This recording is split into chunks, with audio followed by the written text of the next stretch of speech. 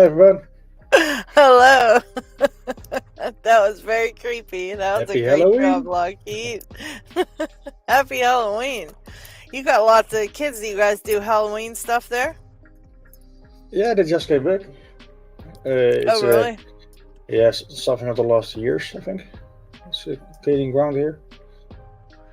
And do you guys do we Halloween do have parties? Halloween. Like the grown-ups, do you guys go to Halloween parties or anything? No, it's more of a kids thing, like trick or treat and this sort of stuff. Yeah. We over here we have grown-ups that do Halloween parties, and everybody gets dressed up, and plus we got the trick or treating, but Halloween's big over here, big. So hello everybody. We have a whole bunch of people, and I think who was it? Zoe the cat was first. Early because Chris came on after. Well, it was Zoe and Terry, and then Chris said about 2.5 hours, so that was a while ago. So Zoe the cat got first today. So, hey guys. Who else? G Key Man, Knox is here, of course. We're doing Knoxtober today. Downfall, Trucking Lock, Squiggle Dork, and Jeff and Things. Hello guys. Steve. Deadeye's here. I took the tables out of here because he didn't shake my hand. What are you going to do about that? Now you must go. The champ is here. The champ is here. Hello, guys. Happy Knoxtober. Hello. The champ is here. Just saying hi to everybody who's online. I think I left off on Lockpickwebwinkel and Snake, John Doe, Paracentric, Kraken. Well, happy Knoxtober, everybody. Miller, all right. If I think I'm missing anybody. Others, I say hello to. So hello, everybody. Yeah, hello, Knox. Happy Knoxtober.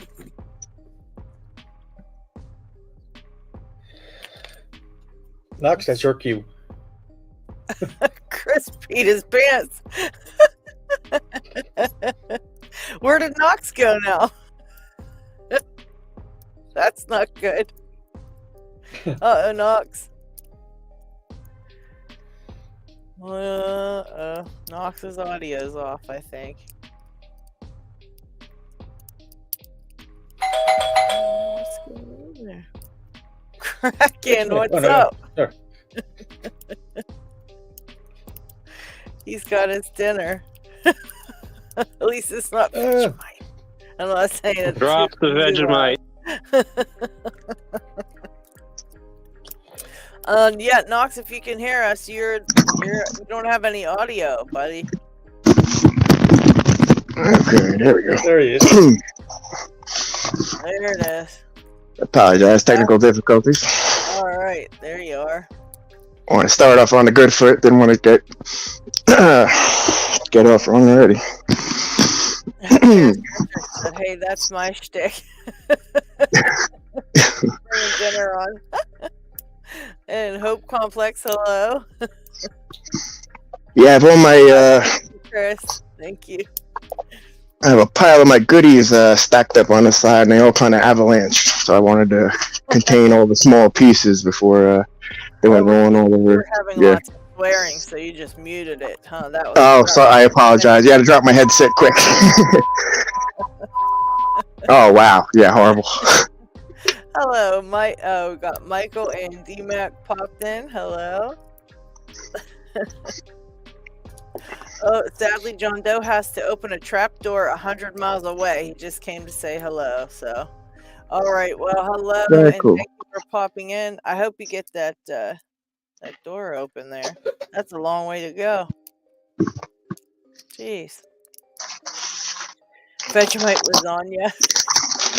D-Mac said, "Is that Vegemite lasagna?" I hope not. It could be. Ooh, You never know. that'd be harsh. Yeah. You never know with Kraken. So, what have you got for us today, Knox?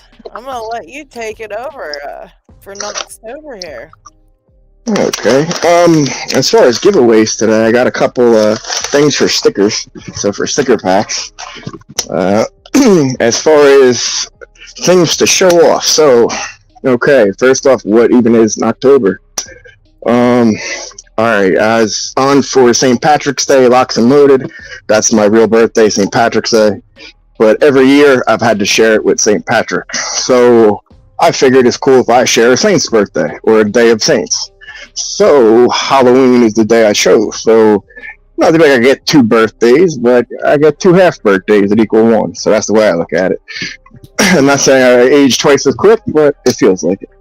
Yeah, right. You must be over 40, aren't you? Yep. So, yeah.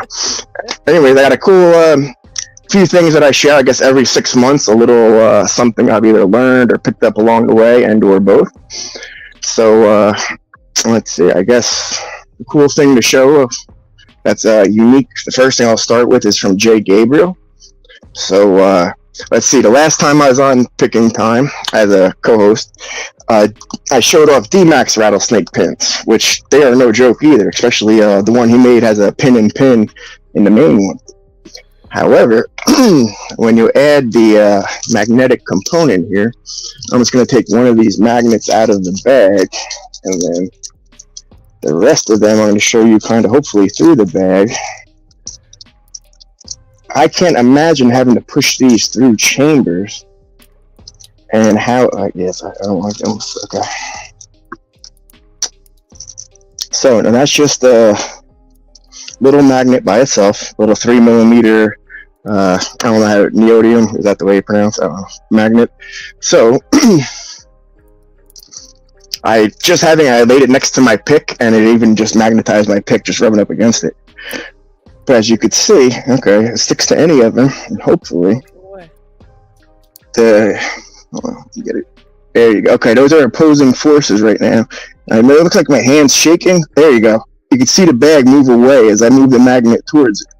Yeah. So if it's doing that from that one little pin moving towards it, imagine if you had 6 of these pushed up neck. You know what I mean? I tried to lay them out for display today. I can't do it.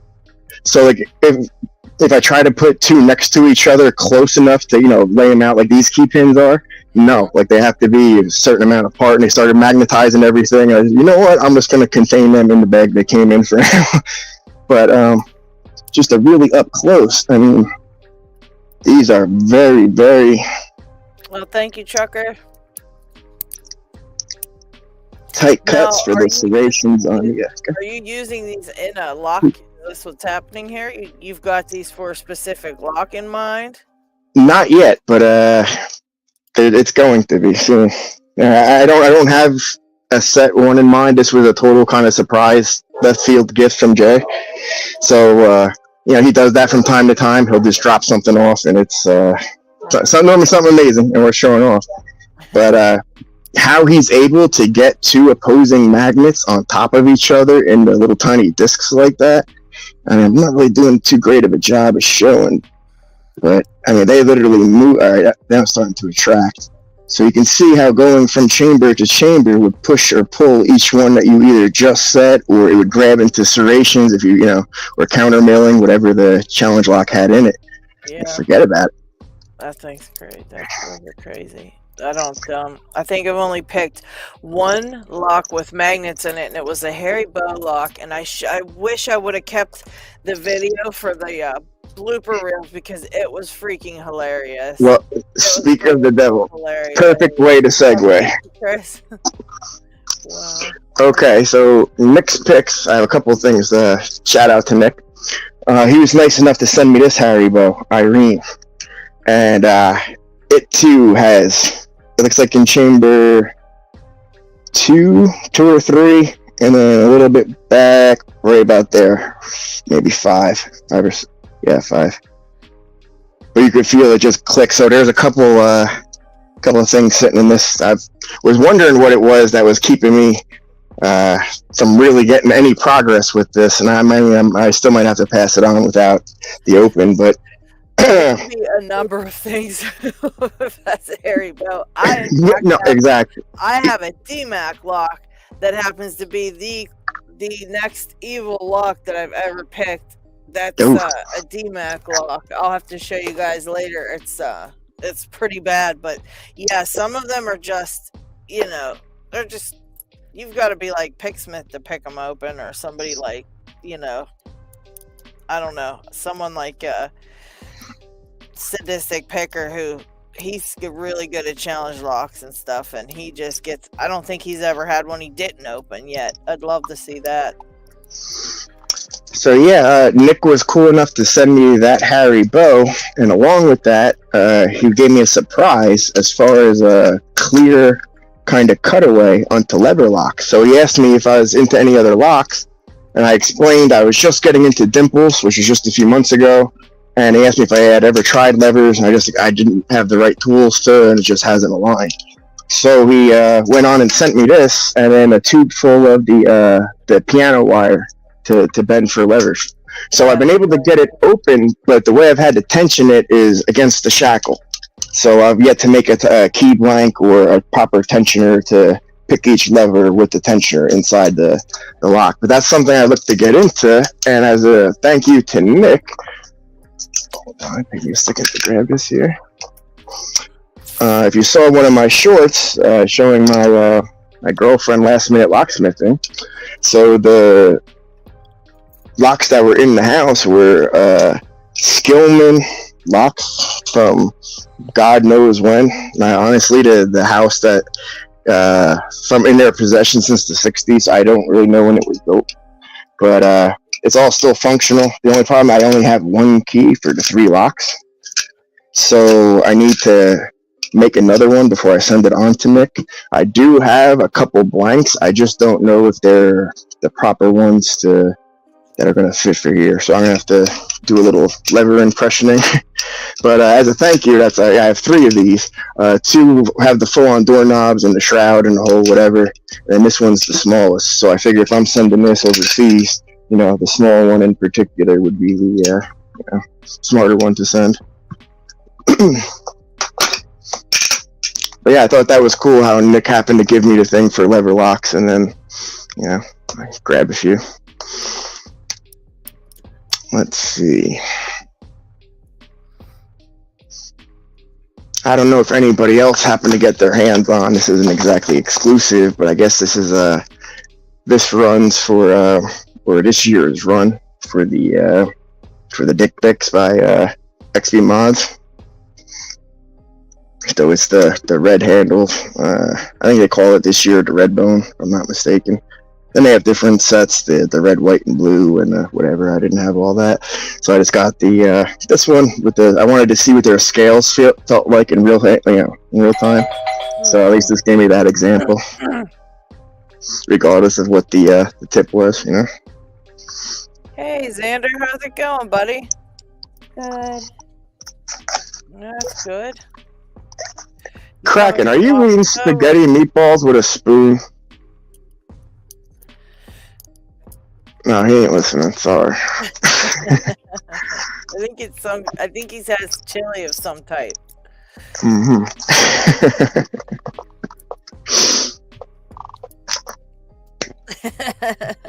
Yeah, it looks like chili. Some type. Chili and tater tots. Nice. Yeah, there we go. Now I gotta wait for Trucker to get in here. Xander busting out the Vegemite already. The damn Kraken infected my brain with picking time / closing time anthem. So that day I'm doing my walk in the park, my physical therapy, running around, doing whatever.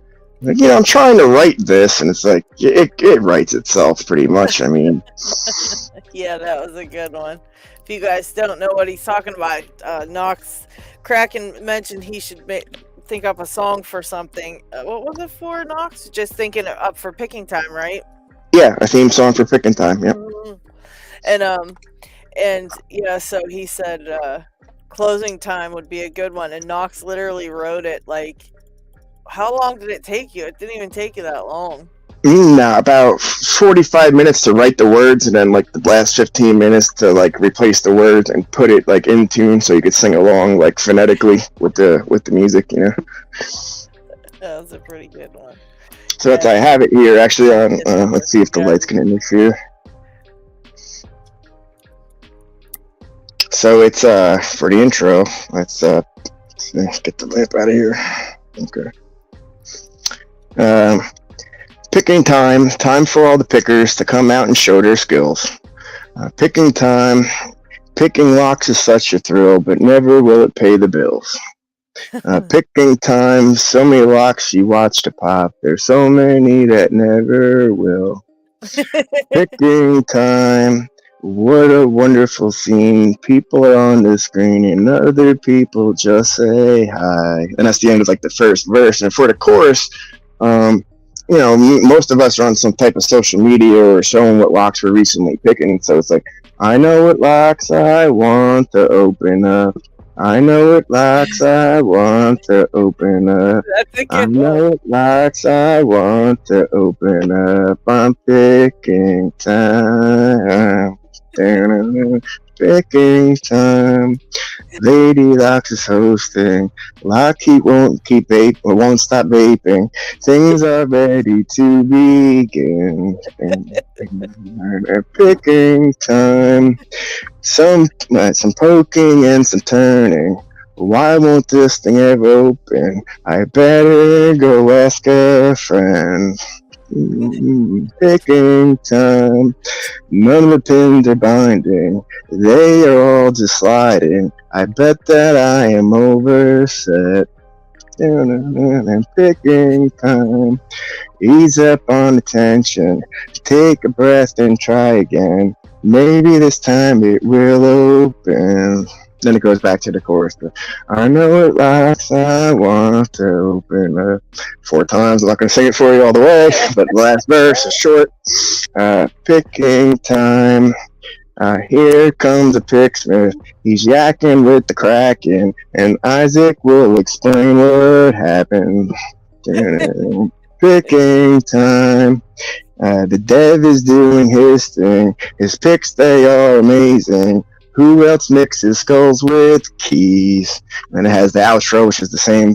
I know what locks I want to open up. And then for the fade out, I'm picking time. And the outro of the eventually every lock will be opened. And that's the fade out.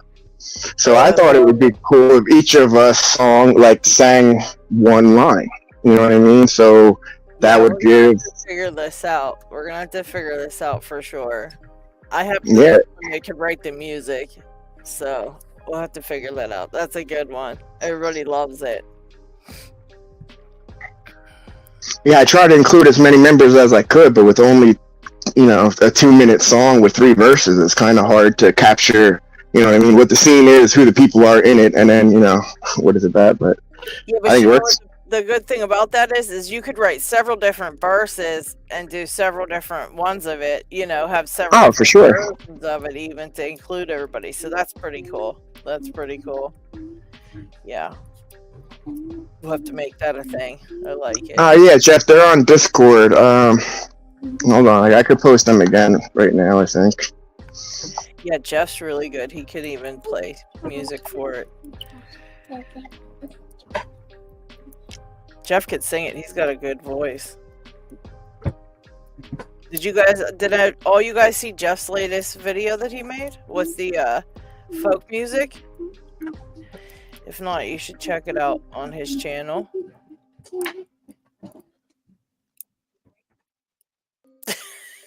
To not sing.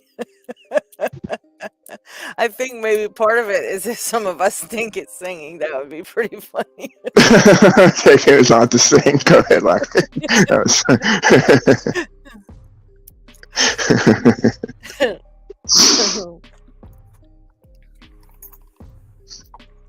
Alright, copy. Let's go Discord. Yeah, Jeff can sing really good.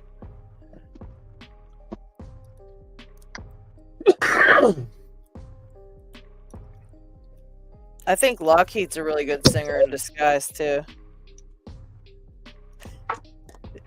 You don't. No.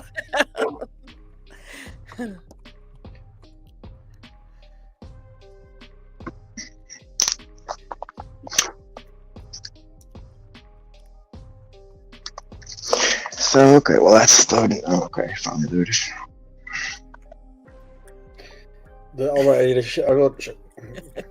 Good evening. I already shared the link in the chat, Knox. Oh, you did? Okay. There you go. Okay, in that case, let's see, the next thing I have. Through Lockpickers United, I was able to, hold on, let's see what up with Locks. Okay, I had to recover from that avalanche, so things aren't exactly where they were meant to be. But let's see, withholding an address, here's his awesome symbol. So whether it's Yagaius or Yagis, or I don't want to mispronounce it, but again, that's his symbol. If anybody knows the actual name, write it out phonetically on there, so in the chat, so we can know it. Because I'm not sure what it is either. After all this time, not really sure what it is either. So I've seen him, sell several locks throughout the years of just paying attention to the scene at. We gotta. I might have an extra one, Chris. Actually, I think I have an extra one. I'll hunt it down for you. Sorry, go ahead, Knox. I was just answering Chris's thing out loud there. Sorry. No, that's fine. So I noticed he had for sale, open for anybody, the ASA 700 grub screwed. So I've been able to only get to a certain point with the, let's see, this one. Lockpicking Dev was nice enough to make me a display stand when I ordered one of the picks for the Skull and Bones for him. So, Skull and Keys picks. Anyways, this stand has that's the Vosny and Bill 700. So I've not been able to get that one open yet. And I'm practicing just the keyway and whatnot. So I didn't want to destroy that one in the process. So to get an actual 700, and then I wasn't sure what pins they came with. So he was nice enough to send me, because I wanted to show for demonstration purposes what the difference is. If you have just because you have an ASA 700 doesn't necessarily mean it's a black belt lock. It goes from anywhere from green all the way to black. So just showing the different, he was nice enough to show me the different, or send me one, except the Christmas tree, one of each of their style pins. So the gin spools, the tapers, very nice. The barrels, the original taper, the original spools, which were, the hourglass right there that my thumb's above. So, yeah, with the deal with that was just, hey, as long as you, give me the proper shout out when it gets there, you could have them. So that was very nice of him to throw that in there with the purchases. And then, while I was buying the ASA, he threw me a price for the Ruko that I couldn't say no to, and being that I was already paying shipping onto one, it wasn't too much more for him adding the second. So being the theme here is working on tapered pins, so that's what's inside of the Ruko as opposed to anything else. So that's where I'm hopefully gonna be at soon. But yeah, I recommend him highly as somebody that sells constantly for Lockpickers United. I mean, everything got here within a couple days, and I believe he's overseas. If I'm in America, so I believe he's overseas from me. Everything got here in a couple days. Certified thing. Everything's very well packaged. Very nice. Very awesome thing to come home to see a package waiting for you. That's all wrapped nice. A couple locks in there, a couple goodies waiting for you.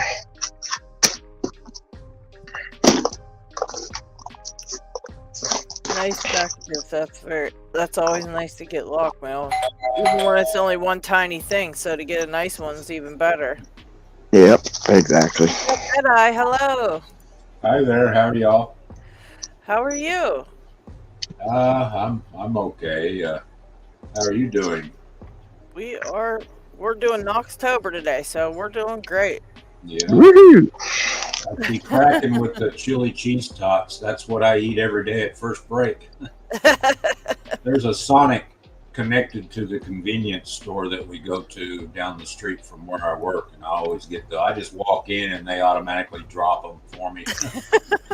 They already know. I saw that and I was like, chili cheese tots. That's funny. Well, hey, mine are homemade, but it's probably still delicious. Oh yeah, I'm sure they are. It's hard to beat chili cheese tots or chili cheese cornrows, Hey, the Lockpicker 1969. How you doing? TLP. Hello. Welcome to Knoxtober. Hey, you made it. Happy Knoxtober. Thank you very much. How you doing? Finally gonna be able to get back to making videos again.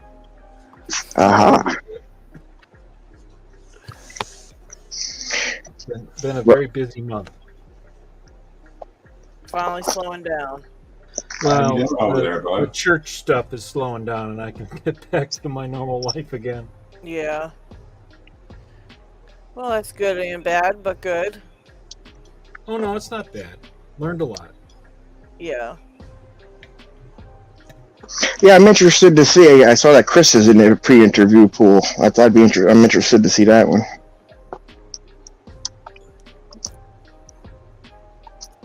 Yeah, I think Chris would be a great interview. Which Chris are we talking about? Capone? Wasn't he in the pre-interview? Okay. Capone. Yeah, I thought I saw that too. Oh, I know that Chris mentioned doing was it part 2? Might have been part 2. Okay. I interviewed Chris a long time back, and I thought we did an update one, so I'll have to look again. Yeah, I thought I saw Yeah, I just remember last week. Yeah, you did a call to arms as far as, hey, whoever's in the interview pool or pre-interview pool, dates are available. And Chris was like, hey, I'm still interested.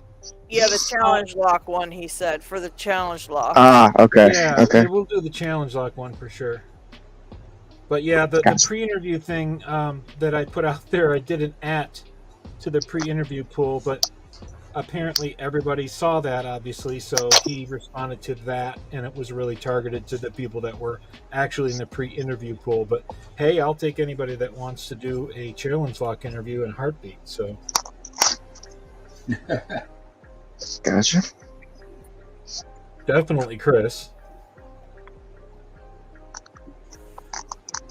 He's always got something cool, some kind of cool stories. Are you making one yourself anytime soon? Who's that? Lockpicker 1969. Making what? Like a challenge lock. I have one out there right now that should be making its way over to Lady Locks from. I've actually already got it. Yeah, I've Okay. got it. Talking Yeah. about I've been working this, on it. this one here, the U.S. locks with the Yale keyway.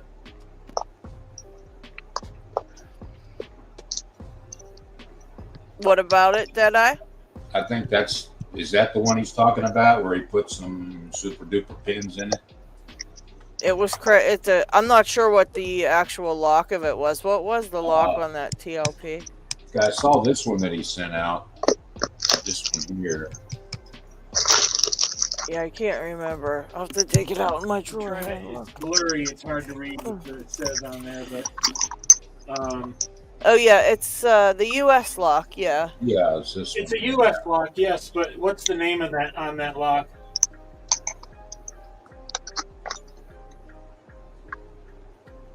All my locks are themed. Do you know what the name of it is? I've got Meraxis. Okay, then that's the only one that's out there right now. Yeah, I've got Meraxis. Meraxis Yeah, it's a is- tough one. Yeah. The second dragon one should be coming out. I need time to work on it. It's just been a busy month for October. Oh yeah, guys, I got a beautiful. Well, I don't know. I'm sure it's beautiful. I'm just saying it's beautiful. I haven't peeked at it. I wanted to unveil it with you guys, but it's I'm sure beautiful. Picked by Harry Bow to give away probably next week on picking time, and I figure we can unveil it later, and I'll take a look at it and see what he sent us. But yeah, he donated a pick for us, so that's pretty awesome. And hello everybody that just stopped in. Dev's here, Lockpickings Gal, One Michael, the Sadistic Picker. Let's see, somebody else popped in up here. See, it's going. Oh. I hope Dev made it in time to hear his verse in the song. If not, I guess he hit it on the rewind. Yeah, so we had a bunch of people coming in saying Happy Knoxtober, Locks. All right, thank you very much. Much appreciated. Oh, thank you, Lockpickings gal. I saw you had a live stream. What was that? Yesterday? Or? Yeah, I'm working on a. I'm working on a community pass around. A couple of them actually, but the one I was working on yesterday in particular is an Alice in Wonderland themed progressive kind of lock thing. It's kind of aimed towards the lower end of the spectrum. All right, let's see. I kind of like to segue into it. But I couldn't watch it all. I had things to do. But I caught part of the stream, and I saw that you were doing, 3 different locks? Yeah, 4. Yep, the whole progressive set. I make, the way I look at it is kind of Sparrows left you hanging. So, like, they gave you the night school, and then this was like, figure out the rest. So you get 4 cutaways. So, to me, I mean, a progressive lock, I mean, if you're very in the beginning learning how to take locks and disassemble them and reassemble them, it's a lot easier with the grub screws to progressively add chambers as opposed to having to gut the lock every single time. So, I mean, just to take out the laziness factor, like that's one reason that I thought it would be cool. And then 2, I started noticing a lot of errors or a lot of problems with the progressive locks. So that's actually like a video I'm editing on this week. All the things I had to do to make the locks optimally functionable as well. Not like they don't work; they work okay, but there's a lot of flaws. So the way I was inspired to do it is from Lock Noob. So he creates a little lock like this. He uses the hacksaw blade, cuts it vertically, and somebody recently had a giveaway, and their video they wanted you to make was what was the lock you learned the most from. And for me, that was the vertical. So for me, the vertical cutaway all the way through, a little bit of light on it. I mean, it really shows, your pick placement, where you're, what pins you're directly affecting. So when you're really starting out, it really does make that much bigger difference to see the insides and where your pick's going. And at least for me, I started just with my thumb covering it and then started feeling more and more and more to the point I didn't need to look unless maybe I was stuck on, okay, where am I stuck? I finally tap out. And then, so this one to me was the best one for learning. And then the progressive came. So with the progressive, then the revolver, I really fell in love with my revolver. To this day, I still love it. But after a couple of months of just picking kind of solely their revolver, I noticed I kind of flatlined in my progressive, or in my progression for picking. And I was kind of getting a little bit worse. No, not worse, but just plateaued. And I went back to, I have this cutaway, and I wasn't really prepared to segue into it, but I have another cutaway around here where just the top, like the Sparrow style. So you just see the pins that come up, but not the vertical. So in picking those, the feedback screamed. Like, this is a different type of brass. Maybe it has more steel alloy in it, or it has more whatever, as opposed to the ones that Sparrows makes. I mean, I honestly don't know. That's just a shot in the dark. But something about these kick cylinders that were cut away provided a much louder feedback than the dull thuds of the cores that were in here. So what I found out in my discoveries of the chopped-in screws, the ones that I was making. So here, I'm going to show them real quick. So these are the Alice in Wonderland ones. So I had the bunch of rekey kits and recore kits and progressive locks. So I was thinking of what types of shuffles to make challenge locks out of them. Because I was really thinking about, for my giveaways, giving away a progressive lock with a different core and a couple of picks is cool, really, for a beginner. But I mean, to have one that's grub screwed and that has multiple challenges to it to make it a challenge lock, that's interesting to anybody. Like someone could just put regular pins and dumb it down and then make it a challenge lock, when they're ready to, a beginner. But I just wanted something that appealed to everyone. And, for an example, this is the core. And this lock almost made me, I want to say quit lock sport. That's also like dramatic, but it was in my learning curve where, you know, my skills were just, you know, in their infancy. So when I turned that core for the first time and all of a sudden the pin drops down and gets stuck in that spur, like, I don't know, you know what I mean? That's just a cut in the core. So it just got stuck in a permanent false set like that, and trying to wonder how it happened, why, what, you know, whatever. That was what kind of led me to search different videos, and where I found the answer was Bosnian Bill. He's picking a lock called Jaws, and the guy basically removes the whole center of the core and makes super deep kind of trenches, I guess, so to speak.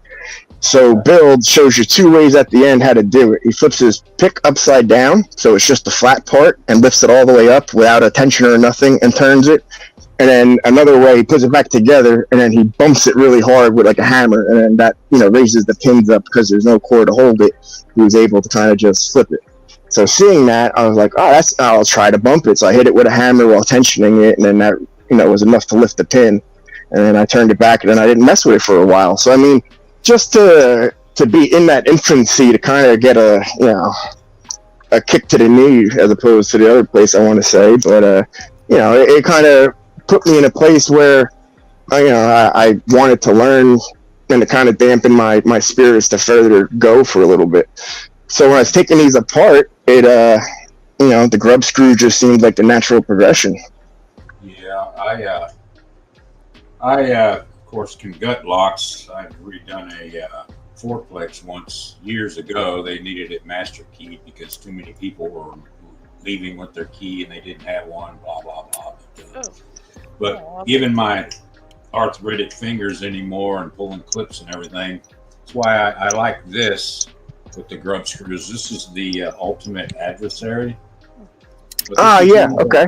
Earlier ones that's made from a real Schleg. It's not a copy. It's a real Schleg, and I don't know what they're doing now. I got this years ago, and it works really well. And the feedback is really great in it, but I like that I can easily change these out. I have, you know, 2 pins and spools and a lot of serrated and various other pins I can stick in it. But yeah, the grub screws are a good idea, and especially for like when you're making those for the beginners, because you know, if they've never gutted a lock before, they can be quite messy, you know. Mm-hmm. But right, exactly. So given there are a good progression from the original Sparrows, because they did have problems. I've never used one myself, but I heard a lot of people say they'd hang up here or there, like the revolver had a problem and some of those had problems.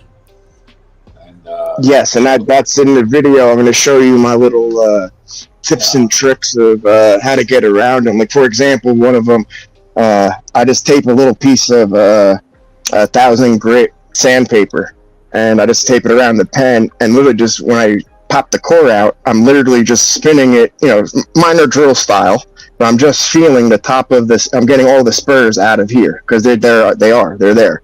And you go look, when you pull the core out, you can see the scratches. You know what I mean? So it's you just get a cleaner feedback. So I have a couple little tips and tricks to just, you know, on top of the chopping and screwing and polishing. I guess they're using China now. You would think that they would have cleaned them up a little bit before they assembled and shipped them. Yeah, I mean, that's I just showed that one with the cut core, and like I said, the top pins would always fall in there into a false set the minute after I picked it, so it would never give a complete turn. You know what I mean? So it was at least clockwise. So at the time of learning, yeah. Next time you need to do that, try a wooden dowel rod that's the right size for that, and just glue onto it your sandpaper. That's a good idea. Yeah. Yeah, that is. There you go. Good thinking. All right, so the idea behind this is, like I said, Sparrows kind of left you hanging with the cutaways for the night school. So I figured the next step to that would be, I just put an Alice in Wonderland theme on it to make it cool, but ideally this is Alice's Serrated Sadness. I'll show you them one at a time. So what's inside of these, I just serrated each chamber, at least 5 out of the 6. I leave the back one blank. So I did 5 out of the 6 serrations, and they had unfortunately, I have to use Sparrow's pins. I have to. The diameter, the millimeter in diameter, it's not a normal 3. It's a lot less than. So there's a weird. I've captured a couple of videos. I tried to use the Scrooge pins. So for the top, I've had a cup, and for the key pin, I had the bottle. So it actually made like a pin and pin when it met. So the cup from the top came to the thing on the bottle on the bottom, and it made it. But it made it. I couldn't open the lock anymore. So luckily, it was a good thing I could put the grub screws out. So it was just made it such a way that you can't break the shear line. So I feel like, I don't know exactly, but how each thing has a set amount of room in the chambers, it feels like you wouldn't get a full 0 to 9. It feels like you can only get maybe like a 2 to 7, or it just feels like because of the diameters of the pins, that they're smaller in their roundness, their diameter, and maybe in their closeness. I don't know, but it was just a real learning experience to be, finding out I couldn't use a lot of that. And another example I use is I have a Yale right here, the Yale Y1 core, and let's see, there's pins in there right now because I had to use them out of the Sparrow set, but I have a little 15-second clip that when I pull, they're all up to the shear line, and when I pull the pin out, none of them drop. And that's the way the Yale Y1 comes if you try to put 3 millimeter pins. So I tried to rekey it with a normal key, like the way I did these ones. So I take out the round little Sparrows one and replaced it with a proper Yale one. And the minute I did that, with real things out of a lab kit, they wouldn't go down, they wouldn't fall, they wouldn't whatever. I tried to do the ones out of a Yale lock just to try to see if that might make a difference, and no. But so that eliminated part of the being able to incorporate the inner cores as much as I would like.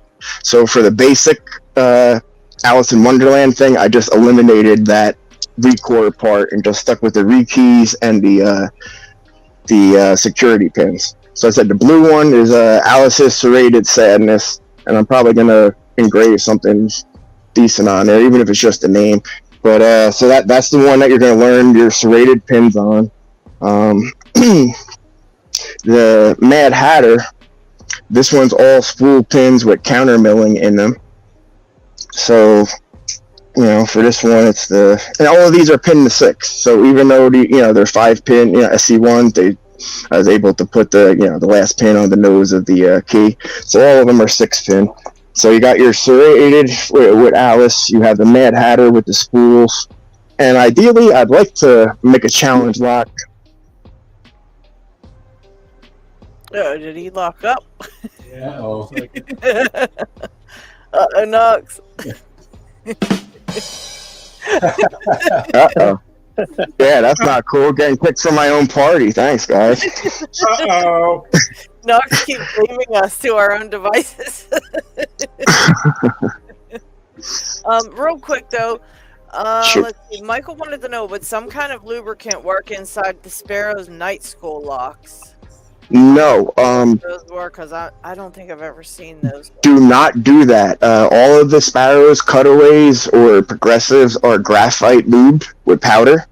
So if you were to pump in some type of Houdini or WD-40 or some type of whatever, you're going to gunk up all that charcoal crap that gets on your hands when you take these locks apart. So you really don't want to I wouldn't put oil in them, at least. Yeah. Not unless you like goop. Yeah, a whole lot of goop too, because there's a whole lot of charcoal in a lot of these. Like, I show my hands at a lot of the videos, and then I point the camera down. There's a pile of it from just. Because there's so many complaints of that there's just so many. I don't understand why it's not like Bobby or D-Max says. You think they would, do something about the quality control issues. It's like, I don't know.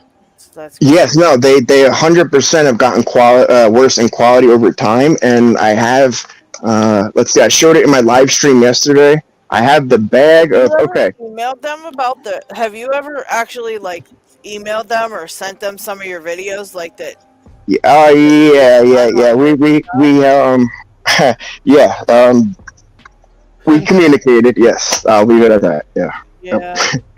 I He's just But, being wonder nice. if they're like taking it seriously or if they're just kind of like sorry. Because I remember when we got our picks that were wrong, they were kind of just like, "That's crazy. We're very sorry." Like they Well, fixed it it, was on. but Yes, it was actually on the tail end of that conversation. That was like, hey, I just well, want to you're straighten new. out the pause correctly, and I happen Yeah. to have this idea.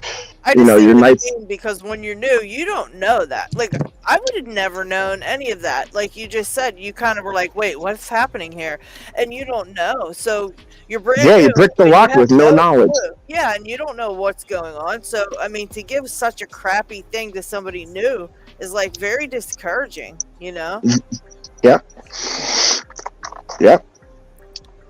So in the filing process, okay, the older ones, I had to file a lot more of the brass off the top. So it's like you'll see they're not all the same size. And the older ones in particular, I sand them down or file them down till I could see if you see any of my shorts, I show you, so you could see where the keyholes are, so you could see the actual circles. When I get low enough, I use an Allen key that's smaller than the 3mm, so 2.5 or 2mm, and I punch them through. So in each 4 that I've done, I have a total of 16. So out of each 4 that I've done, I save the wafers that come out, and you can see, because not every 6 months, but between 6 months to a year, I ordered a set. So it was like one for myself, a second one for myself with the Recore. I was gonna do one for the giveaway for Knoxtober last year. Then I was gonna do another. So like they kind of been stacking up. So I 100% agree with DMAC that they've been cutting corners as far as quality control. Like they used to be a lot more solid of a product, and I mean solid literally. So like the rod used to go all the way through. Now it's right at the. I mean, I file it for a rough 2 minutes, and it's right there. I could tap it out. Like the original ones, I was there for a good 20 minutes, half hour. Like oh boy, like that's why a couple of them are real short. But yeah, quality control. And after I kind of tune them up, so to speak, feedback is amazing compared to the sloppy graphite one that they send you as is. Like I understand all I'm doing is polishing brass and evening out spurs, but even just in doing that, it gives so much cleaner of a feedback. So again, to continue the lineup where I feel they kind of felt short. So you have Alice for the serrated, you have the Black the Mad Hatter for the spools, and again, that's where I'd like to do some custom pin work and make some different style top hats. I have some written down ideas, but like I said, for the progressive, I had to deal with what Sparrow gives me because of the diameters.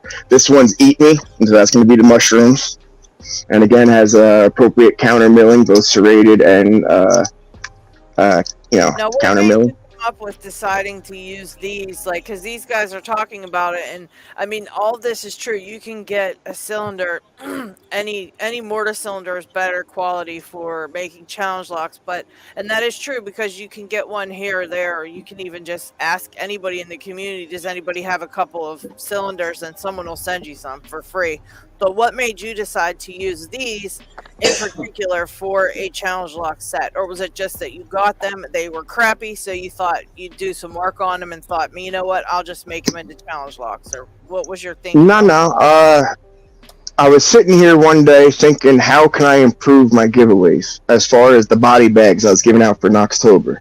So in the body bag, they're really aimed for beginners. So you'd get one Sparrow's progressive lock, you'd get one core, you'd get one key to rekey it, you'd get a bare bones rake, a bare bones pick, top of key with the level 1 tensioner from Sparrows, pry bars from bare bones, top of key with pry bars.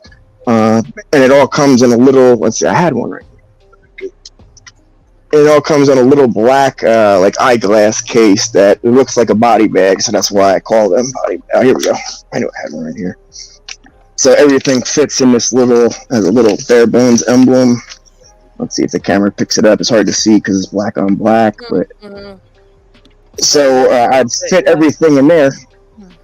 And basically, it'd be like a lockpicking starting kit. Everything that I want, I throw you a shim, the little black thing that takes the Sparrows Progressives apart. So you'd have a follower. The little pinning mats that I used are not the Sparrows ones, but are made cut tile pieces. So like I throw a couple of those in there, a little pair of tweezers for you. It's literally, you know, everything you need to get started. Of course, stickers, a poker chip of mine. Anyways, so what made me think to turn them into challenge locks is I was sitting here and I was like, wow, like really? Like I always give an alternative too. So if you didn't want that for the advanced picker, if you wanted one of my pack locks, if I had one of those available, like Legolas picked, I believe it was him that picked one of my Medicos. So I try to have a couple, you know, if you would rather, sergeants or whatever, higher ones up for if you wanted to swap, because I want, you know, everybody to participate. So I was thinking, how could I get more value, so to speak? I'm sitting here on these rekey kits, on these recore kits. Like, what would I do? You know, and I was watching that Lock Noob video where he's cutting this one, he's making this one, and I was like, you know what? Like, I'm not doing all that stripping and striping of that. I was like, I'd grub screw it, like I'd file it down, grub screw it, I'd take it out, and I was always wondered what was wrong with that locked up one. So that was the first one I started with. So I found out, obviously, it was the core. You know, I had to file it down, tap it out, and, you know, take out all the pins and then take it apart. And then when I did, that core had that nasty burr in it, and it's like, oh, like there's a giant hole. You know, I'll show one more time. I can't believe that was in there. Yeah, so literally, there's keyholes just to give you an idea of the size of this burr, so it fits across 2 full keyholes. Wow. And let's focus on the letters in the back. But yeah, I mean, if you put any type of pointed pin, whether, you know, a key pin or whatever, or the top pins, if you put a check or a whatever in there, forget about it. So after finding that one out, I was like, well, okay, I'm not just going to throw it away. I'm going to grub screw it. And that one originally became the Red Queen. She has a crown, so I have the higher Allen screws, so I have different lengths of the grub screws. But oh yeah, hold on. So let me finish my list here. So I had the green key. Okay, so this one's Eat Me. So again, you're fighting the mushrooms with the serrations, the counter millings. Then the final one, I made this the best that I can out of the check pins. So I have a check pin, a couple for key pins, and then a couple up top, and proper counter milling with serrations, the whole 9. So this one's a proper challenge lock. So the idea is, from Sparrow's night school, you start off with the serrations, the spools, and then the mushrooms, and then when you know, feel you've had your way with security pins, go ahead and take your first, you know, challenge lock go, and that would be the Red Queen. So to me, that 4 lock set was a very good, you know, extension of your skills. You know, so if you're learning and you're going from their first cutaways to being able to pick security pins, right there. So if you're able to pop the Red Queen, you know, you really kind of got your way into lock sporting at that point. 6 pins that are all, you know, every chamber has some type of milling or whatnot, or, you know, modification, so to speak. And then I'm going to make 3 sets. This is my idea. Okay. I use tens units a lot. I'd like to give a badge for, I noticed Tool has it on a side note, for people if they have tens units on and they're able to pick a lock while the tens unit's on. And it's called the Shock Trooper badge. Oh, geez. So I was thinking about making the sticker for that and reviving that one. Because I do that normally. When I saw that was a thing, so like I sit there with the tens unit on like my legs or like on my back or whatever, and as I'm picking, or sometimes even on my like my back or my upper chest, whatever. It's like my arms are kind of twitchy, and I just kind of prepare for it. But yeah, I thought that would be a good. Everyone else would be hard for. So I thought that'd be a funny do video. that left-handed. He's gonna do the tens unit challenge left-handed. Yeah. Oh wow! I'll do them both. I've got 2 tens units. Okay, you're gonna say I have 4. So the point, I'm there. Uh-oh. Poor Knox. He froze again. I think anybody who gets these, any beginning picker. Okay, I want to make sure I didn't. Did I cut out again? Yeah. Yeah. Uh-oh. Oh boy! All right. I'd be very happy to get Is what Hold you on. got there. Let me see No, what no, Kraken my liked internet. the 10s unit idea. He said, "Wait, what? I got a 10s unit around here somewhere."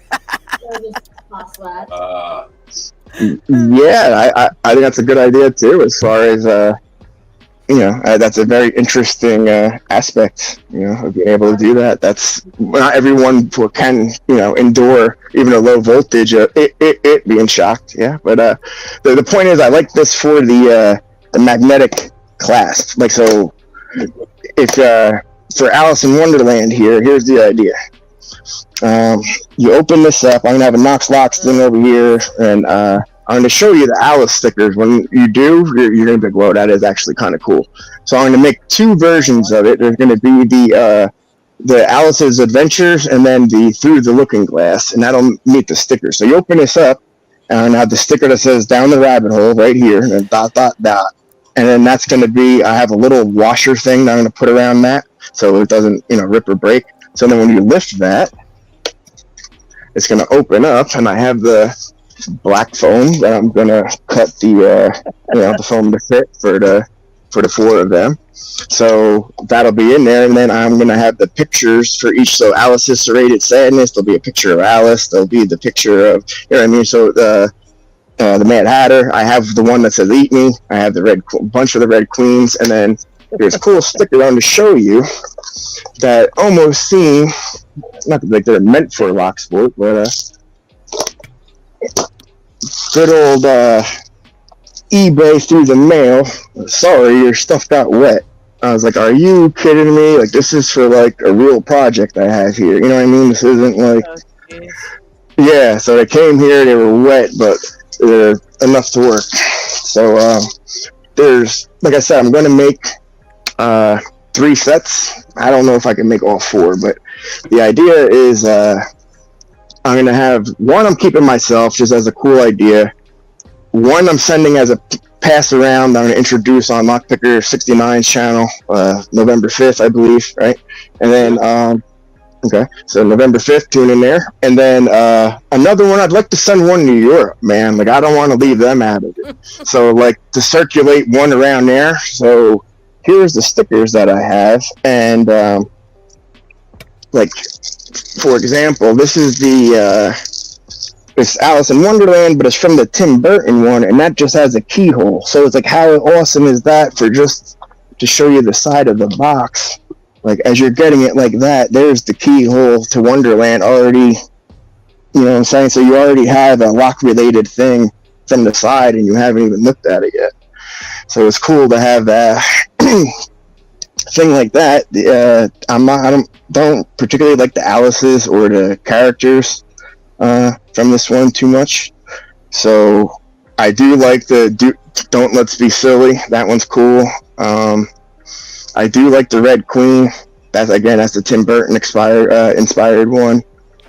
And then for the Through the Looking Glass, where I have the I just showed you I was going to put Down the Rabbit Hole. I was thinking about putting her with the elevator, because when you get to the hole to pull out the second one, like I said, it's going to be through the looking glass. So here's the looking glass mirrors, and it's kind of cool that they sent one that's punched out so that hole will fit perfectly.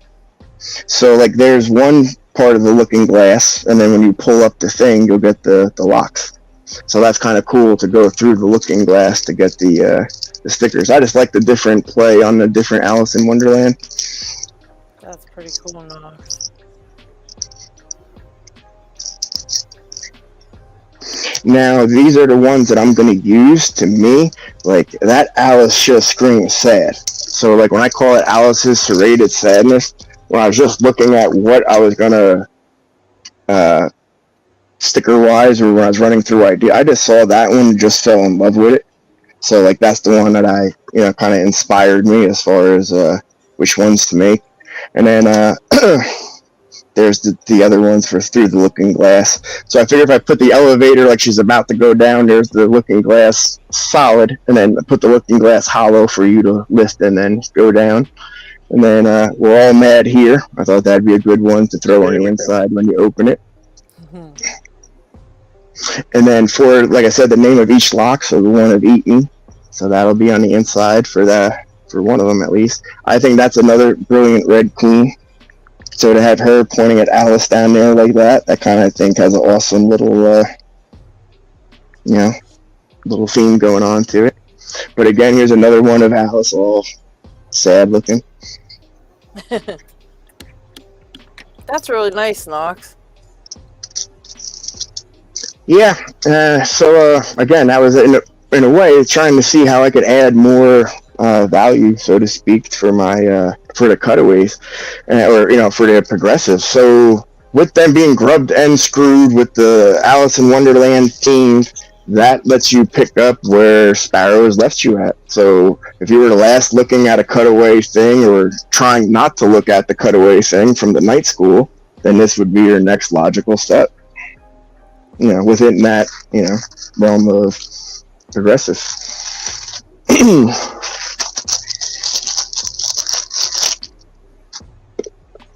So I think for the, like I said, I have 4 boxes. So I do have 16, but I'm not sure. My idea is I'm going to send out, like I said, I keep one for myself, send out the other 2, and then I might just keep my 4 original, the first ones I ever bought, progressive ones, to myself, just to have a collector's, you know what I mean? Can't really replace the ones I got 3 years ago, 4 years ago, whatever it was, 3 years ago. When I say that out loud, I can't believe that. You know what I mean? To say that, like, I started my channel 2021, so to be like, wow, like at the end of 2020, I got into it, and it's like, oh my god, I've been doing this 3 years? Cool.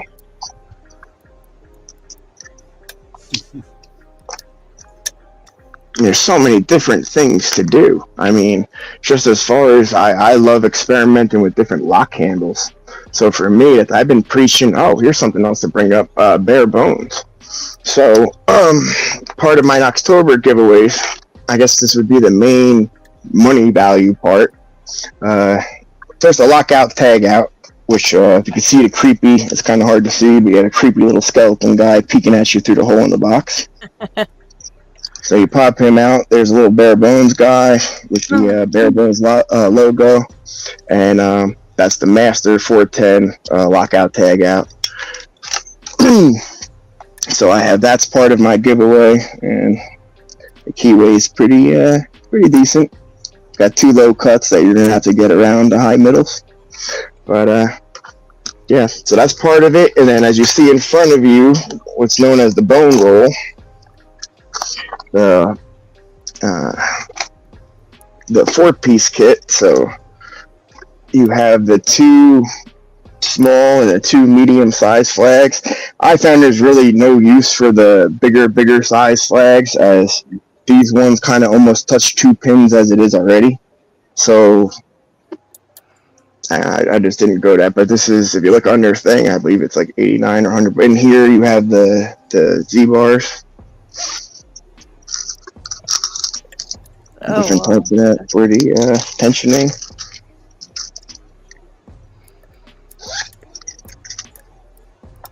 And I haven't decided what, but I do have a dimple lock that I'm going to throw in there. I do have a clear one, but I think I want to keep that one for my channel, just for if I'm trying to demonstrate things. But and not only that, and just in my learning experience, clear ones really aren't that close to real ones. You know what I mean? I guess, to get your toes wet, so to speak, they work, but for real learning, real feedback, the real locks are kind of necessary. Yeah. Whoa. He knocks That's not Yep. good.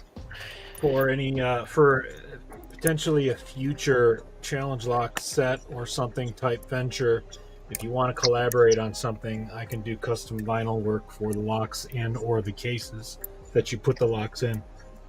Oh, that would be very cool. I have 2 of the cutaways. The quick set killer, I incorporate the Recore kit. So I call one the quick set killer, and then the other one's the sledgehammer. So those are just the 2 of that I just kind of went, all out on the making of. And that's where I kind of learned some of my tolerances. I burned through a couple of Yale cores trying to incorporate a Yale keyway into the one I just gave up and made a sledge. But Yeah, I think they came out kind of cool too. They basically use all the I use as many of the ballistics. These ones right here, the munitions for Lock Noob was cool enough when he was doing his DEF CON with Lockpicking Lawyer, Bosnian Bill, and it was hosted by Deviant Olem. He was sitting there the whole time playing with, I believe, the check pins. And he was sitting there with it cubed, and he was just kind of, I guess, nervously spinning it while he's talking to them. I was like, when he joined our Discord, finally I can get a hold. I emailed him a couple times. I didn't hear back from him.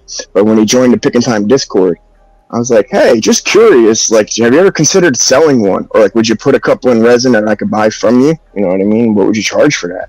And he was like, no, not really. And then I went to support him, and I went to buy this sticker, and there was a glitch in his thing where the sticker was $60. So I was like, hey, Lock Noob, I screenshot and I sent it to him. I was like, I don't mind supporting you, dude, but $60 for a sticker, bro. Come on, man.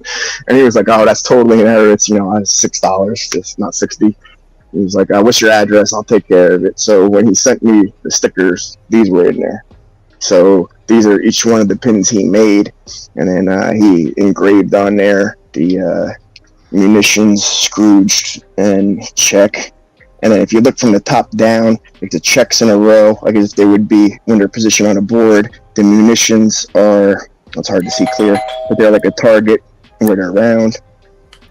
And the munitions engraved. And then the Scrooge, of course. Let's hear if Pixmas got static. It sounds clear so far. Well, I see TLP's on, so I got a shot of no static. How does that possibly work? I have no idea. It's so bizarre. Dude, it's crystal clear. So, Picksmith, I did get an open on this damn lock of yours at least once, but I haven't been able to a second time. Nice. See, I told you it was all about the rattlesnakes in that one. It's a Ooh, baby. Once is the most I ever asked for on some of these challenge locks I've been getting. I cannot ask for twice. I'm just like, got it once, that's all that counts. Oh, hey, Michael, thanks for subbing, dude. When I went... Knox What happened? off again. Okay, well, he's gone. Poor Knox, he'll be back. And Knox just However, I went. did get an open while Knox was talking on this Albert Bell challenge lock. Oh, wow. Congratulations, dude. Very good. So this will be going off to Trucker next.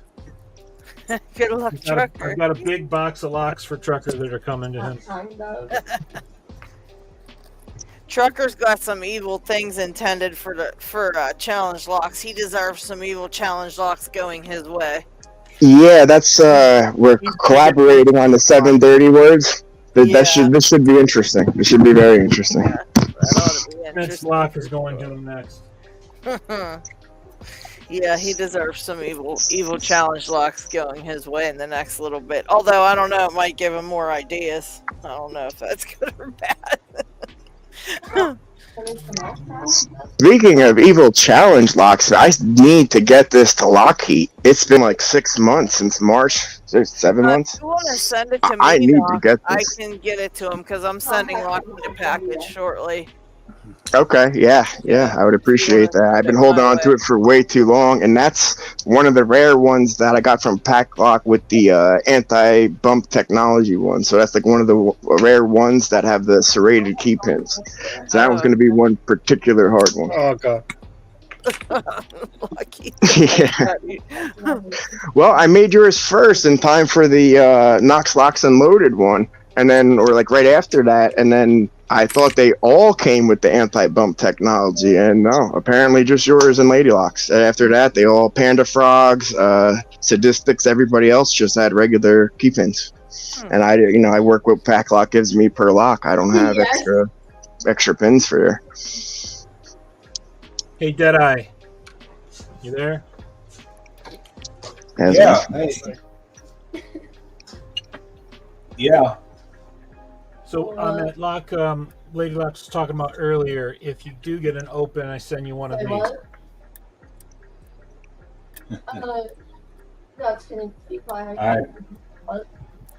Yeah, you gotta stay. There it is. What Pull was it that? up Yeah, again. hold that up again. Yeah. And down just a little bit. There you go. Dragon Slayer. Yeah, that's nice. So there'll be a total of 4 locks that are dragon themed. And you can So, Lady Lock, do you have Oh, that Dad, open you're getting off. All right. No, no, that Thank thing's you, a Beth. monstrosity. yet?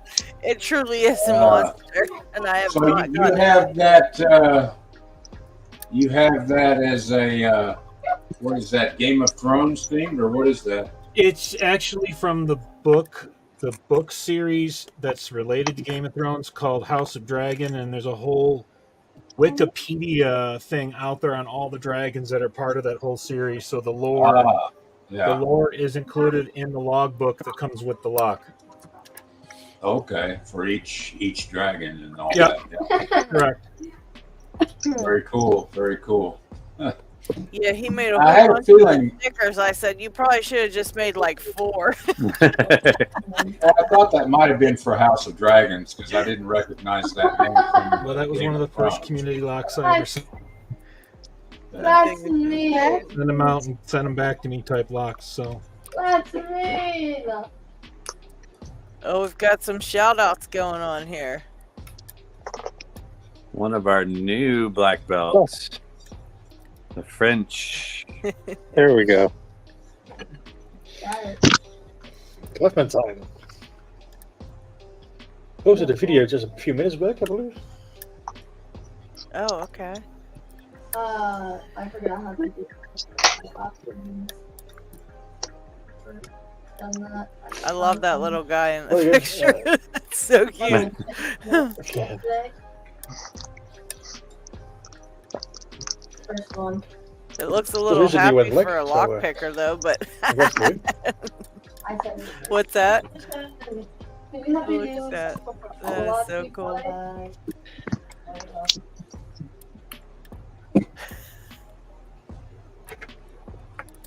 I just love the little characters. And Like the lock chuck, and just now we got a bunch of nice Clementine. videos. That's too cute. I could. Yeah, Angry for orange. is a thing. Are you Looks like showing me something? No. Just eating well and Anyway, the link is in the description, so do sub the guy. You can use a few. Especially for black belts. I gotta look. And the same goes to Mrs. Snake. Mossy Pics. Oh, I'm gonna subscribe. Just 30 subs for the video. Just introduction. But Yeah, we should can. be a lot You guys, more. yeah, get on there and at least subscribe ahead of time. Then whenever one comes out, when the next one comes out, you'll be able to know it's out there. I'm already subscribed. And those are the two. Yeah, that's pretty good. Just 2 this time. All right. Yeah, if you guys have any shout outs that you want us to do, just put them in the Discord server or get a hold of LockHeat or myself and let us know the channels. We are happy to put them up for a shout out. For sure. Shout out to Lock Kraken. Oh, goodness.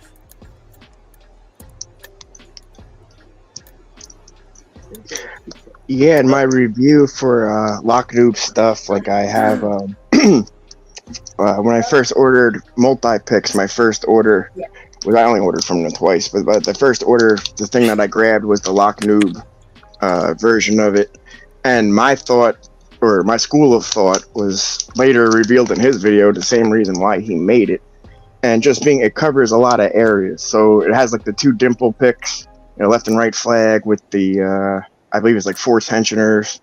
You have 2 different size, you know, basically of the hooks. It's kind of like I guess what you consider standard and Euro version for each hook.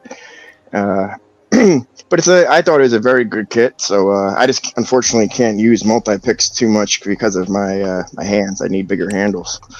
Right. So I recently, I guess 6 months ago, I'll say recently, when the community kit came out of the dimple, the Lock Noob dimple picks, I was able to grab them.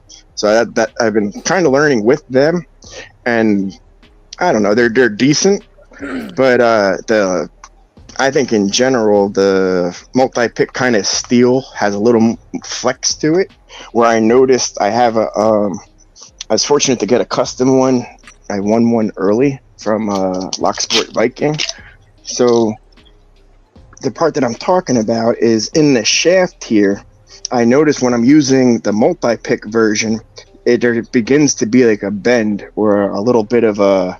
And again, I'm not good at dimples. You know, it's really, you know, one of my Achilles heels.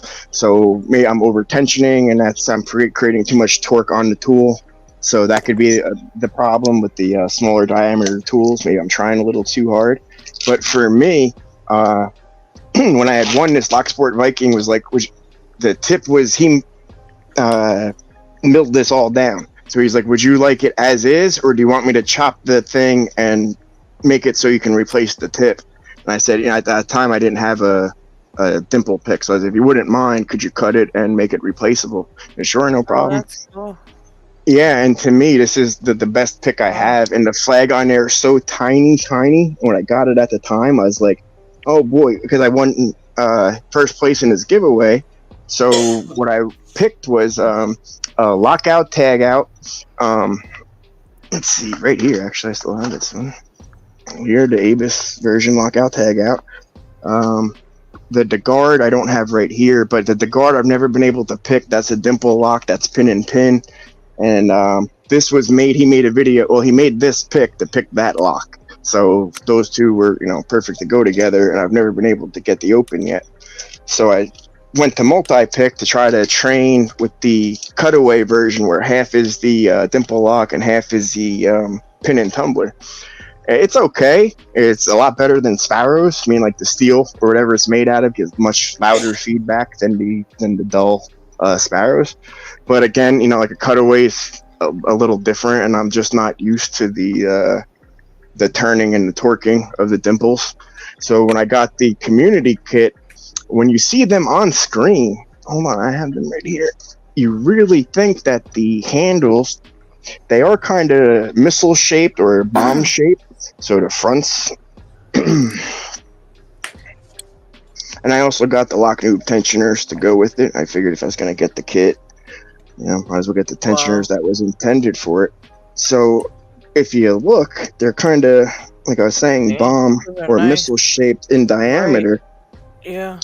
So the front part has a little wider grip, and then this part's narrower, so it's not, you know, whatever. But it's still, I don't know. Maybe I'll experiment with taking off the rings. I just don't like the feeling of the rings, and I guess I have to always pay attention to where that Allen key is, because that's the only way to tell the direction of the flag. Yeah. Where on the That's bare what bone. I do too. I keep an eye on that. Yeah, because I can get, especially in the guard, if I go through a pin and pin and it spins real quick and it gets, you know, jammed up in there, I don't remember which way it turned out. You know, I don't want to break a lock, you know. So that's right. Yeah. But the bare bone. Okay. I was going to say, Knox, take a black permanent marker and just mark on the shaft of the pick the side the flag is on. That's a good idea too. Yeah, definitely. Yeah, but yeah, those visual cues really help, because I've gotten jammed up a couple times, unfortunately. Yeah, I've noticed that too. It's not it doesn't take much to get it turned where you're like, wait a minute, wait, where am I at? And then for the bare bones, they had the little skull to keep you company. So you just look at the skull, and whatever side you see the skull is on, that's what side the flag's facing. So I kind of like that. You got the, again, visual cues. I don't know. Knox, Lady Locks did a video on I think it was MTL Interactive, where she did a step-by-step on marking the pick and everything else to get into it. It was a really well-done video. You should check out if you haven't already. Yeah, that one was from all the stuff I learned actually from Isaac on that one, because he's like the master of getting those multi-locks open, I'll tell you. But yeah, all his tips, that's all it took, is he gave me them tips, and I was able to get it right open from that, you know. So shout out for Lady Locks video there. Well, thank you very much. Okay, speaking, I guess I'll get to the most beautiful thing I own. So I guess if you had to say what is the most beautiful lock that I own, it would definitely be my Bully that's planted in the Abers Rock. That's my favorite by far. So Yeah, that's that one you just got a little bit ago, huh? yeah, yep. So this is a very special pick. This isn't the official video, so I'm not going to bust out the certificate on this one. But Lockpicker69 actually has it as his thumbnail when he has the interview with him. And that would be Mr. Rat Yoke. And for Halloween, I thought this beautiful. It's black and orange. Yeah. Wow. So you can really kind of see the Halloween. Let me put the lights.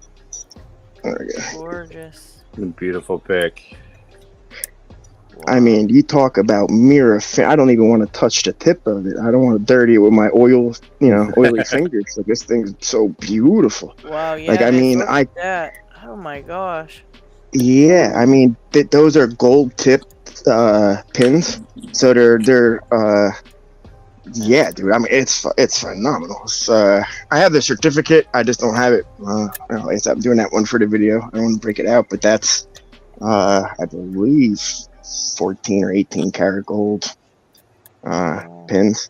Yeah, so that's all Micarta handle. I'm sorry, I'm gonna pick myself, but yeah, that's all the Micarta handle. And as someone that's a theme that loves Halloween, the black and orange and the kind of coffin shape, it's very coffin-esque. Like it has. I love that back. That's really cool. Look at that. Wow. Yeah, I'll give you a little. Oh my. It was definitely pricey, but it was worth it. When I saw it was A, available, and then B, I have just known it because I had seen it as the thumbnail for Lockpicker69's interview with Rat Yoke. And I was just like, whoa, like that's the ones for sale? Like, oof. Like, I understand why other people didn't grab it and people commented on the price, but for me, sentimental wise, I was like, I really want that one. That one just screams to me that the Halloween theme and the everything. I just fortunately was able to get it. So I'm gonna do an official video for that one, for the Rat Yoke, and then I luckily was able to commission him to make one for me. So, wow, like it's gonna be you're gonna be like, Knox, what do you think, you're a rap star or something? Like, this thing got so much bling. Like, how are you gonna hold it in your hand, dude? Like, you think you're the Flavor Flav of Locksport, dude? Like, wow. Like, even he's like, dude, this is the most sophisticated thing I've ever made. Like, wow. Like, okay, I'll do it. I got it. And now, are you gonna enter Terry's giveaway and show a design of a pick you'd like, a different one then? Or did you check? Oh yeah, that that's gonna be the Rat Yoke pick that I designed. I'm gonna enter into Terry's giveaway. Okay. So what inspired me on that pick was he had made a black belt pick, and somebody had an X, and he made an X on the bottom of the handle.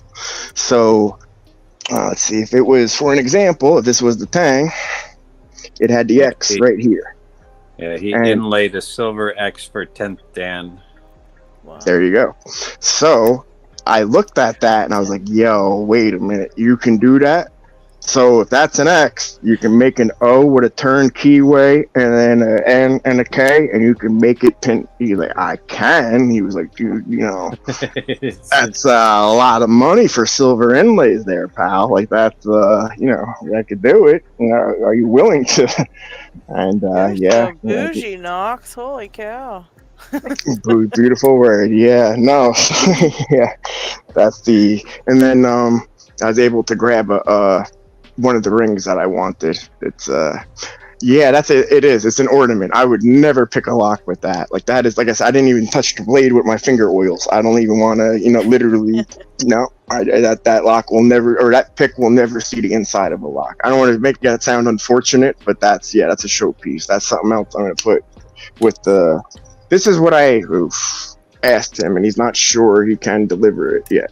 So I push people's boundary. Even Lambda, when I got the custom set over here from Lambda of his poker set, and I asked him if he could make instead of the poker symbols, if he could make an Irish cross, so like the Celtic thing. And unfortunately, with this steel, it's very hard to drill out the holes and the openings.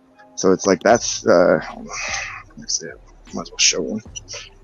This is like one of my favorite custom picks.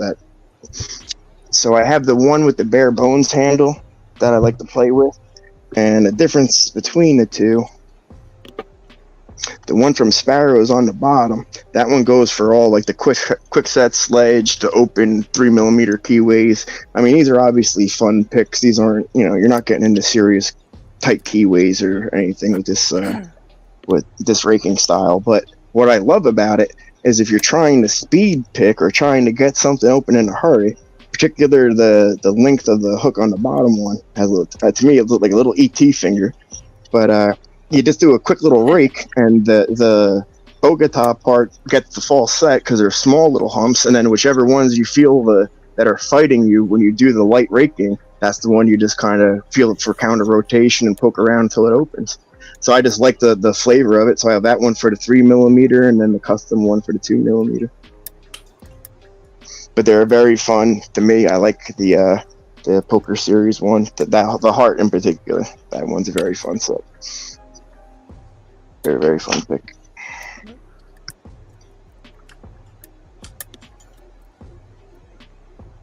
Lambda is a great maker. I love his picks. Absolutely. Besides, when I was negotiating, he gave me a couple spare pieces of wood here for when it was my cut. I mentioned the Knox notch that I talk about it forever. For when I first started Locksport, I held up a Peterson Hook 1 and a Peterson Gem, and I put them next to each other. And I was like, why hasn't somebody kind of invented something close to that yet, where it kind of slides up? It was before I really understood that the monkey paw existed, so it's basically what I was asking to make. I just didn't know what to call it. So it's like my second or third video that I made on here, my lockpick progression video, and that's right. I just kind of show it to the camera of what was my lockpick idea, or if I had an idea for one. And on the other custom ones for Lambda, I just have them in my eyesight. They're made of what I call the wizard handles. So let's see, one's dark. Well, they're both dark chestnut wood. Here they are. Tissue paper on. So I have two sets in here: the poker set, and then I'll show you the symmetrical set. And this is the reason I brought up the Peterson Gem style and the Hook 1, is that's what these two are shaped like. So if you look at these are, to me, very beautiful pin work, and the way that they feel, they're so balanced. This is the first time I really felt like what a balanced pick feels like. So like the full tang and the weight of the back, literally, the way you would like a knife or a full tang, like that's a real, it's bat, like, you know what I mean? Like, yep.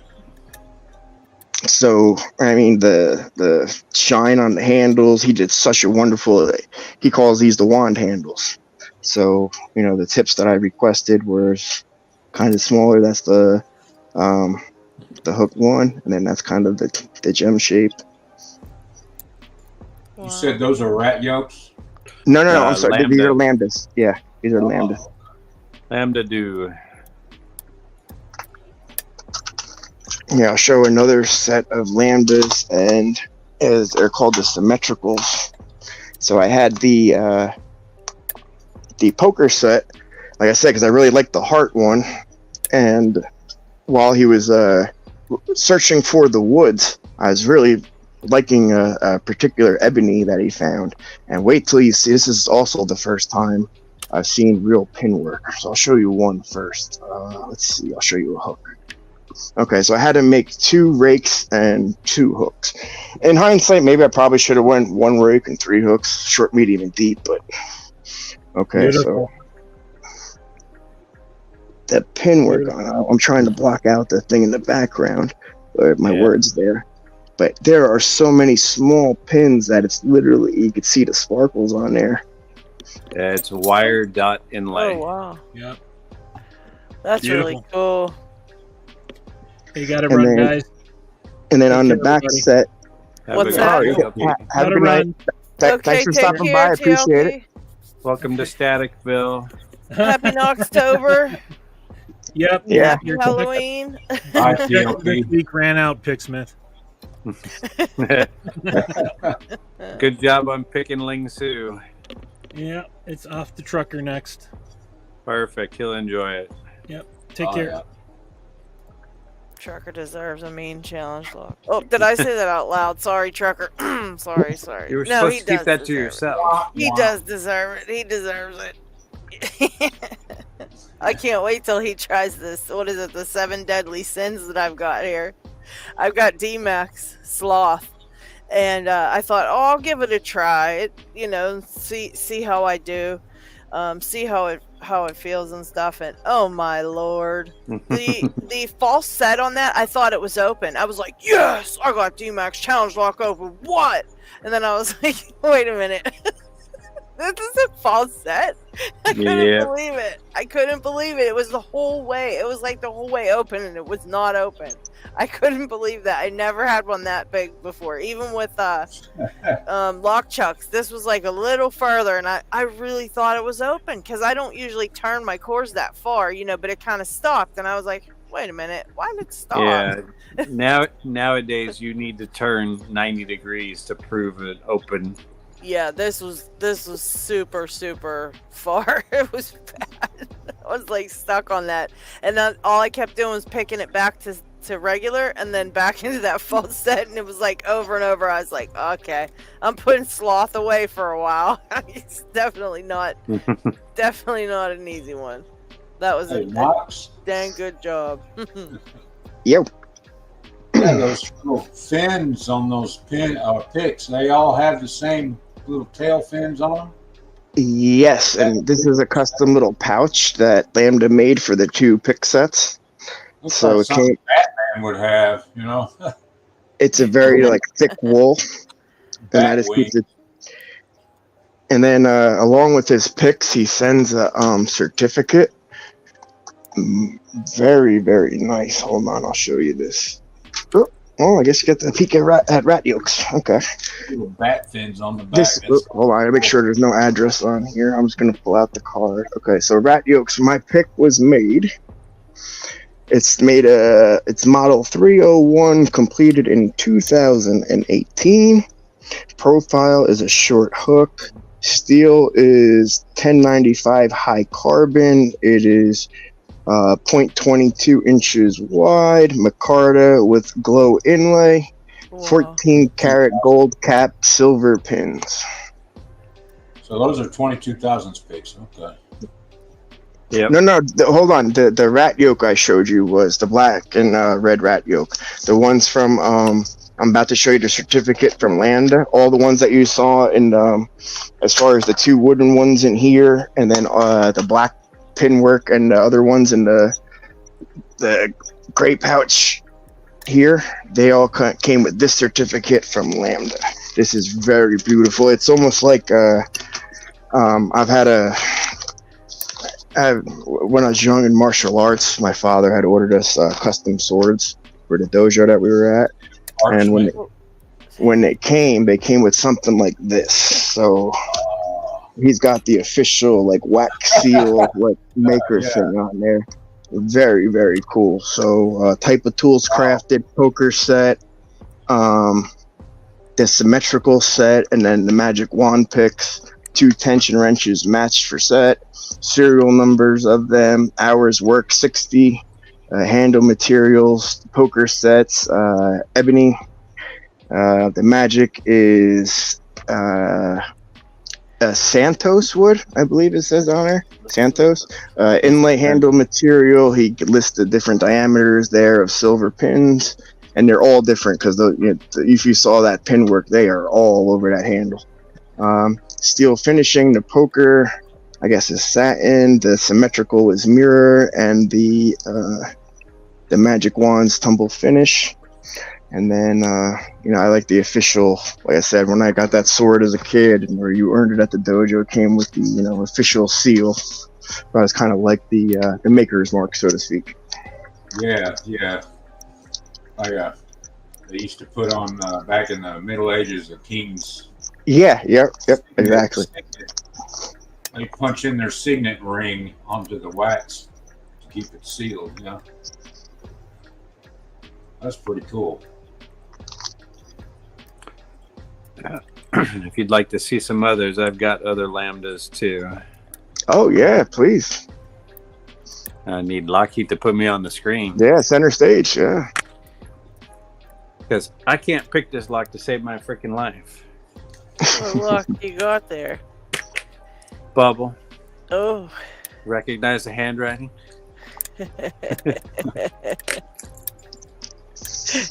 Yeah. So he sent me. Yeah, poker Bobby, set. hop on the live if you want to hop on, Bobby. It's fine. Yeah. So I have the poker set. Oh, very cool. Okay. They're Very a little cool. Dirty. This is 1095, so I'm starting to get rust pockets. Okay, see how he cut your R out for the Kurt, like the center of that? He tried to do that 4 times to make a cross, like with the center of it cut out, and it's too small of a working cert. You can't do that much removal with that, with what's left. Exactly. And then that came with that, he sent a prototype half tang. Isn't he cool with that, working for prototypes? That's oh wow, okay. Big deep hook. I love this. You can. I was gonna say you use that one a lot, don't you? That Yeah. one actually, one you actually use. Yeah, this is a big beast. This is like 0.028, so it's a little thicker. Wow. And it just holds up for everything. And then the latest one is this ebony and yellow stripe liner. That's really nice. 1.5 Wow, millimeters yeah, silver that's pin. nice. That That's yellow's real nice. trippy. That yellow's real trippy in there like that. Yeah. I like that. Wow, look at the back of it. Look how that is. I like that. Yeah, It looks like a bee wing or something. It looks like a wing. You know what I mean? At the back there. That looks really cool. Exactly. And Wow. I had him do a little jib on it. Yeah. Very nice. And that's my Lambda stuff. I can show off Harry Bow's stuff. Yeah. Yeah, sure. Well, go ahead. That's if Lady Locks has that one on hold for later. If you said you have one, what's yours look like? There you go. This is one Harry Bow. I love Hold on. that blue. Interesting polka dots. Oh, I they have glow? Does your blue glow? That's really neat. What the heck? Oh my gosh. Carbon fiber, What? pin blank resin, red Wow. pin. Oh, I like that, dude. That is cool. Man. Oh, I'm not done. I got more Harry Bows. Oh wow. This is a cool wood. That's wild looking. Let's see. Oh yeah, we also have the deer antler. Oh wow. Wow, Love that's real pick. nice. Let's see what else is Harry. No. Maybe that is my last one. Thought I had one more.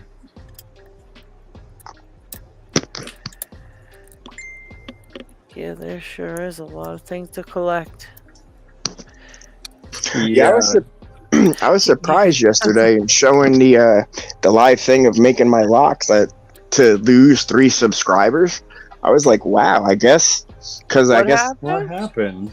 I don't know. Oh, yeah. My thought behind it is I gained a lot of viewers from the shorts that I made because I haven't really been able to film for like the last couple of weeks, moving purposes. So like my things have all been little shorts. So I gained 40, 50 people just through shorts. So I thought maybe when I went live, those people, when they clicked on it, they were just like, I don't want to see this guy do that. Whatever I did in that short was entertaining to them. That they were like, oh, I'll see more. But then when they were just like, I I'm don't bothered think by so. this. I think it was probably just a fluke. I bet if you go back in a couple days, it'll be back to where it was. I bet you any money, because mine goes up and down like that too, just randomly. Yeah. On the other hand, YouTube is just strange. Well, that's it. No, I did curse a couple times, so I was like, I don't know, maybe people were that easily offended that whatever. But I mean, at that point, if you're watching me for 2.5 hours when I finally got the cursing, like I don't know, I wouldn't think that that was what drove you away. But hey, as I try not to curse. Only because, just in case someone got kids coming in the room or has kids in the room, they're watching the show. You know what I mean? I wouldn't want my F-bombs or my whatever curse come flying out of the TV. And you know. He does such nice etching on his locks too, man. It's insane. Oh wow. Yeah, try to avoid that. Yep.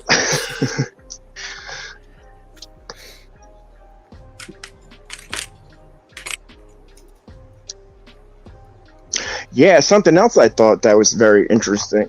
So, for my Dremel tool, I had to change the inner, what the hell is it?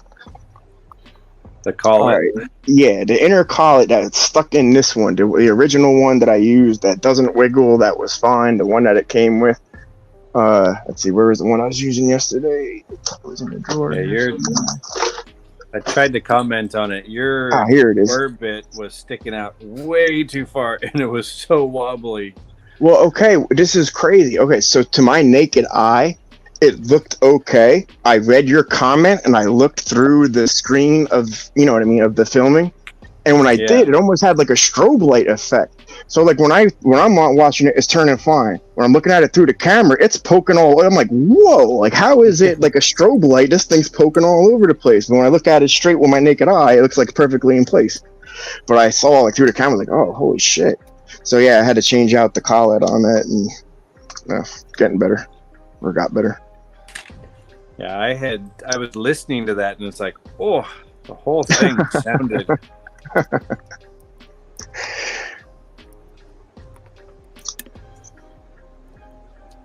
Yeah, for a $15 little battery powered thing, you can't really complain. Even the original one still works power wise. It's just the button to hold the chuck broke. So it's like if I put it in, it doesn't hold enough tension to change it out. I mean, for $15, I just got a replacement one, and then I have a real Dremel tool that if I'm going to use to make pins and that for my my first challenge lock. I made a couple of them just in an attempt. That's I made. Somebody asked about that Alice in Wonderland one. Is that going out? Is that going out like you're giving that away, or is that going out in the community as a challenge lock set? Okay. I'm gonna like I said, okay, one's for me, one's gonna be for the community, announced on Lockpicker69's thing, like where we're gonna break it down. Basically what I told you here, just a little more visuals or whatever. So break it down why you would want it, and then comment on either his or my video just saying, hey, I want in.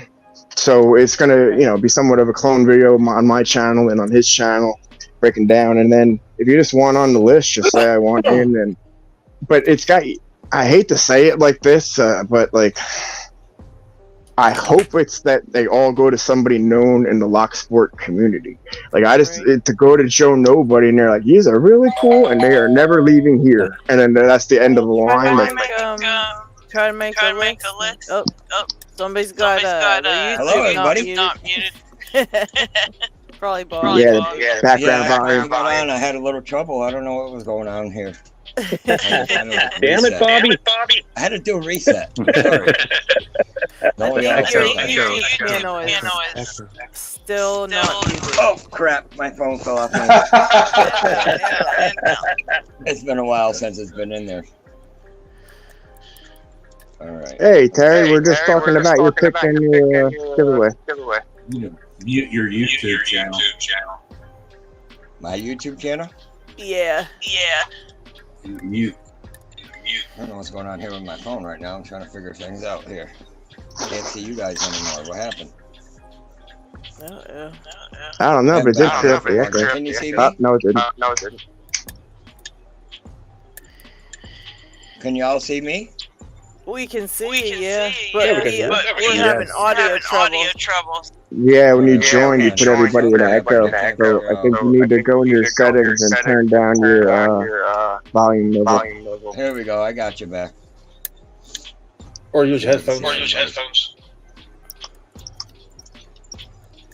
Yeah, that's what I was doing. There's still Bobby echo. exited. Okay.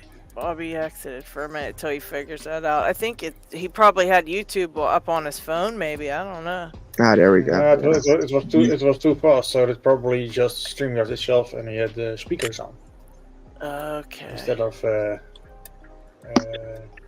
Man, I need to order some stuff from him too. Yeah, he's got some good stuff on his thing. How are you liking that Vice? Have you been using it, Para? Oh, I was using it the whole time. I just switched Vices because I got this challenge lock.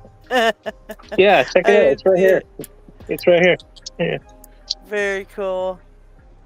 Very cool. Yeah, I was using it for the whole 2 hours there. Yeah, I had to switch real quick to put this lock that I'm picking in it because I don't like the one angle to get at this lock. I have to go a little further back, and that one. Exactly. Yeah, I was thinking I could file down that ball on the back, and I bet you it would go down further. Like if you filed it a little bit. Yeah, because I was working on this one, and it just took a little getting used to because I'm used to a little more angle. Me too. Yeah, we're still getting the echo, Bobby. Are you on YouTube at all? Am I on YouTube? I just figured out how to get back with you guys. Am I on? Yeah, you're on, but you got an echo going. It says I'm still backstage here. No, you're on cam. I'm not going to tell you how to get rid of the echo. Do I have an echo? Yeah. What'd you say to do? We can have your speakers. You have to use headphones. Well, your YouTube channel's on in another tab. You need to mute the volume on your YouTube. Volume on the YouTube. I don't know. I was pushing a bunch of buttons, and all of a sudden I just went blank, so I had to go back on again. Is YouTube on also? I haven't done this in a while. I haven't done It's YouTube also itself. Yeah. Well, I'm set up here. There was some people that wanted to see me do a pin and pin. And I wasn't sure if I was able to come on and actually do it because I know this is, for picking. But I'm kind of set up to do a pin and pin if you all want to see it. Oh, yes. All right. I can actually hear myself and I'm clear. Try to hit that X again because it's going to X me out.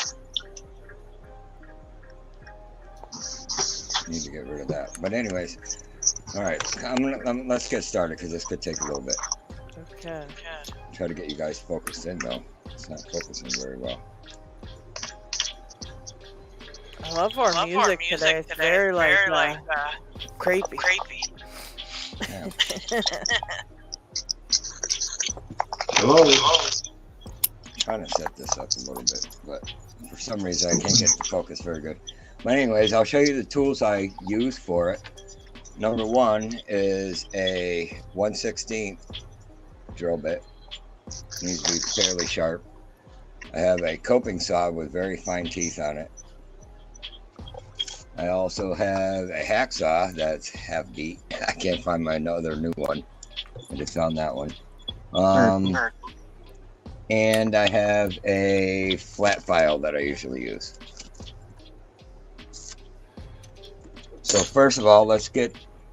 I have a driver in here, and then I have another key pin that's a little bit longer. Oops. Longer than. Oh, of course I dropped it. I might have to grab another one. That's how it always goes. Oh yeah. Especially when you have a carpet. I'm gonna grab another one real quick. I have a pin tape right here.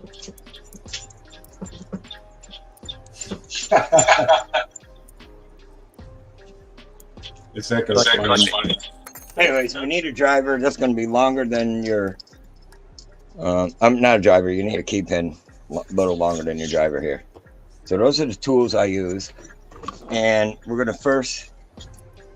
Man, I wish this would focus a little better. I don't know if it's because I'm on YouTube or what. Yeah, on the StreamYard, I think you can't zoom in or something. Well, I could zoom in, but I can't get it to focus very well. I don't know why. It looks pretty clear, I think. Okay. Well, anyways, we have a 1/16 drill bit. Now, this could be dangerous at the end, and I don't have my pliers on me, so we're just going to rough it, because once it breaks through... Don't lose a finger. Well, no, once it breaks through, if you're on the... no, we don't need a strike. You can cut yourself a little bit. But anyways, you want kind of like a good amount of speed. Oh, no, let me plug it in first. It's not going to work unless I plug it in, I guess, right? It wasn't quite set up for this. It was just a quick thought coming on to show that, because everybody was talking about challenge locks and pinning pins and stuff. And I do have a video in my playlist. I think it's on how to, with how to make a better challenge lock, how to make pinning pins, serrated pins, and a bunch of different things. Oh, and I didn't show you this. This is my serrated pin cutter. Stole that from my wife, of course. Yeah, let me see that. It makes great serrations. No doubt about it. All right, let's get to work. First, we're going to drill the hole through our driver. Hopefully, you guys could see without me. See that? I don't like that focus at all. Going right in the center. What is going on with the Wi-Fi today? I don't know if you can see. I don't know if you can see that hole that I'm making there, right in the center.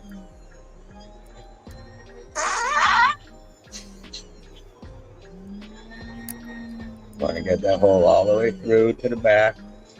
Like I said, once it gets through the back, sometimes I want to grab this. I like to grab this with a pair of pliers when it gets this close to the end.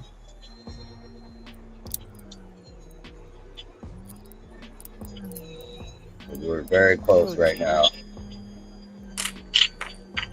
You want a really sharp, a good drill bit. You don't want to buy any cheap drill bits for this. Oh, I just went through. And you can see it's spinning my thing right in my hand. Not very good. And it's hot, but we made it through. So what we're going to do from here, we're going to make this pin a lot more interesting, of course. Where's my wrench? Right here.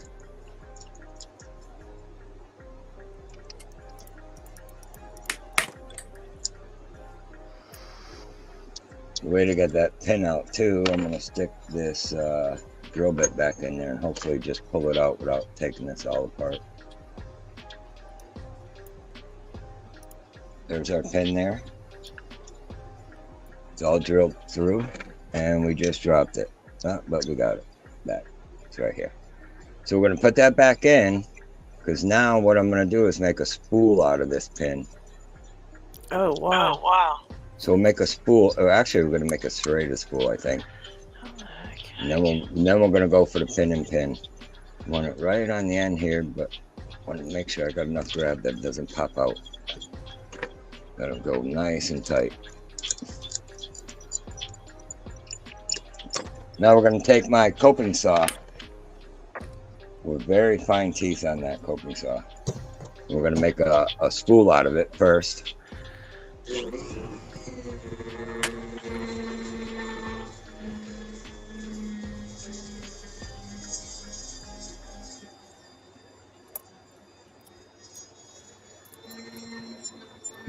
You know what? Give me a second. I need to put on my visor. Very hard to see these small pins. I forgot to use my visor. I do have a visor here that I use. Okay. Cutting pins, serrated or whatever.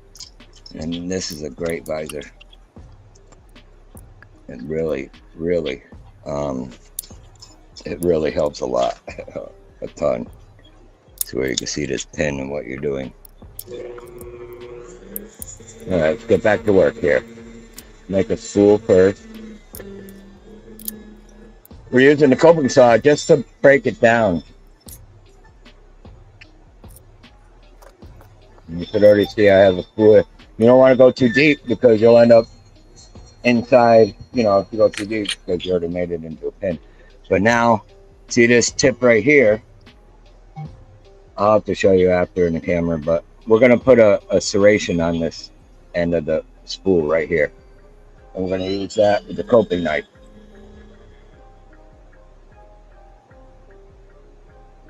Put a nice serration on the end of that. I'm going to tell you, we're going to have to use a little sandpaper. Whenever you make serrations, it can get locked up in your lock. So you always want to sand it a little bit. Just to smooth it out a little bit. Okay. Let me take a look at this and make sure we got a nice serration there. Yeah. That's not too bad, I guess. I'm going to go a little deeper. Actually, I put the serration a little too close to that. I got my visor a little better adjusted. Let's try it again.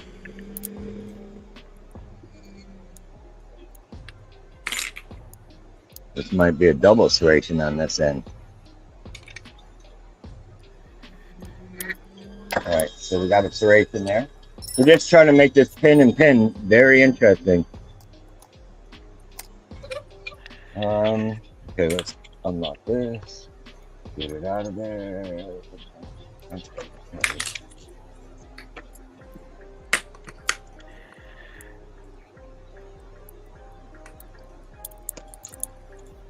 wish my camera would focus a little better.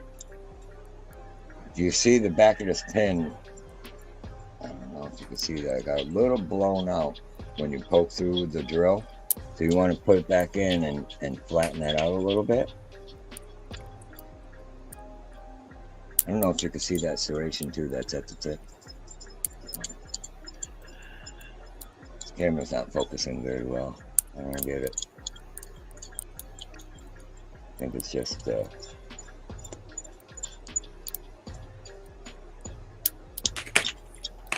camera or the YouTube camera itself or something. I don't know exactly.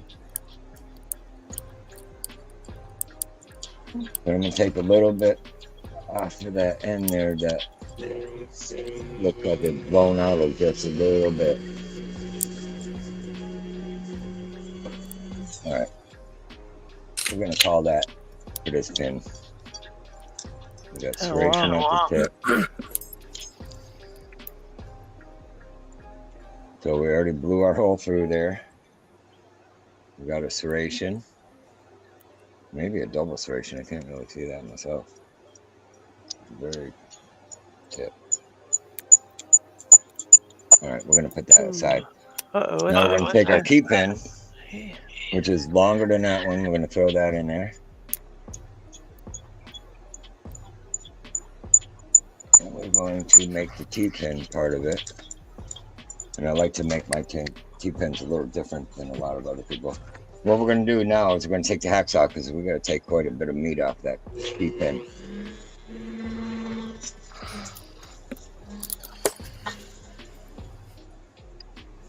And break this down. Break it down with a hacksaw or something that's got a little more bite than that very fine teeth on the coping saw. It just takes down more material quicker.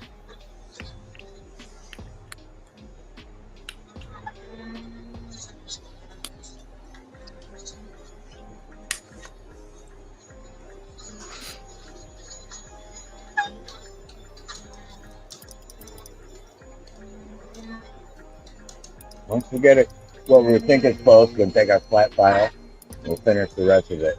Make it nice and smooth.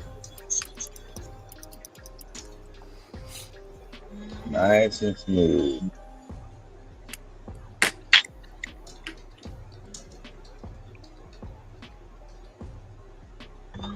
Oh, and I figured that might happen, but I got it right here in my lap. Let me just got lucky there. Nice save. Nice save is right, because I don't want to set this over. It needs to be in there tight because I'm pulling on it, so I'm putting a little bit of pressure on it too. I'm gonna go a little tighter this time. Make sure it's in there tight.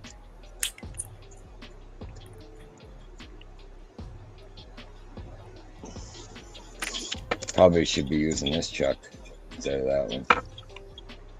Get a little tighter. All right, let's go back to work here. I'm gonna break it down a little more down here too. Did I?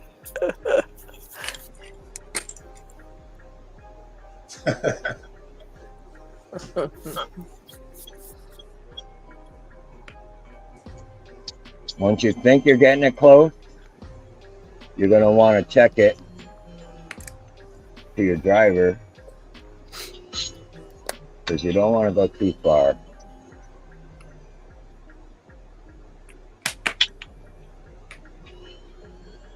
All right, let's just give it a quick check. I'm sure it's still too fat. Way too fat. Okay. Gotta get it done.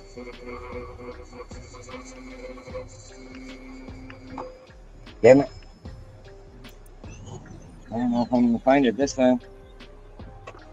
I'm gonna use the other chuck if I can. I'm gonna tell you that. Oh, I found it. Let's do this. Let's take this chuck off of here. That seems old and weak. Actually, this chuck comes with two parts. One for a bigger pin, one for a smaller pin. But these are way stronger for big or small. So we're gonna throw that back in there. Oh no, that's not the pin I found. I found a different pin on the ground. I hate when that happens. Yeah, of course. I got probably 20 pins down here somewhere. And that one I don't see. Damn it. Crap.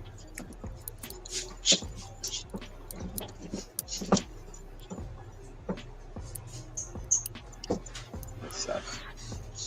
Sorry guys, I didn't mean that's part of it. Spend all this much time on it, but that's can't believe I lost that pin.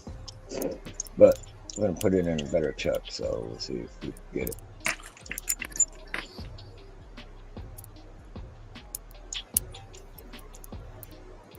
This chuck will lock down a lot better.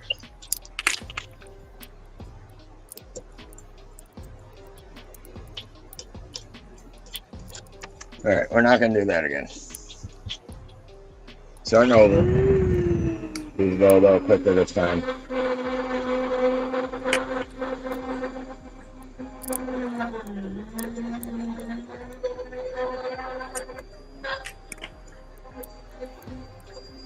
See if I can find a sharp part of it. There we go.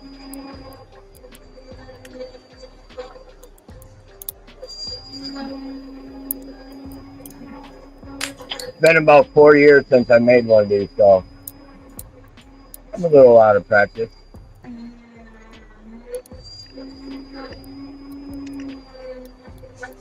I think I got quite a bit of material off of it. Get that good there.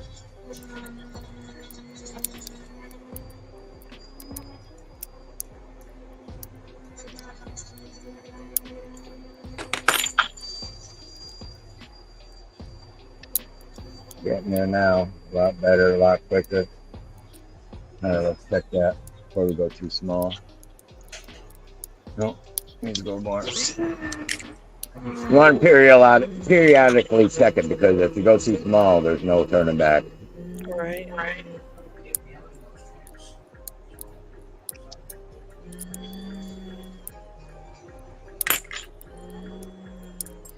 And my files are getting worn out. About time I go get a new set.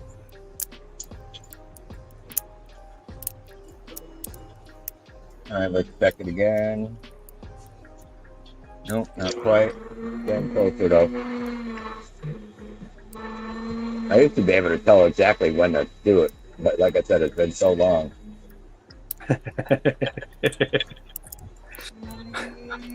That's a hell of a false set.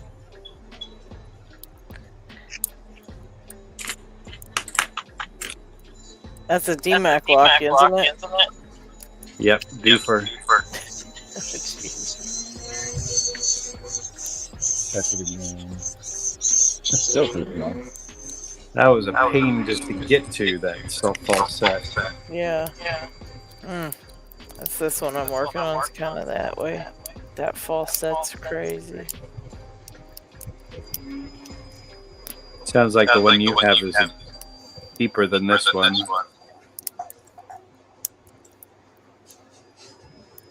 Yeah, you're on the list for the 7 deadly sins. So you'll be getting it too. We're getting there. We're almost there. Tiny bit more. A little tight.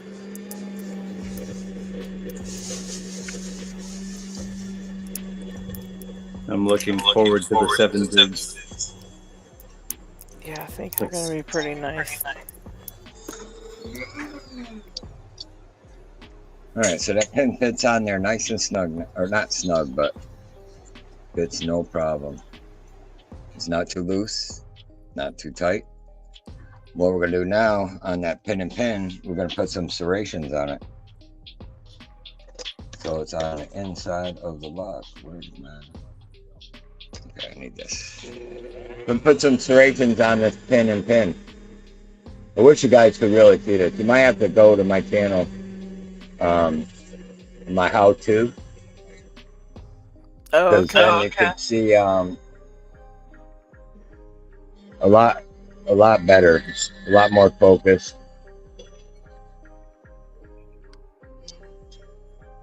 What I'm doing right now is putting some serrations on the pin and pin itself.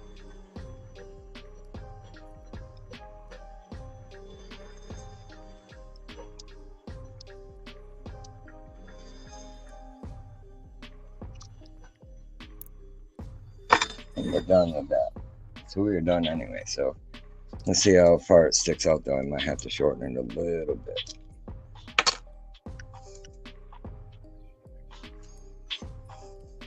Let's see if I can show you guys this without it falling out of my hand. Can you guys see the serrations in there? Very slightly. Let me see if I can focus a little better. Come on, focus.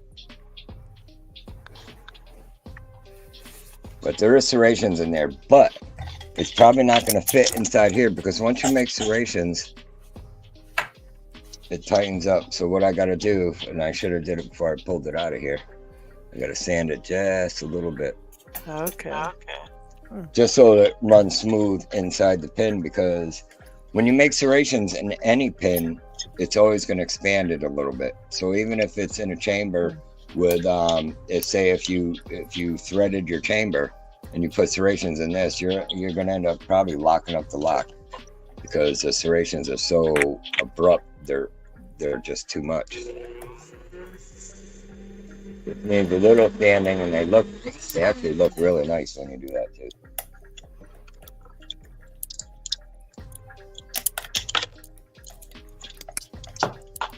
Good evening. Good evening. And then we have pin and pin, but that might be sticking out a little bit too much. You could shorten this a little bit. My hands are dirty as hell, guys. I'm sorry. I worked on my car today. But there you go. You got a serrated spool with pin and pin with serrations on the pin itself. That's wild. If you could see that. I used to make my pin and pins either serrated. I always serrated my pin and pin just to make it a little bit more exciting. Might not do much, but makes for a good looking pin anyways. And you know what? What I really like doing is the Sparrows repinning kit where they have the mushroom pins. I Yeah. love making them into pin and pins. I just drill through them, and then I'll take on both ends of that mushroom pin and I'll serrate both ends of it. Serrate my pin and pin, and yeah, there you go. You have a pin and pin. Wow. Everybody says saying thank you. It's not that hard. It really isn't that hard. The hardest thing is just getting your drill bit. It's a 1/16. You have to have a 1/16, and just to get it in the center of your driver or whatever pin you're using. If you're gonna use out of the Sparrow's repinning kit with the say the mushroom pin, the end of the pin is kind of like rounded. You want to first flatten it out a little bit, you know, with your take a file, flatten, make it flat, and then all tape. Otherwise you're going to be drilling on top of a mountain and you're going to slide to either side. So, but yeah, that's my pin and pin. I just want to, I didn't know if I could come on there and just show you that, but we were talking a lot about the challenge locks tonight, and I'm like, damn, I haven't made a pin and pin in forever. Maybe somebody would like to see how one's made. You can make it your own, the way you like. Very nice. Much appreciated, Bobby. And I think Patrick was saying he got some stuff he wants to order from you, so he'll probably be getting in touch with you. Oh, that's fine. You know me, I'm always here. Always willing to take care of whoever is in need. Awesome. Right now, I'm just kind of like working with, well, from Facebook, Kevin Bacon. You probably know him. I don't on know Facebook. If I know who that is. Kevin Bacon. He's a locksmith, and we've been working on covers for thumb turners, which are these right here. He does thumb turners where, you know, you have a deadbolt, and on the inside of the lock where you got to keep the key in there, and he wants to have something. See, now I can't. Okay. Right here, something to cover the key with. This is very tight. So this is a slag, and he wants a thumb turner. And I don't really like this design I've made a couple, but just so their key's not sticking out, they could use it as a thumb turner, you know. Kind of working on that with him right now. That's what I've been busy with a little bit. But yeah. Cool. All right, I'm gonna sign off. That's all I want to show is a quick demonstration how you can make your pin and pins pretty quickly. I made a couple mistakes here, but yeah, you did do that quick. The pin is in here somewhere. Yeah, you'll find it next time. Yeah, right. With probably a half a dozen others, but there's your pin and pin. Oh, dropped it again, of course. But it's right there. Oh, Thank you, Bobby. That was very cool. Okay, guys. Much appreciated. I'll talk to y'all later. I got a 15% in my battery. I'm gonna go plug it in and finish watching you guys. All right, thanks, Bobby. All right, take care, everybody. Take it easy, Bobby. Okay, bye-bye. Am I the only one who do everything double? No, that was Bobby had an issue with his Okay. So I'm searching a second tab right now. Yeah, we're okay right now. Look at Picksmith go. Jeez, oh man. Look at this. Look at this. Oh gosh. It's just flip-flopping. I can't figure out which one it is. It's just plain. Yeah, I pulled this one out to show you. I have got to show you this. What were you saying? You can't wait to do the 7. Which ones are you guys doing? The 7. Well, you have 7 dirty words. Yeah. Oh, George Carlin, 7 dirty words. Yeah, that's what Trucker's idea is. Before LockHeat, do you want to do a sticker giveaway or Knoxtober set of stickers? Yeah, sure. Just tell me how you want to do it. To anybody in the chat, or using a keyboard to enter, or yeah, whatever they want. Let's see. Just a simple I'm in. If they want in for the stickers, I'm in. Let me see if I can do that for you. Yeah, I've got it here, Picksmith. I'll show you when we're done. That's Sloth from D. Yeah, it goes into this false set from hell.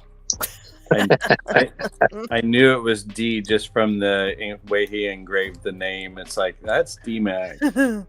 It's so nice. It looks so nice. Yeah, he just does epic work with the Dremel. One thing I find though too is engraving the Euros is nicer. They use a slightly better brass, and it just doesn't skip as much, so it's easier to kind of engrave into. And you did Pride? Yeah, I did Pride. That was yours? Yeah. Nice. Yeah, because I got mine back together and the cam still worked, and I said, "Oh my gosh, I'm so proud of myself." And then we decided they were going to be the Deadly Sins. I said, "I'll take Pride." So you guys made a challenge lock of one half of it, and the other half is just stock? Yeah. Okay. One half is stock, and but at the time I thought was we had to keep the stock half exactly how it was. We weren't allowed to change anything. So we had to make our challenge lock, like the bidding, the same. But I was mistaken. We could have changed the bidding. So mine ended up having kind of bidding, but it's still good. I'm still proud of it because I did a really, way better job on my pins, and I took my time and had a different setup, and it was just a lot better than what I ever did before. So I was very happy with it. But I didn't realize I could have changed my bidding. But yeah, one half was stock. So, and that stock half's hard to open too.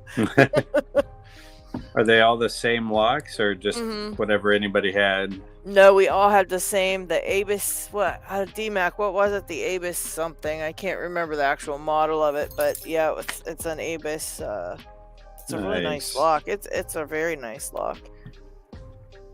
D-Mac probably knows what lock it is, but I can't recall what the name of it was. Or Harry did one too. I didn't try his yet, but I can't believe this for the first time on camera. Actually, just got Baku open of Harry's while Bobby was doing his demonstration. I was surprised. Yeah, it was the first time ever on camera. Like, I was able to catch it a couple times, but never on. That's great.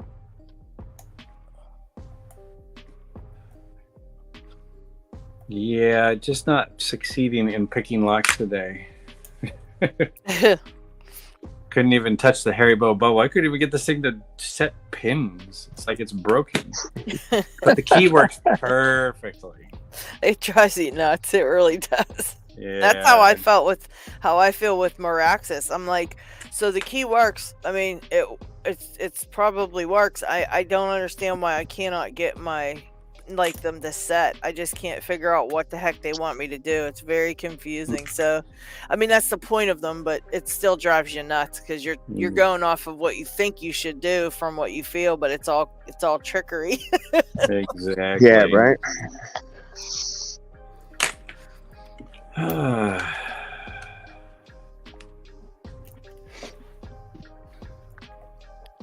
So again, if you want to enter the giveaway from Locks and Locks with the stickers, just type "I'm in" the chat, just like on screen.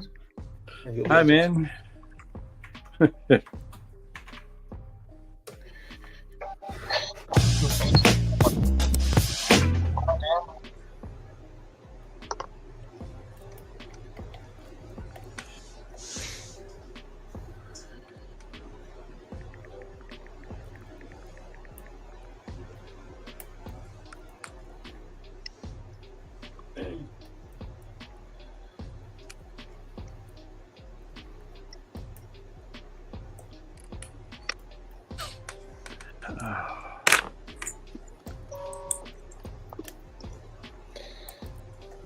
Should we go for it then, Knox? 12 entries. Is that everybody who wants in?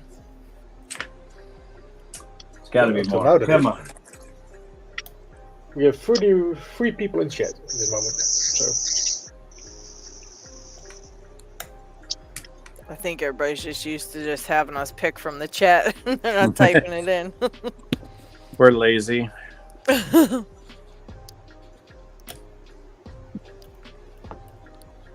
Yeah, it's crazy to me that if I throw in a poker chip to send out, it's the same. It would cost me the same if I was to send out a lock, basically. So the weight of the clay poker chip, if I was to add it to an envelope, would make it a package.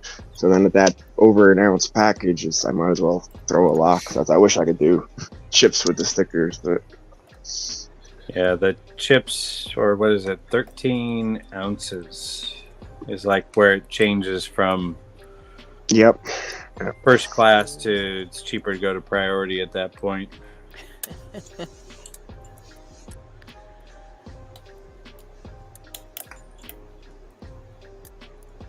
Okay, got that one.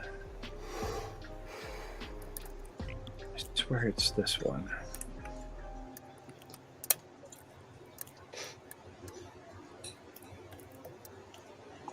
Hey, LL, what'd you think of that little lock I sent for pocket lemon? That thing is so cute. She's Tiny, gonna love isn't it? that. She's gonna love that. So little. I didn't realize they made disc detainers that tiny. That's very Yeah. cute.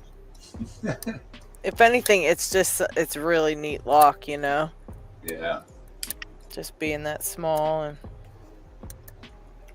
yeah, she's gonna love that.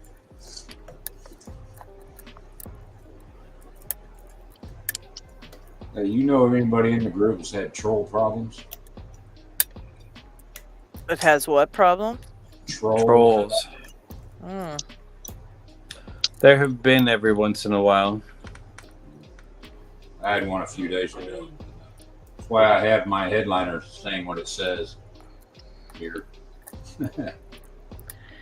Oh, really? It says, rethink your life, troll. There you go. There under my name there. Yeah, I had one a few days ago, earlier in the week. And I reported them, and now I guess their channel is down. So apparently they've done it before because YouTube now has a 3-strike rule. So yeah, oh, that's good. But yeah, they were trying to attack me. First one I've had for locks, you know. yeah.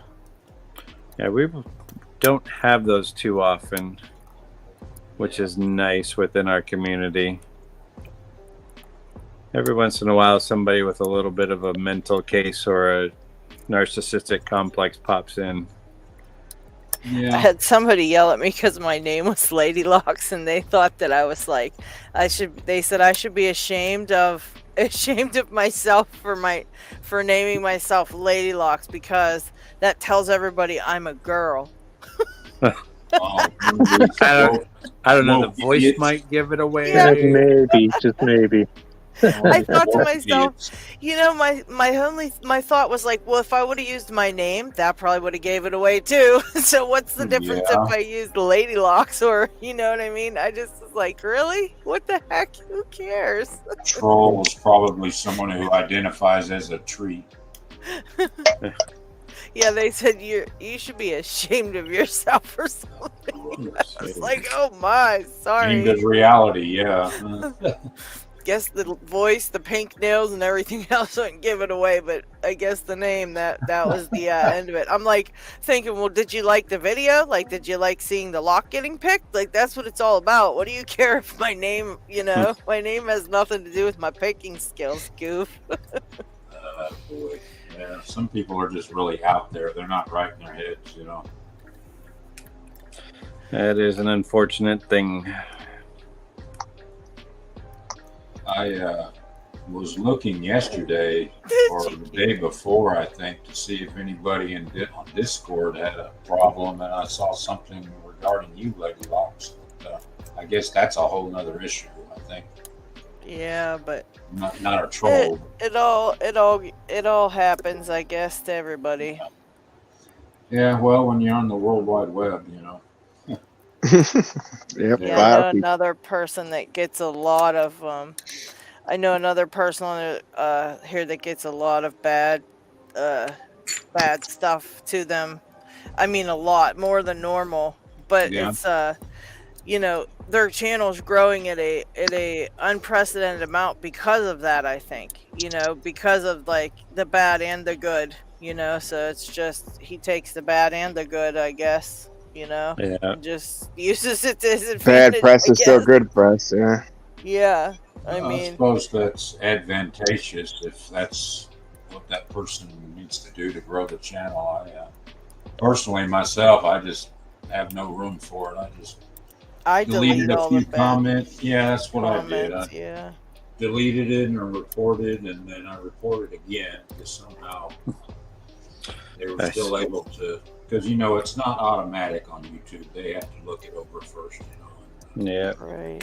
Put a second report in, and then now the channel's gone. So at least wow. As far as Sorry that happened to you. That stinks. It's even like DMAC gets people saying, "Oh, you're teaching people how to be criminals." It's like, no, we're just picking locks. So some people, it's already public knowledge. I don't understand people. Yeah.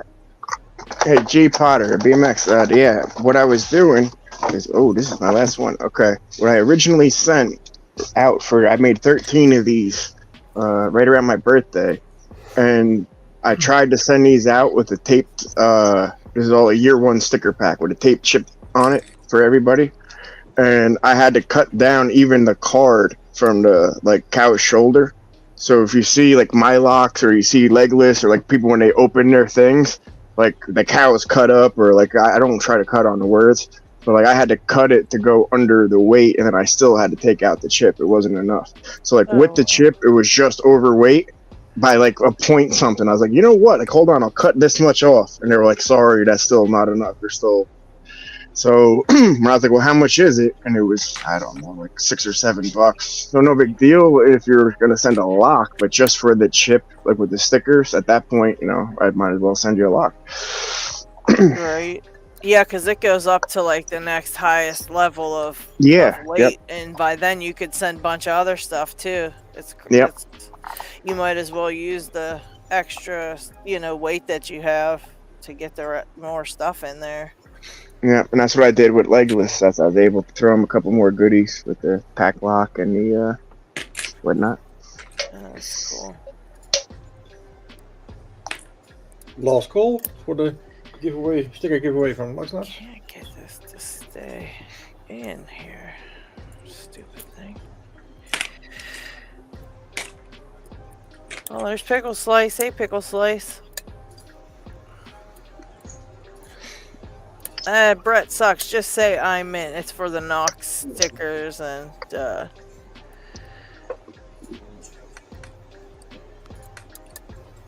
in I am. No, you have to say I'm in, or it doesn't mark. It won't count you. And I am. Dyslexic. First. He's our troublemaker. That Brett sucks. He's our troublemaker on our. He's our favorite kind of troublemaker. He's my favorite. Well, see, Potter, I wondered that because I've sent out other things like heavier paper things, like without the chip in there, and like you said, they just put 2 stamps on it instead of 1.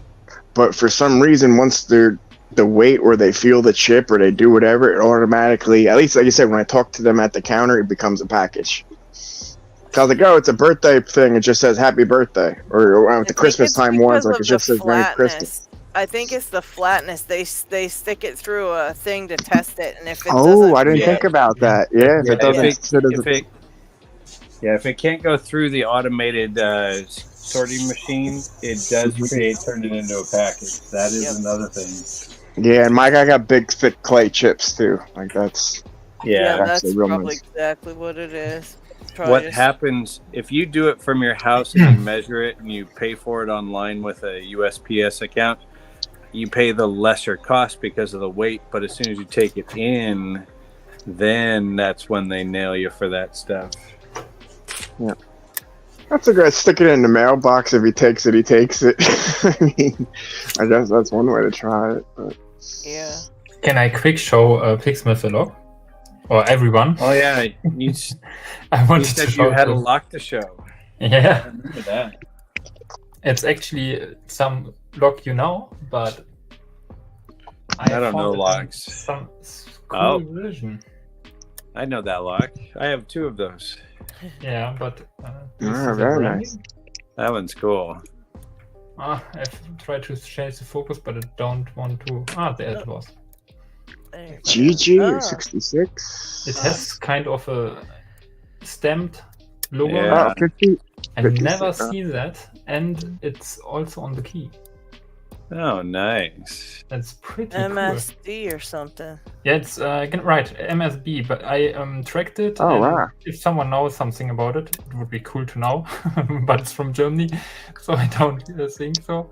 Maybe I have to ask JD or someone, because I don't think it's kind of rare, but it's cool because I never dropped seen on the that counter. with this branding on it. Normally there is this this shape on it. And I tracked it back to an toy manufacturer from the DDR. And but the logo was different. But MSB is actually their company name at that time. But I don't. Maybe it was from there. Maybe not. No idea. That's pretty And also, wild. I thought about that the coloration was maybe before, because that this optical stuff, this is it's called hammer punch technique in German, and it's something out of that time. You find it on many locks, but no idea whether that was made after factory or after manufacturing, or if it was already made on manufacturing. It's probably when they were doing it, because when they have to imprint and stamp like that, it takes a press, so it needs to be done into the sheet steel. Exactly. The press must be done before, and then it must be covered. But the stamp here is actually. I also thought about the possibility that someone took a normal lock and just stamped it with his own logo, but then there would be this shape on it, and it would interfere with the logo. So pretty cool lock. Actually, it's mechanical. I think it's exactly the same lock, but I never seen it branded. That's cool. I got another cool lock. Yeah, many know this lock, and which I show first. Yeah, that. Okay. I've got one to show you too. Let's take this one. Okay, which I show first. Okay, let's do this one. Wow, sure. Thank you, Bobby. That's really cool of you. Oh, Chubb Battleship. Exactly. And in a box. Yeah, right. That thing must weigh about 2.5 pounds. It's so heavy. And I totally have to very cool, man. keep track that nothing gets broken in there. Also with keys. Brand new Battleship. Unbelievable. Exactly. I never have seen it, and it was from Germany. So it's flawless, so there's nothing on it. Okay, where's my hammer? You know It's what? like, no! Don't touch my lock. Yeah, I wanted one so bad, and I looked up prices to ship from England, because they are pretty available there. But so then I found a discussion from JD. For sure, JD has it also in box, and he said something like, yeah, he got rid of all his used ones because it will rust, because it's just painted. And then I saw later one actually sold here in Germany. I asked for prices around on LPU, and I got said, yeah, they go from 50 to up to 200 or whatever. And yeah. And you found it for 10 euros, right? No, for 50. Oh, okay. But I think 50 is a pretty good price for that condition. Yeah. So it's really pristine condition. And then I found out he said something like, oh yeah, the package will be heavy. And I was like, why it will be heavy? It's just one lock. And then he said, no, you didn't read the description. Oh, jeez. And then he said, yeah, I sent in another lock, but it has no keys anymore. And it's a used lock. And I was like, okay. Oh my gosh, I can't take it. And you sure the other key doesn't work it, right? No, They're I not tried. So this, I thought about, yeah, okay, if you send me used blocks, then I can use that for a cutaway maybe. But it's also like new. I can't cut away that block. So I will try to pick it, or maybe, no idea yet. But pretty cool to get too. That is. It just is a little bit dirty, but because this wasn't a packet. But yeah, pretty cool. And I didn't even read the description. And he said in the description, yeah, I got another one. It's keyless, and I sent it as a bonus. That's awesome. And I thought, like, okay, 50 euro for it. It's a good price. It's a good price. Okay, yeah. Nice. Let's do the drawing, then I've got a lock to show everybody. Yeah, okay. All right, let's do it. We've got 13 people. And Bobby Keys just said he's going to give away a picking time pinning tray on here today too. So he's going to do that and just send it directly. So we'll draw for that too. So thank you, Bobby. That's really cool of you. Very cool. Perfect. And for the Knox sticker packs. Dun dun dun.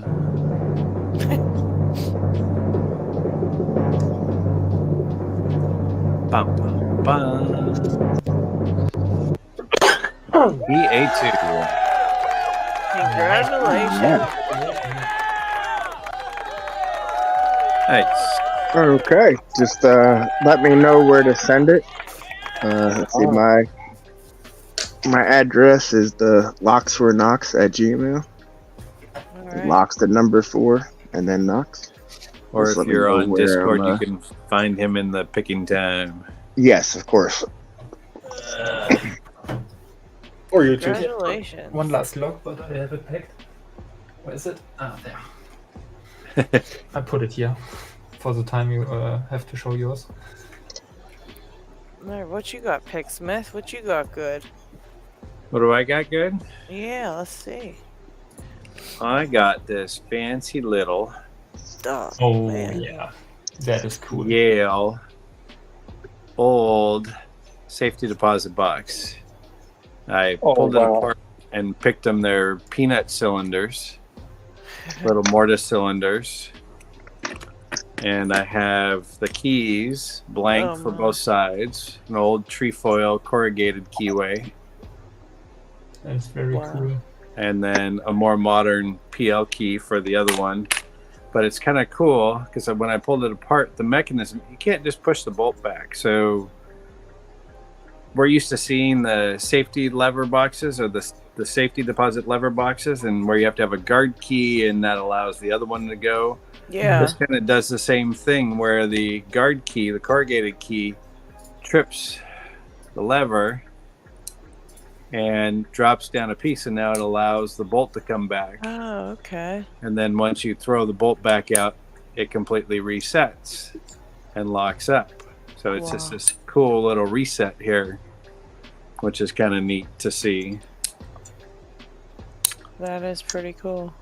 It's the ingenuity of old days. I mean, and this thing's just all solid brass. Wow. That's old. awesome.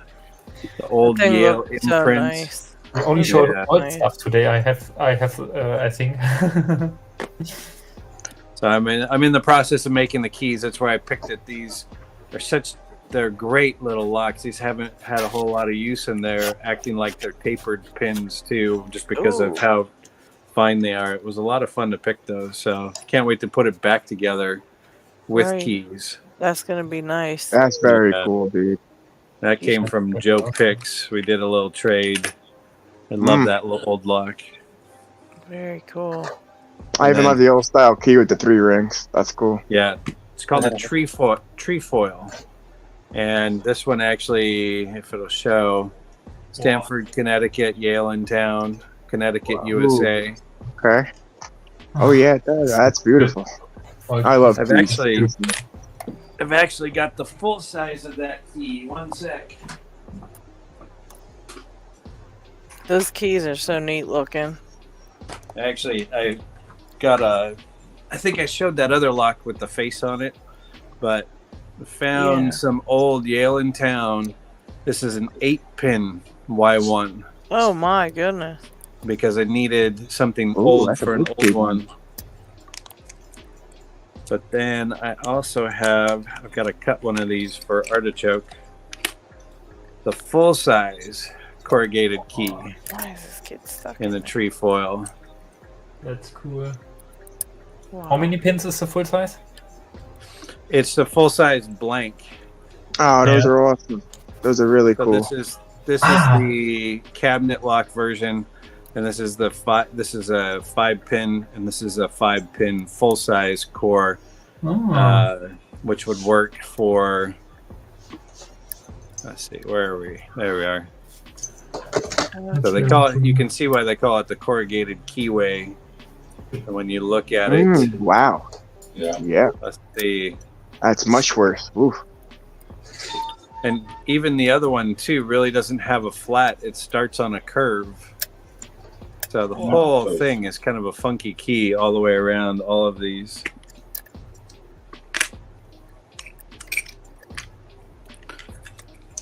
But that's my project. But the other cylinder for the 8-pin key,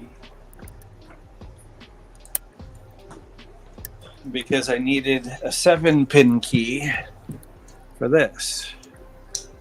That thing's so neat, man. Because it's 6 pins. It's drilled for 6 pins, but the face is so big that it requires 7 to get back to the 6. So when is that a challenge lock or is that a real lock? This is a real lock. What? This is a Yale, probably 1917s to 20s, somewhere in there. They did these. Jake wants to buy that off you for $1. Nope. Crazy. Oh, I love that beautiful engraving. Look at that. Yeah. I know, that's crazy. Wow. Is that like a doorknob handle thing, or that was always like a mortise cylinder? Yeah, it's a mortise cylinder. Wow, it almost looks like a fancy doorknob handle that just had like the middle like ripped out. Like, wow, that's a lot of fancy work for a mortise. When we get done, I'll post a picture that shows this. There are, I think, 12 other versions of this, of different carving reliefs that they did. Wow. But it's the actual advertisement out of one of the catalogs from Yale that shows this cylinder right in the middle of the page. Wow. That's very cool. Amazing. That's really cool. What do you know what that dates to? Just average guess. It's 1917 to 1920. Wow. Okay, 100 years old. Holy shit! Wow. Yeah. Yeah, and has the old Yale print, and it's interesting too because they show all the cylinders have more of the older type recessed Yale like this in a name tag plate, but this one just is stamped plain Yale, which is kind of different. So not quite sure, but you can see how much wear it had from keys being inserted into it. So it's got no pins in it at the moment. So got to rebuild it and make it new, and at least found a Yale in town key for it. Is it possible to find out the age of a Chubb padlock? Find out the age of this? Yeah. Because other than the range of when they were selling it, that's it. Is there a model where this? Yeah, right. Because I just looked it up on Google, and they are crazy expensive and still made, as it seems. No, you have to see the catalogs that these come out of, and there are people have scanned them, but a lot of times they cost money for you to even look at them. But then so they have like the 1917 catalog, and then they have the 1920 catalog, and so so there are difference on the who runs that page? I noticed there's a page for high-end locks that have been like auctioned off or one time existed, and they're super engraving and all, but if you click on them to look, like you said, you kind of have to pay either to join their auction house or to exhibit look at the exhibit. But yeah, I've seen phenomenal engraving ones, but that's really cool. Really cool. Historic piece. Yeah, no idea, and these are quite they're rare to see. Crazy. I really wonder when mine was made, but check Hey, old archives. Pixit, just curious, what do you have in front of you or around you in hands grabbing distance? The locks you plan on handing out for the 7 curse words, 730 curse words for George Paul? No, that's in my shop, but Okay. hold on a sec. They'll be. Do I have anything? Because I'm just curious what we're even going to work with, let alone. I was gonna do them in the Mortis format, so because of the Mortis, beautiful. Yes, thank you. with a it won't be this, but it'll be a Mortis format because the reason why I like a Mortis format is that you don't need a shim because from the front of the plug to the back of the plug is all smooth as long as you turn 90 degrees. There's never going to be any milling unless somebody does something. Oh, true. Yep. Okay. And you never really need a shim. People will throw a shim in it, but with a Mortis cylinder, you don't have to use a shim, so it makes it nicer that way. And so it'll either be Sargent with an LA keyway, which is pretty wide open and straight up and down. Okay, nice. I don't think I have any of that. Or it'll be the Yale Y8 keyway, which is, like the 1A from Europe. The nasty Yale keyway that we so love. Oof. I was going to say, I hate the fact. Yeah, that's the one I hate. So, I've got, and I'll Force top of keyway, damn you, Yale. I was hoping for the Yale because I know I have those in brass and copper. But I think I have one that's in all black. Oh, that'd be sweet. Yeah, that would be real cool. Okay, yeah, especially for that one word. Well, I love how each of us, the whole idea of whatever traps or pins or security or milling, whatever we throw in it, at the end of the day, it's kind of about our picking style. So whenever we, shuffle them around to each other, just seeing how each one of us attempt to even go at the lock or how, I think that's cool. Yeah. Just the concept of it. It's really cool, to see each of us have a go at the same exact locks and how we go. Cool. Exactly. And that'll be fun to have all of them keyed alike for all the pickers to go, okay, how different can it be when you all have the same key? Right, yeah, all keyed alike. They're all the same exact spacing or all the same exact whatever. And Yep. And we have a new drawing. Which one is this going to be for Bobby Keys? Yeah, I was asking Lady Locks, do we combine Bobby Keys pinning tray with the sticker pack, or do we do 2 separate drawings for it? We can combine it. We can combine it with it. Because Knox is doing his stuff today, so I was just going to let him do most of his stuff, and we can continue on ours next week. Case, yeah, throw a sticker pack in giveaways. with it, but yeah. Right. Let's start with the giveaways then. All right. We got the usual suspects as usual. The Lockpicker 1969 is doing some regular giveaways, so do check out his channel.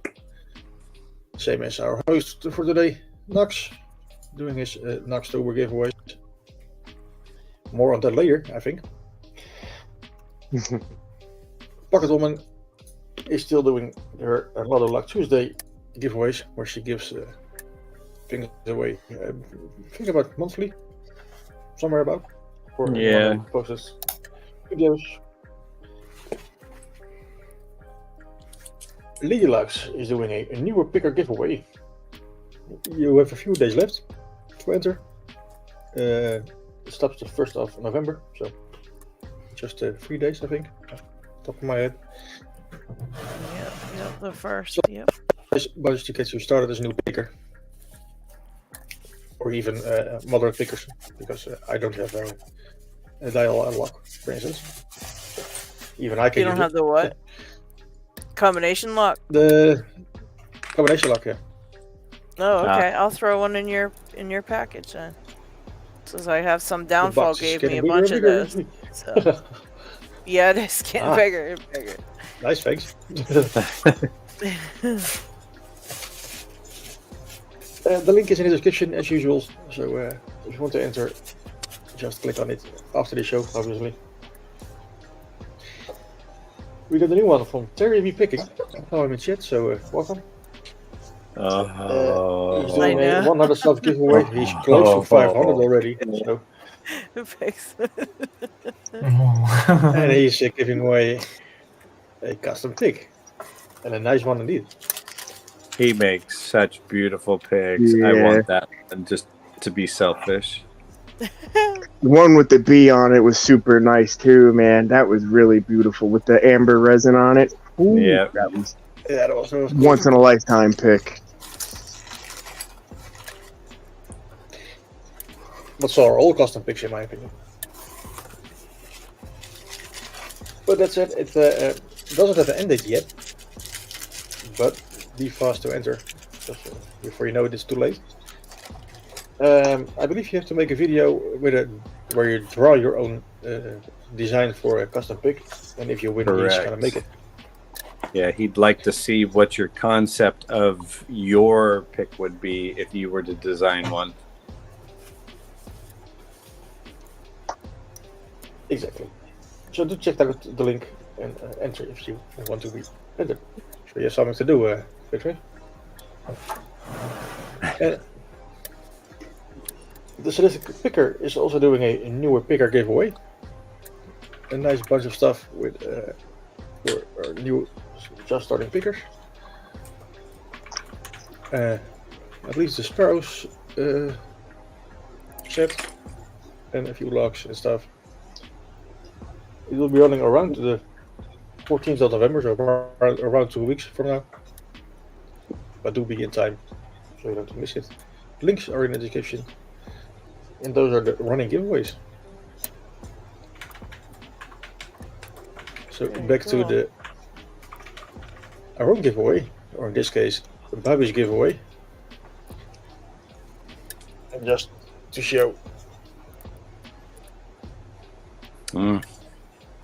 Yeah, I want one of those too. This is the thing you can go in. Oh, that's Very awesome. cool. Very, very cool. Yeah. I'd love one to go on my sign. That's so cool. There are two at the moment. Yeah. Lady Locks has one. I have one. You can be the third.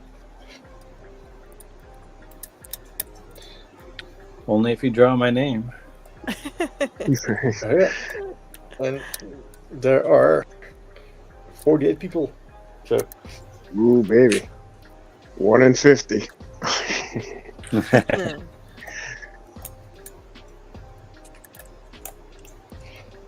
So I'll give you a little moment. Just said if you haven't typed something in chat and you want to be entered, just do something. Say hello or I want it or I love Lady Locks and LockHeat. Oh, it's a double.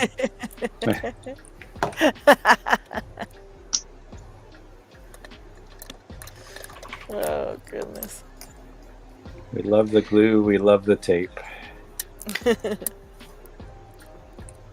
And then the polish.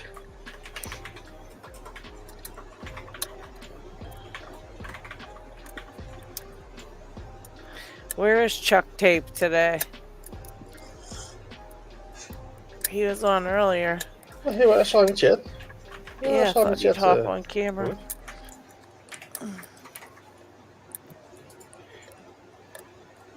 Well, since I don't see any new Brett sucks. people coming Brett in. sucks. Something in chat, he says.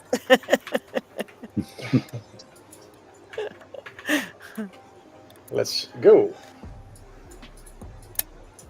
Hello, Colsoon. Welcome. You're just in time for a drawing.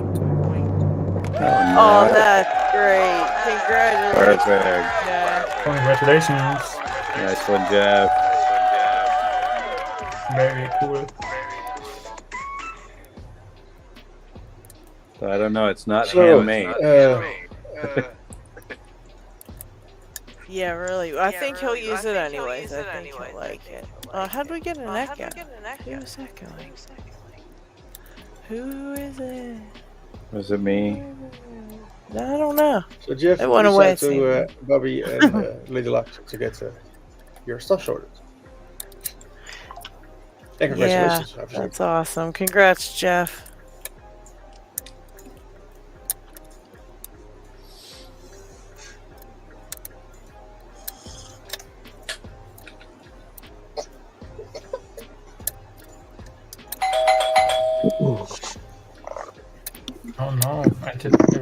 number.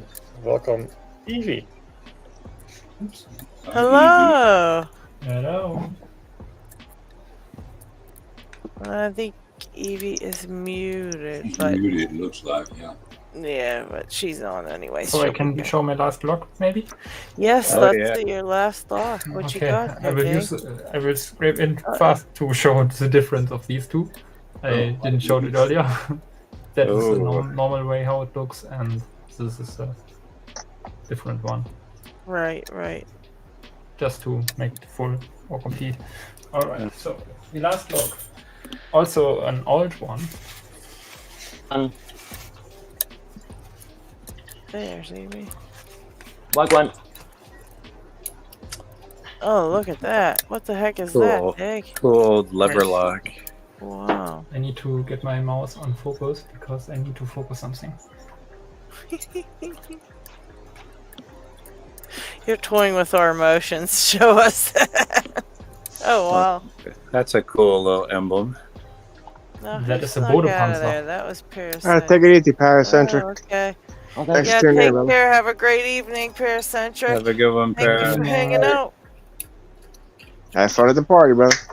I was cracking up. So many people thought Paracentric had a YouTube channel because he's so popular here. So he's like so popular. Everybody was like, I swear I saw him on a channel before.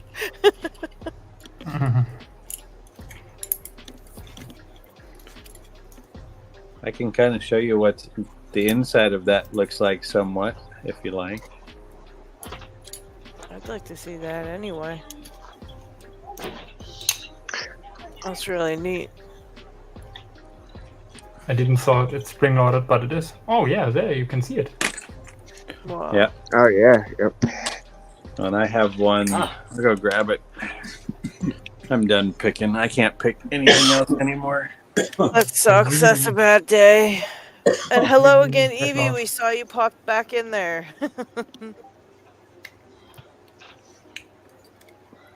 So it's actually spring loaded, as you can see. That's very cool. And in such a good condition. Yeah, it's a great look, So- Jake. Very cool. You see that logo? Yeah. I think it looks so cool. It's just so simple and for some reason so cool. Yeah. Very neat lock. Anchor, very cool. How many levers on that? 1, 2. Yeah. Hey, hold on. I have one with a lever. Show that. There you go. One. 1, 2, 3, 4, 5, 6, 7, maybe. Because it's like. Oh this is a yeah, second dude. level. These guys are definitely related. This was my Oh yeah, grandfather's look box. at that. Yeah, you But you got want- one too. You want to see the cool part? Nave Tolly. Oh yeah, Yes, baby. let's That's my see that. son. That's so neat. How did you Taped do over. that? This is on loan to me. Oh wow, very cool, dude. You can see the levers pics. lift up Oh wow, and the bolt passes through the levers. that's really Is that a sweet. cutaway or is it like that? No, it's just the inside. So it's been the cover was cut. It's fold open. Okay. Yeah. So but you can watch the As levers. gutted as you can get and still I won't- functionable. I won't Wow. get Wow, this, look at lock, that. so That is so neat. And that's your You could bolt. peek that's at it slide- while you were picking too to see if you were Oh, very doing cool. things Very right. cool. I like that. That's wild. Yeah, I haven't looked at it from the back. I thought first about the key because it's just flat and nothing on it, and oh no, I thought like it's just random. It's just Bodo Panzer, yes, but just a unsecure lock kind of, but it doesn't feel like an unsecure lock. Yeah, it doesn't Big, look like when I it. get home, I'm coming to your house. I want to see some of these.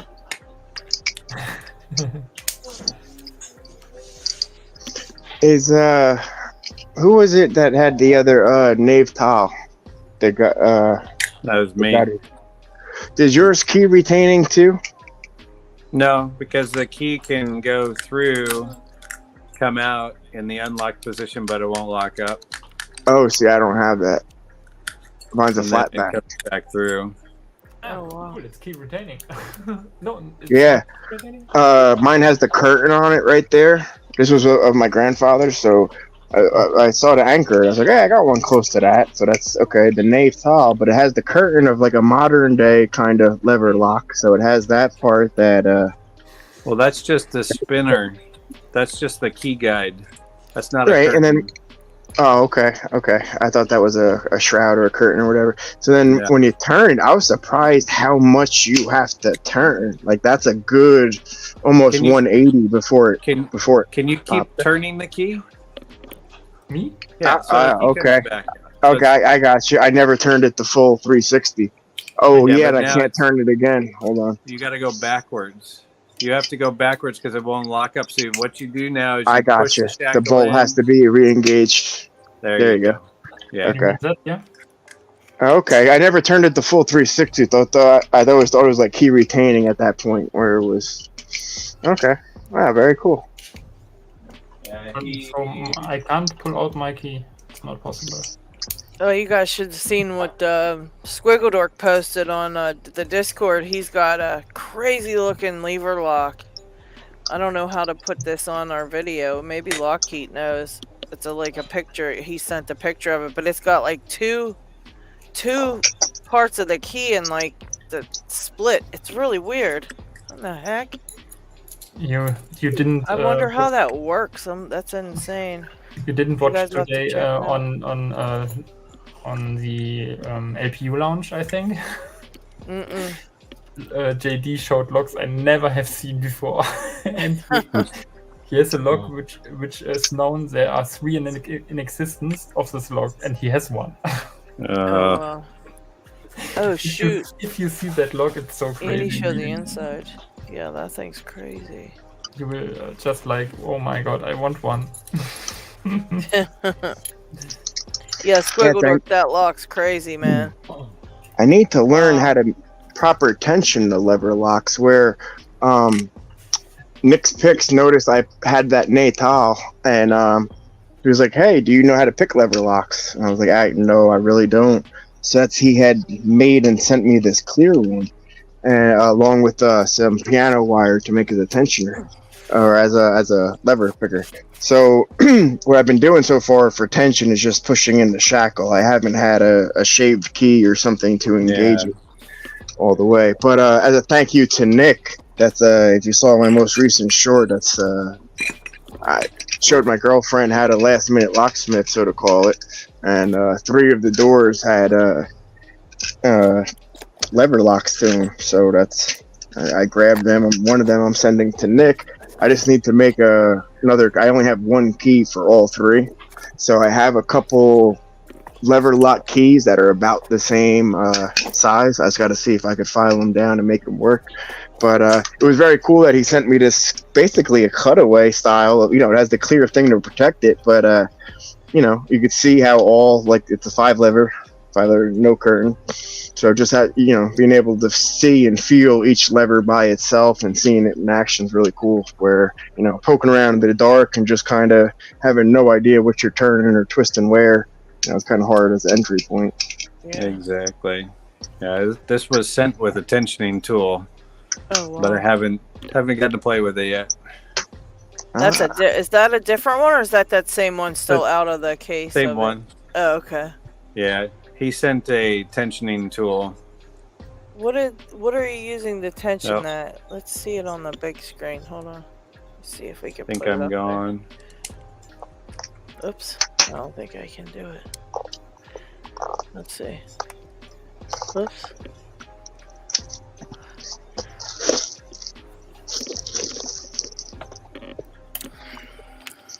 I wonder. Yeah, there's the piano. That's wild. We can cheat. Oh. Oh, okay. So you can go in from the back. Wow. All right.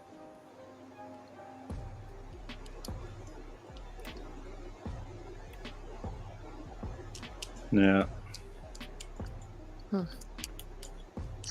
For So now, are you just tensioning the curtain, or that you actually are pulling on a lever right there? No, I'm tensioning the bolt. Okay, all right. So the bolt is this piece here that has the fence post that goes through the gates of the lever. Okay, gotcha. So I have this piece under tension. And so I'm picking it from the front and just seeing if I can get them to go. This is really cheating because you can actually see what you're doing and see what. This is very awkward to hold too. It's not strong enough. Yeah, it doesn't look like it'd be fun to hold on to that one. I have a hard time. No, I have a cutaway little master lock here, and I love just being able to look in there for manipulation and see if I can, without looking in there, feel each dial kind of drop in or engage. So it's cut away enough that, yeah, okay, there you go. You can see the you can see the levers here. So as you're turning them, yeah, I can't do they this. start to engage. I just think that's really cool, again, as a show and tell, or as a, you know what I mean, the functionality, to see the functionality of the lock as it's going. Something I need help with, dude, that you might really, I mean, I'm anybody that can help me with it. Here's the story. I'll tell you the story first. My girlfriend's kids grabbed a lock and a chain because they know I like lock sport. They wanted to grab it, bring it home. Hey, can you pick this? So this is what it is. It's a Master Lock 175. So I've had it for like 3 weeks. I've spun every number at least twice. I even posted it in Pick and Time laughingly, like, hey, there's the first 2,500. All right, I'm at 5,000. Wow, 7,500. What the hell's the combo? And I rolled it around all the, like, an odometer twice. Didn't get it. Then this is my high school gym lock. And I put it on there. The video I watched was my hand was getting cramped, and one of the videos say for counterweight to add another lock, you know, for tensioning.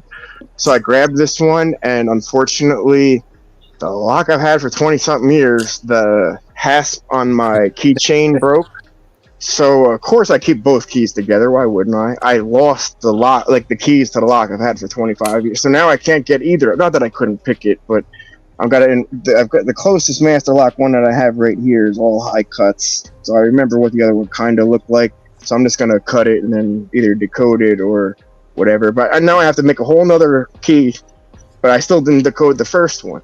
So my notch decoder doesn't fit between the dials on here. It's actually very tight. My knife and decoder doesn't. So I had to make one out of a Sparrow shim, and I made a little tiny pointed one kind of like that so I can get between the wheels easier. And I wish I could give the guy credit off the top of my head. Hasn't made a video in a long time. He's not part of the community or anything. But anyways, made a video where basically you cut something similar and you just kind of set it on to the right side of the wheel as if you were trying to find the dial normally.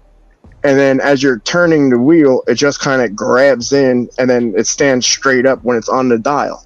Yep. So I tried that style, it didn't work, and then I saw another one, and it's like, well, when you get to that point, you have to roll each one of these numbers down 2. So I did that whole one, didn't work. I found a whole other one. No, you have to roll each one up 5, and it's like, well, wait a minute, 5's the other side of the wheel. What you do is once you find your notches, if you can find them, right, have them all in a line. And then just progress them one number at a time. Once you can find them, if you can find them, all you need to do is progress them, because you're also upside down there. Now you're right side up. So your notches are to the right, but some of those wheels have little extra piece on the side of it. So you've got the side, and you have there's a lot of false gates or whatever you want to call them. Yeah, that it gets caught on. I tried the little end. And I've seen somebody else kind of brag about it, but they use a business card. So they literally take the corner of a business card. So I tried doing it with the corner of the shim. And luckily I have the from Covert Instruments, the little thing to pull it straight. I've never worked with anything so thin before. So I mean, this gets bent so easily. So just luckily I happen to have this to constantly straighten it, or bend it a little curve to help go in that little bit. Yeah, but yeah, I'm trying to figure out how this works. So when I finally do get each notch lined up here, then where do I turn it? If you can get all your notches lined straight up, so they're all up there. So like, for example, if you have 0914 showing, I forget which way it is, but it's one way or the other. But if you just rotate all four one number in the same direction, push the shackle. If it doesn't open it, push it one more time, push the shackle. Because that's the thing, is this has a release on the shackle.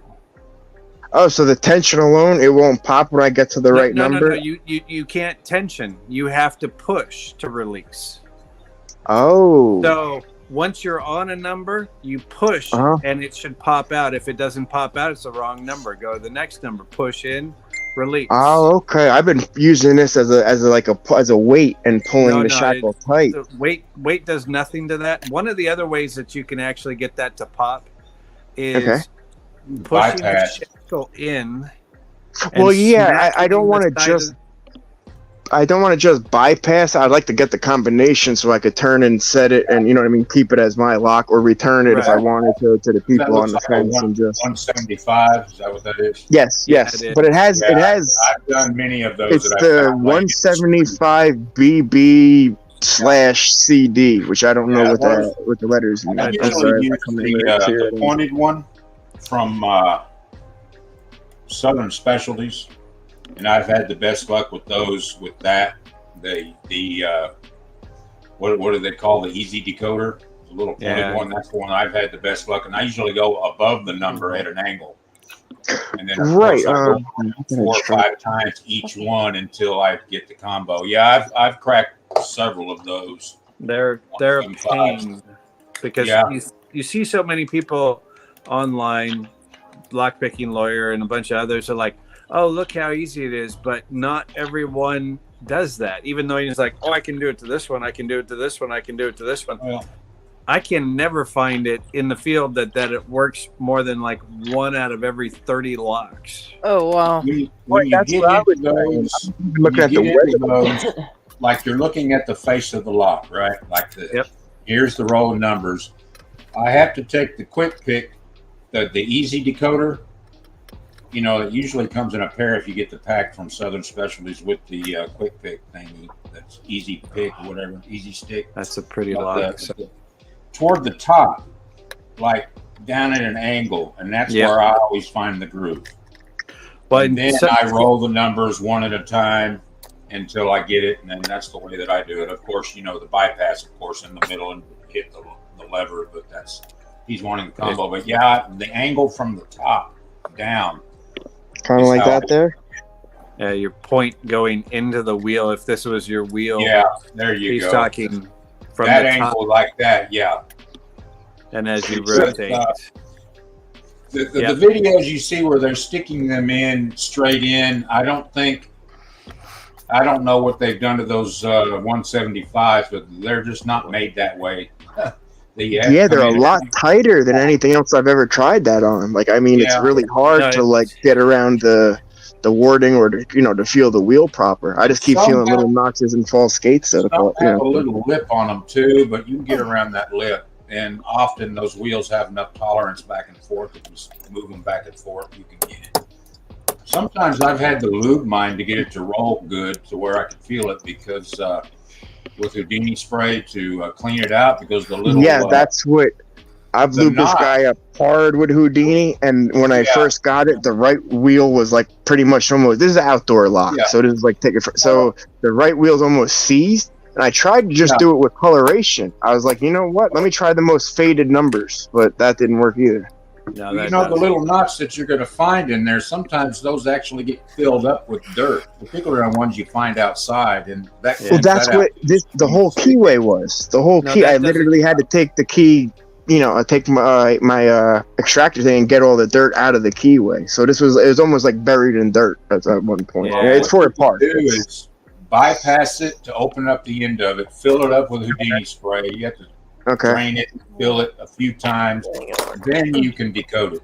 Decode it after the fact. Okay. Yeah, I've had to do that with a few I found just laying on the road. I've decoded a lot of combo locks, and the 175s are ones I see thrown away a lot. This is my third. Like I've only done 2 before, and you know what I mean. They were relatively easy, just not like this. A lot of junk, you know.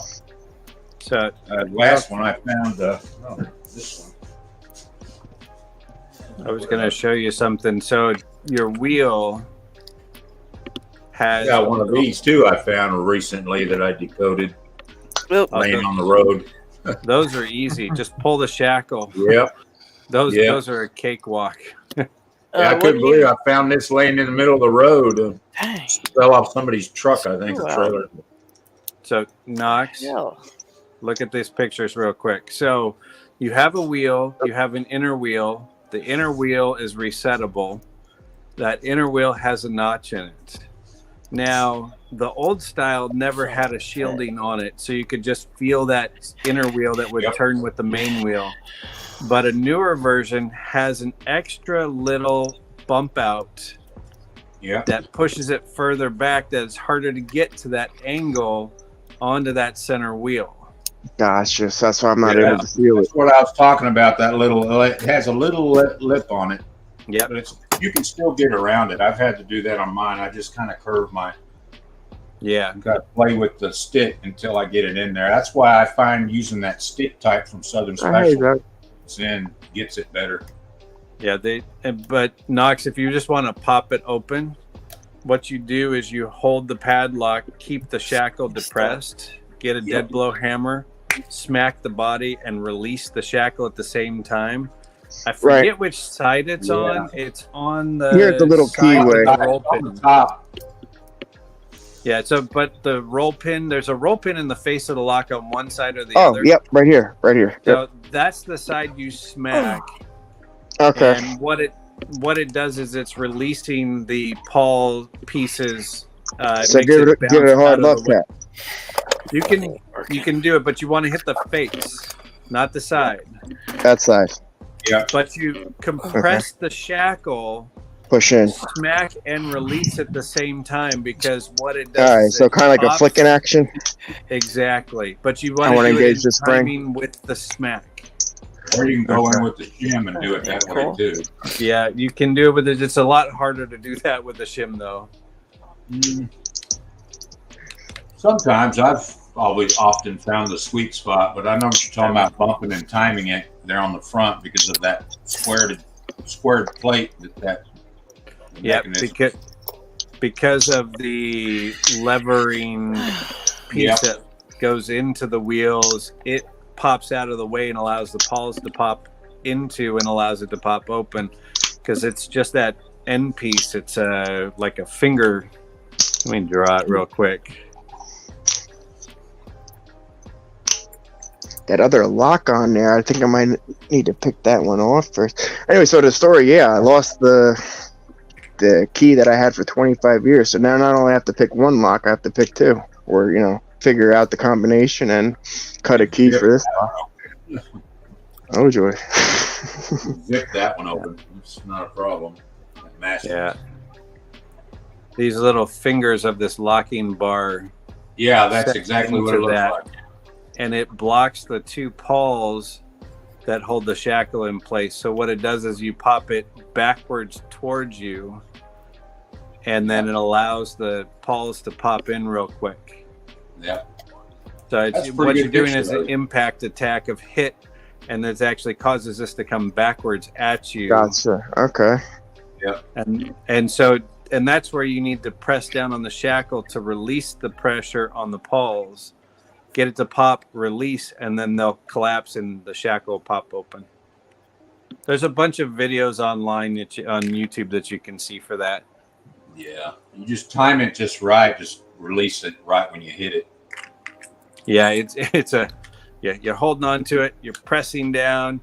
You smack and release, smack and release, smack and release.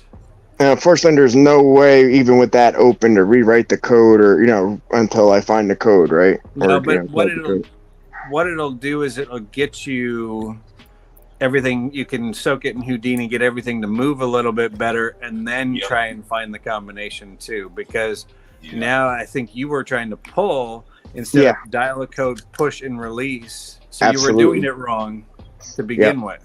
Yeah, wrong technique. Yeah, so now you can go and run the 10,000 numbers again if you like.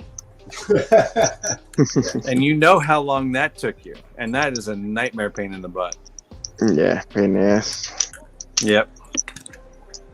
For some reason, those used to be a popular combo lock for places. Look at that thing. Oh my goodness. Yeah, I got that on this one. Sloth as well. There's another deeper false set though. I just haven't found it. But it actually goes the whole way, like, what is that? 45 degrees it actually goes. Oh, jeez. And I was just like, what the heck? I thought it was open. I'm like, yes. Nope. It wasn't. Well, I need to get moving here. Well, thank you for hanging out with us. You're welcome. Thank you. It's been fun. Yeah, thank you for showing up for Knoxtober. I appreciate it. Yeah. The blacksmith with static. No static today, I guess. So that's a good thing. And hopefully by next weekend I'll have the new phone too. So good. It won't ever be any more static for a few more years again. Nice. Very cool. Okay. Everybody have a good one. And we'll see you on the next one. Take care, Picksmith. You too. Bye-bye. Bye. So yeah, a friend sent me this Union padlock in the original box, which is like perfect.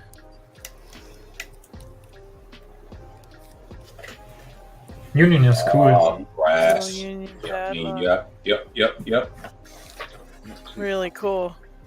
Box is in perfect condition. The whole thing's still out, you know. So I'm not gonna pick it. I'm just gonna leave it in this little box as a collector's item. There's my Union. I have a couple. I think I have another Union padlock somewhere, but I don't remember. I know I picked one already, but yeah. Then I got a couple that Harry Bow sent me. I've picked those today. So thank you, Harry, if you're still on here.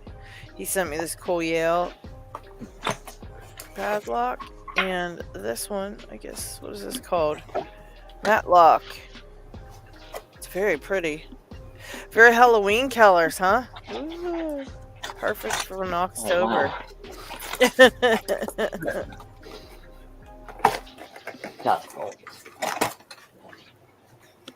And I'm trying to get this apart so I can make the key, but I can't get the screw out. And I've tried all my tricks, and now it's really getting messed up, so I don't know what to do to get this screw out of here. Tried everything.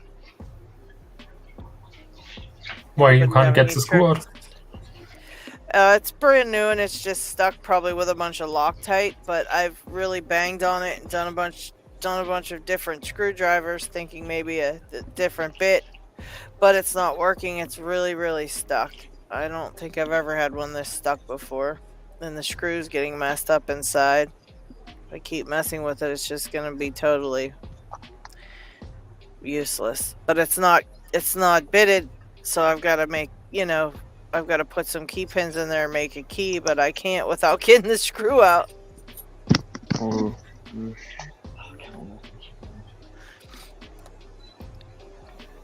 Any tips, anybody? Any tips on how to get PB blaster. What's that? Go to Walmart and get you some PB blaster. Okay. It's the best stuff around for locked up bolts and screws.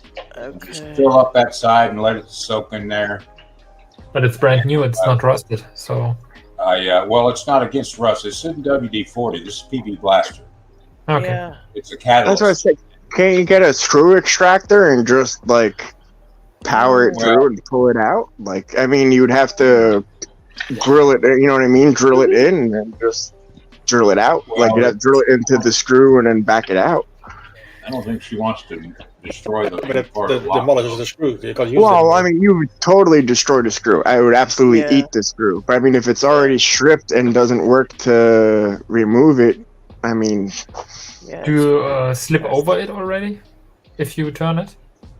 Does the screwdriver jump out? Yeah, it won't turn. You need a bigger screwdriver.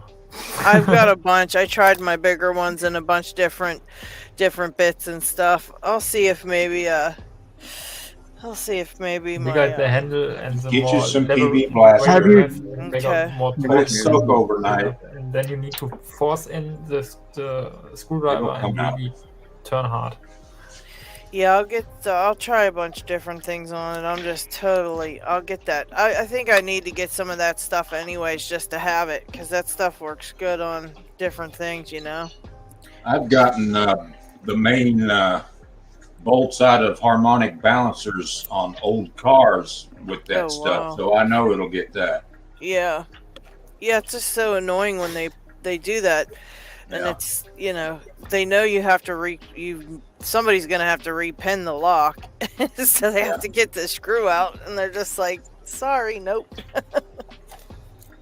Is anyone else hearing two conversations? Now, whenever you use that and you do finally get that screw out, of course, clean out the PB blaster that's in the screw hole Yeah. before you reassemble it, and you'll be good to go. Okay. Yeah, I'll clean it out. So what are you picking, Evie? I'm picking this massive, great beast of a lock. It's really hard to pick it up. It's still heavy. But it's quite cool because once you unlock it, you can take it apart. It's cool. It's such. Are you hearing two conversations? looks gigantic. Yeah, it does. Yep, that's so weird. I can hear myself talking.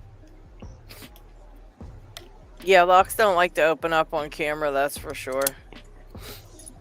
No, they don't. That's I was so surprised I got the Harry Bo Baku. I got literally the first time I got it on camera, and I'm still surprised I got that. Somebody else got their Harry Bow on camera on here, I think. Is Harry Bow's locks just like to be stars or what?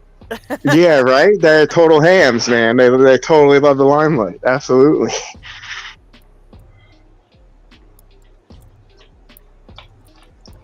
City Rake. This is old faithful, this thing.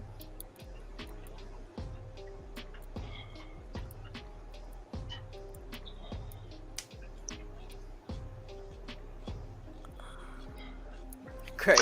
Oh, bare bones. Speaking of, the 10% discount code to order from Bare Bones is Knoxtober 10, and this is going to be the final code ever, like for a while apparently. Wow. So yeah, it was started originally for the Lock Sportcast. The Lock Sportcast 10 was like the original code, and he's been nice enough to carry it along for the last year to multiple people. So I asked him if I could have it for October for Knoxtober, and he was nice enough to do that. And because I'm dragging Knoxtober out through November, I asked him if there's any way that I could kind of keep it through November, and he was like, actually, when that expires, there's not going to be another 10%. So when he broke it down to me, I totally understand. Like, all right, for the American dollar to the Australian dollar, it's a big price difference. So for him to have to put out of pocket for the free shipping for if you order a certain amount, and for the price difference, it's it's hard to break even, let alone turn a profit. And somebody's buying so much at the same time, you want to throw in some freebies and say thank you, but it's hard to do when you're not even breaking. You know what I mean? So it's Bare Bones going to take away the 10%, and then they're going to increase the minimum requirement for the free shipping international.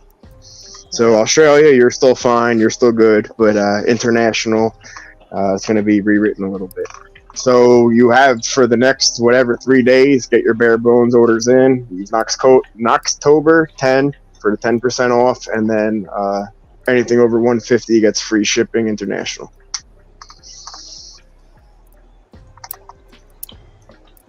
All right.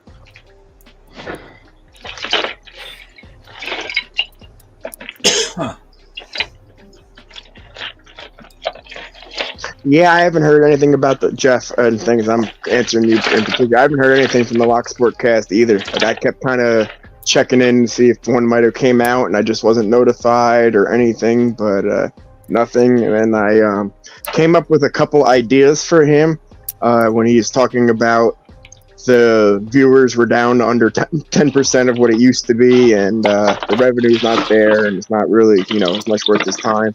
I shot him a few ideas of ways he could possibly earn revenue or, increase viewers, and I offered to give him a weekly update for picking time, so this way he'd at least be in the loop for what's happening here. Yeah. And as much as he said he appreciated that, he was like, yeah, it's not really a sustainable thing. I don't know how much longer it was just didn't seem like his heart was in it or that it was going to go on much longer. It seemed like he already made up his mind. It was just how much longer until it actually ends, or how much news is there still to report. And the final episode that is up, even in there, he gives a lot of credit for Sherelle. So thank you, Sherelle, for being the guy behind the scenes and making the lock sport happen. So he credits with him. If it wasn't for his weekly contributions as far as links and stories and whatnot, there wouldn't be a Lock Sport cast. So it's just the fact it fell on one person, which was Sherelle, and ultimately Charles to put it together. I guess it was too much for him. And I'm just speaking totally speculation. I don't have any real inside information, just from lack of communication, and then the few ideas I did have that he did come back with me, like I said, were just unsustainable or not worth pursuing. Well, I hope he's all right no matter what, because people are saying it's kind of just radio silence, and hoping it's okay there. Yeah, in the message I had sent to him, I was like, you were like the water cooler for which we all gathered around to speak. So like when he would come on, I felt like that in his chats or in his comments or in his whatever, that was where we all kind of found one another, and I want to say created picking time, but a lot of picking time were people that supported the Lock Sportcast, or in comments and Patreon in multiple ways. So, there's the core community, also Lock Pickers United, I guess it's kind of like a core thing, but I also noticed how it's kind of changed, with the absence of Bosnian Bill and Lock Picking Lawyer. I'd kind of say Lock Noob kind of holds the heavyweight championship belt as far as probably most viewed or most known in every circle, or most, you know what I mean? So if he's kind of the top viewed guy or the most known in circles, it kind of says a lot about Lock Sport, because I'm just saying, if you look at Lock Picking Lawyer, about every one of theirs were millions. Every single video they dropped hit millions. Lock Noob's hundreds of thousands. So it's a little bit of a smaller pockets that we're finding. So it's different. Yeah, I think Lock Picking Lawyer was the first one I saw.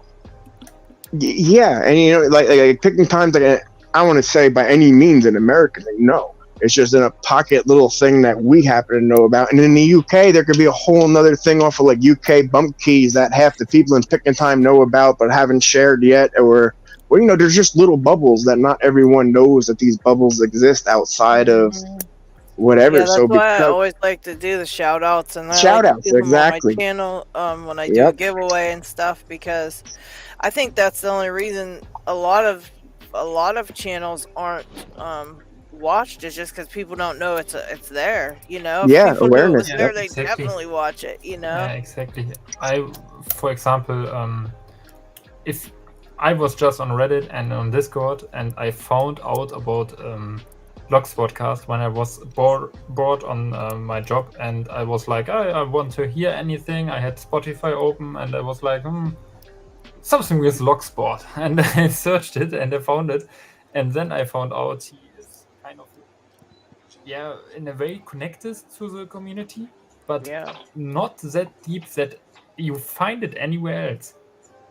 It's I think that the promotion of it is kind of way too less. I think really barely anyone on the Discord knows about it. Maybe the hardcore of LPU, but not over it. Not the newcomers, not someone from Reddit. I don't think so. Yeah. Yeah, see, unfortunately, I Facebook a couple times, but a lot of times people don't look at that too. Sometimes people don't pay attention to what you're posting; they just kind of like it and move on. But I did share it on there a couple times. Yeah, exactly. Yeah, Facebook, Instagram. I try not to go on Reddit too much. I mean, I might post something just in the sense I post and don't look back. like if I share like today's picking time, for example, you know, please, everyone's invited to Knoxtober. Anybody's welcome. That's just what I posted and put it out there. That's the truth. But I mean, Yeah, I really don't. I really don't go into Reddit too much just because there's so many trolls, man. Like I've realized I've had to conserve my energy and not pick fight or not let myself get sucked into fights where people have nothing to do with Locksport. They have nothing to do with anything. They're just saying the opposite of whatever I say just to try to get a rise. And it's just like, like, okay, one of these deals. But yeah, I'm holding in my hand. This was made by DMAC. And this was one of the things that really made me excited as far as Locksport. I call this my called shot story. So at the time when I had won this, it was 2020, hard lockdown here in America. And me and my brother were watching Demolition Ranch. And at that time, the guy had shot a 50 caliber too close to his eye and punctured his eye orbit and stuff. He was down. And it shifted over to... lockpicking lawyer was shooting a 50 caliber at a with Demolition Ranch, shooting it at a I forget the lock, but it's a padlock, and yes, it goes right through it and opens it. So after that, it led to DMAC's 300 subscriber giveaway, and me and my brother are sitting here, and at the time I'd been already binge watching Bosnian Bill and Lockpicking Lawyer and Lock Noob, and I was like, I talked to my brother, I'm gonna win that pick, and he's like, what are you talking about, dude? And I was like, dude, I'm telling you, like, I have an idea of how that, like, my brother doesn't know the name of both profiles. So I was like, that's a Bogota. And I was like, and then you flip it around, that's a little short hook. Dude, I see just the way that's able to turn. I was like, dude, that's like a speed pick, dude. For speed picking, like, how is that not, like, the best thing ever? So, long story short, I entered DMAC's giveaway, and I win first place. So, this was the third place prize. But first place got the pick out of everyone's like, pick the, you know, he made custom hooks. But everyone's like, pick the custom number 1, custom number 2, you know, but, or, you know, 50-50. And I'm like, oh no, I want the number 3, the Nessie. Like, I want the Law Lock Nessie with the custom handle, please. And where I was at was that? Well, you picked my lottery numbers. You're obviously quite lucky. Oh yeah, absolutely. But it was just funny to call it to my brother, dude, I'm gonna win it. Like, I'm gonna win that pick. Like, and then to not only win it, I in my head, I'm like, okay, that's the third place prize. Everybody's, you know, focused on the hooks. So, you know, a custom 100% DMAC picks. So I was like, all I do is come in third, man. Okay, and I looked, and I think there was like 30 entries. So in my head, you know, I'm like, oh, 1 in 3, dude. Come on, man. 1 in 3, you can get to third place. It's not that bad. And I happened to win first, so that was like my big like rush when you got that. Yeah, and then that's a big thrill, man, to be, you know, have something come in the mail. And with that, DMAC was nice enough to send me rattlesnake pins and a couple other things that, you know, he knew I was still relatively new, and to have these things were, you know, exotic to me. You know what I mean? They were, you know. Very cool. I won one of DMAC's competitions, but I didn't even realize till a couple of weeks later, so I missed it. I just checked on the off chance on the video, and it's like EV Stars. I'm like, oh my god, no! Yeah, I just took it for granted that I never win anything. So Keyman, that was DMAC made that. That was it's a Law Lock Nessie is the profile, and then he put the handles on it and drove pins through it, and then that's it's not this exact Gorilla Glue, but it's the style. It's CT glue or CA glue, and it's layered up, and then he polished it. It's just over time, it's got a little bit of a gray here and there, but it's what I love about it, it's he made it round with the I'll call it epoxy, but really, you know, it was glue.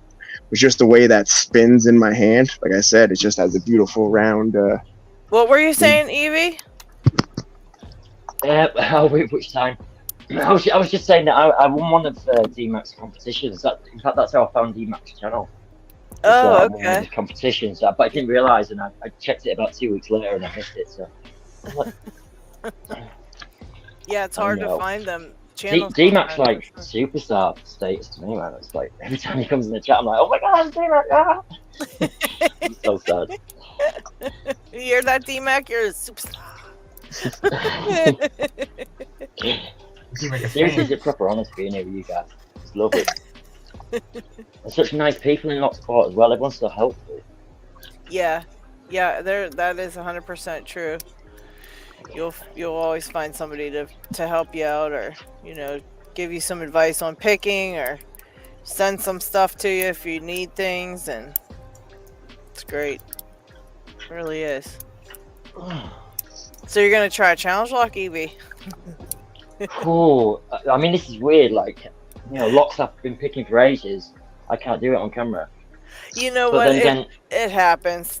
Don't think anything of it. It could be a Yeah, bad dude, it day, definitely happens. Definitely. Oh, no, that's good. It happens But all I mean, the time.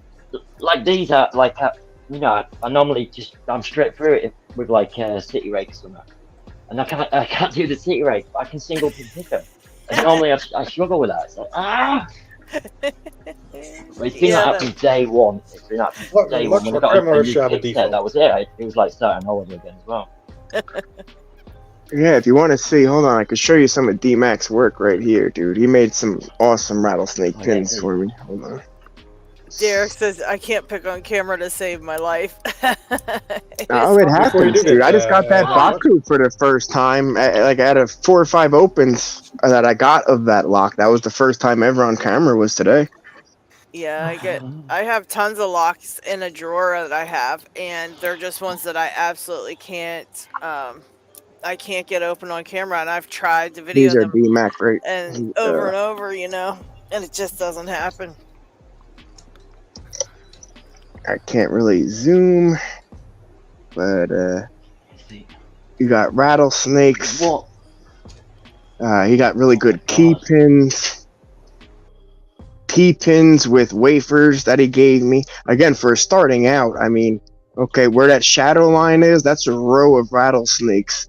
And then a T-pin with a wafer on top. I know, again, because we're on the Steam thing, I can't, proper zoom. But using that row of T-pins and that row of T-pins, I'm going to make a lock kind of like the one D-Mac made, choices, where it's, I call mine No Good Choice.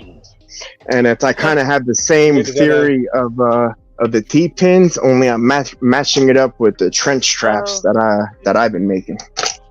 Take care, Deadeye. Thank you for hanging out with us. For sure. Oh yeah, thanks for showing up. Have a good night. Have a good night.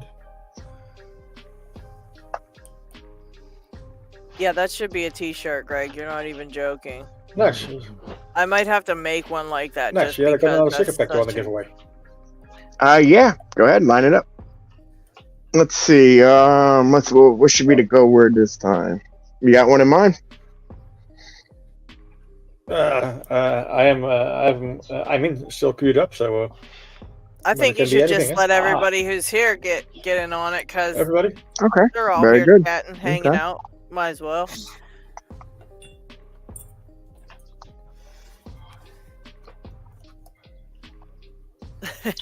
Derek says, sorry, he joined so late he forgot and his son passed out. He's on his lap. Oh, that's sweet. Yeah, that's cute. Good dad. Jeff, my videos of picking are definitely over-rehearsed to ever make it happen. Yep. Oh, I rehearse, but every time I record, it's shoot from the hip, man. Never turns out the way it's rehearsed. I promise you that. At least not on mine. Yeah, I'll get it on camera so good, but I'll be talking and I sound so stupid, and I'm like, yeah, can't use that one, or I'll say all the correct things.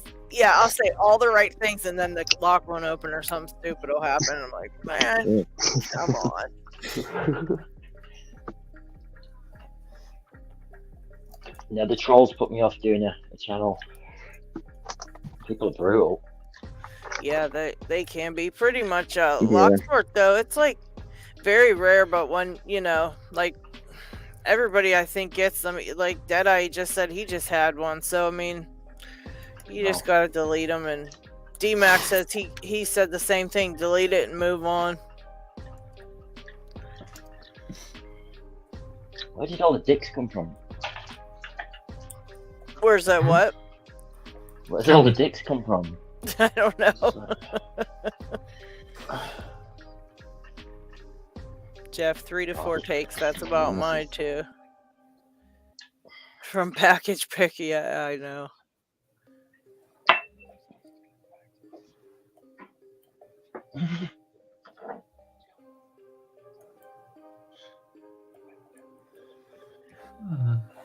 I don't think nobody hates you for that, Bobby.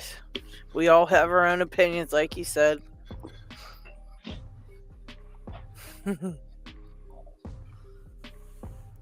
Terry, I just post up the first thing I record, open or not. That's a great attitude, actually. But all my videos would just be like me being stupid. So then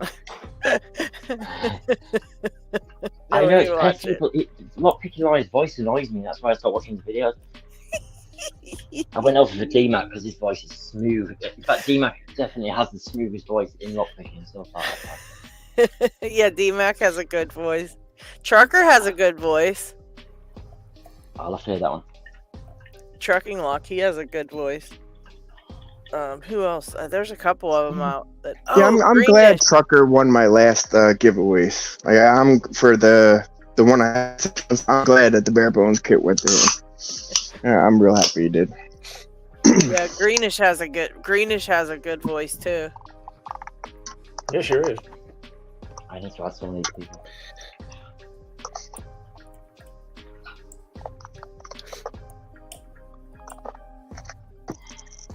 Well, shall we draw? Let's do it.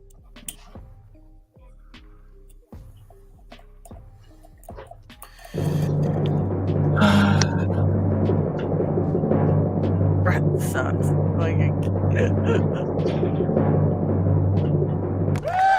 Diggs. All right, Diggs. Congratulations, Diggs. Thanks. What did I want? Sticker pack. Oh yeah. Knox Lock sticker pack. Oh, Knox Lock sticker pack. Cool. That's very cool. I think I don't have any of these stickers. No, Knox had some good ones for his sticker packs this time. Yeah, these are the Knoxtober. Knox for your writers. Kind of metal.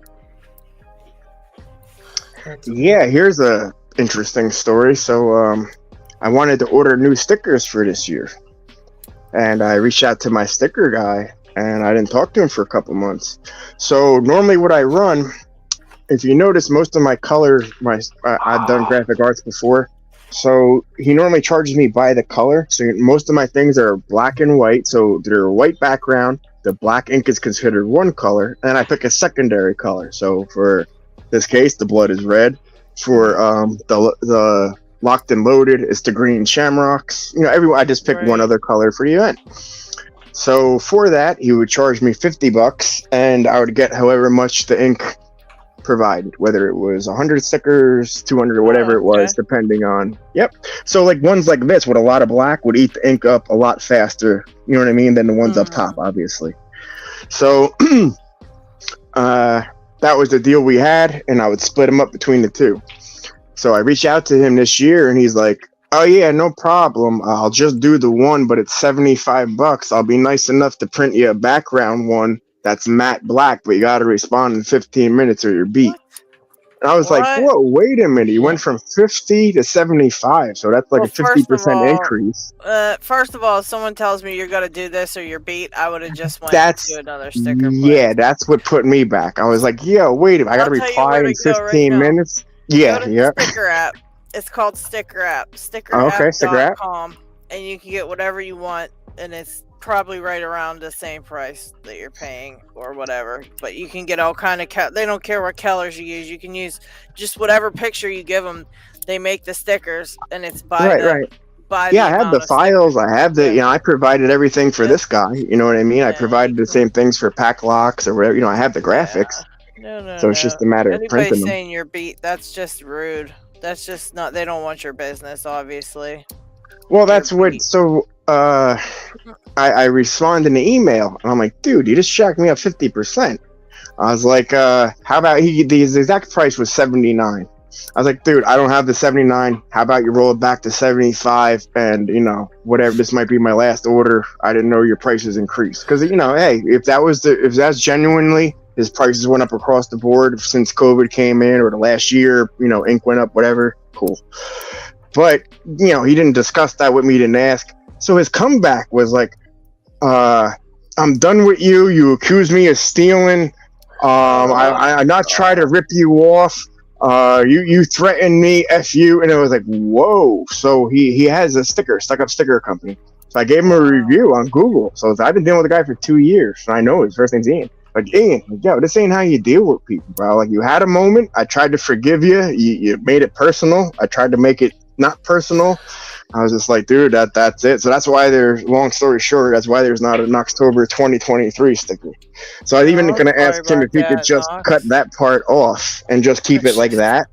And he wanted, he's trying to upsell. He's like, well, I could make you a matte black background. He wanted to know why I didn't use the background for Knoxtober, for the Knox Locked and Loaded that he made me. And I was like, dude, it has a glare. Like when I tried to hang it up, it has a, it was like a photo. It had a photo glare to it. And he was like, oh, you need it. Yeah, the gloss. Exactly. Thank you. So he was like, oh, I'm not going to do the gloss. I have the matte. We got to respond in 15 minutes or you're beat. And you got to put this much in my PayPal now. And it was just like, whoa, dude, what's with the high pressure tactics? 15 minutes? What, you're changing your ink forever? Like, get out of here. Oh gosh. Yeah, I'm sorry, that's not cool at all. It seems like it's just going around this time of year. Jeez. Oh, there's Terry. Hey Terry. Hey Terry.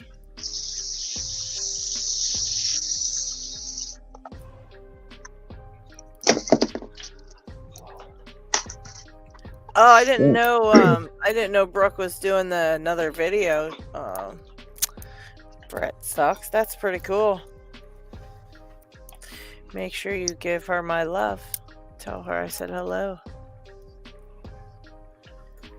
Yeah, like Derek says, there's other companies that will want your business and treat you right. I've been using that sticker app, and they are, if they don't know what you're talking about, they will email you immediately after your order, and just be like, well, can you explain this, or what did you want for that, or whatever, and unless they know exactly what you want, they don't print your stuff until they know exactly, and they don't mess it up, because they don't want to screw it up. They make sure it's perfectly how you want it, and they're just really nice with their customer service if there's an issue, or but I think I had one thing that I asked them and they weren't clear on what I meant, and they immediately just were like, but they're not like 5 minutes or whatever, No way, Bobby. You work at a printing company? Wow. Yeah, no kidding. Well, that's what at Lady Locks, I know I sent you a picture of this. Back in high school, I had done for my graphics art class, we had to squeegee something onto his t-shirt. So basically you had to draw it, then you had to trace it onto something, cut it out with a literal X-Acto knife like this onto like a plastic kind of clay thing, and then you had to be able to put ink and then roll paper over it, and then when you pulled the paper off or t-shirt off or whatever it was, that was the image you got. So you had to learn how to carve the negative. So that was my design. I sent that to Packlock, and I was like, hey, that's that's hand drawn by me. It's not owned by anybody. It's not, what I mean? It's not ripping off anybody or nothing. Can we print that? And I would like to make it, whatever. And they're like, sorry, unfortunately. Well, first, Martha, who's awesome. That's if you deal with anybody there, Martha is an ace. She gets things done quick. If you happen to get lost in the channels over there, sometimes it happens. Ask for Martha. She straightens stuff out. But the Packlock Prez himself got back to me and was like, dude, it's like you just what you're asking for is beyond the boundaries of our printer. Unfortunately, we just can't do that. It's not that we wouldn't. It's just we can't. Right. Yeah. Cool idea. It's just, we don't have that type of detail. And then when I asked him, could I dumb it down any further? And it was just like, no, like not really. It's not. They tried to do it in-house. It ruins the actual, it takes away from the actual picture, and it doesn't even look good enough to use after that point. Yeah, and they were Derek so said cool. He said that's sick. He liked your Oh, drawing. thanks. Yeah, they tried it. They tried to stretch it out. They tried to reduce but it's like you said, it's just diminished it every time I did, and then finally it was beyond our capabilities.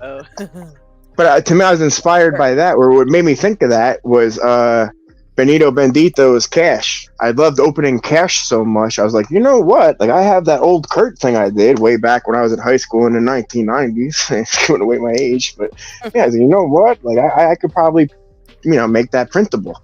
But nah. You could get stickers made of it. Take a picture of it and at least get stickers of it if you wanted.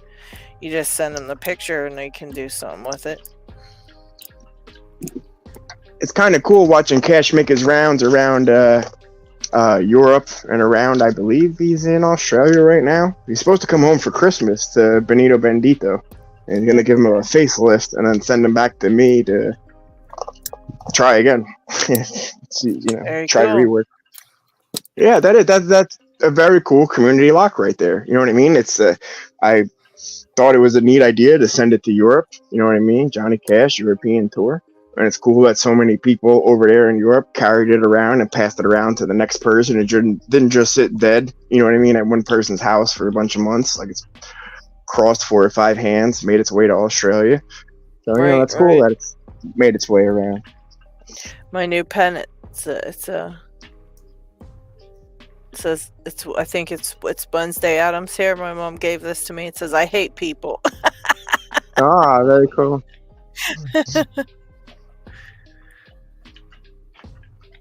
Sparkly. Yeah, very cool. All right. Write this down here. Yeah, Terry, I think you're right. I think Nick was the last person to pick it, actually. Now that you bring it up, I think Nick was. Nick's picks. You mean? Oh, okay. Yeah, for the Cash. I think you say Nick's was the last one. He's in the UK, yep.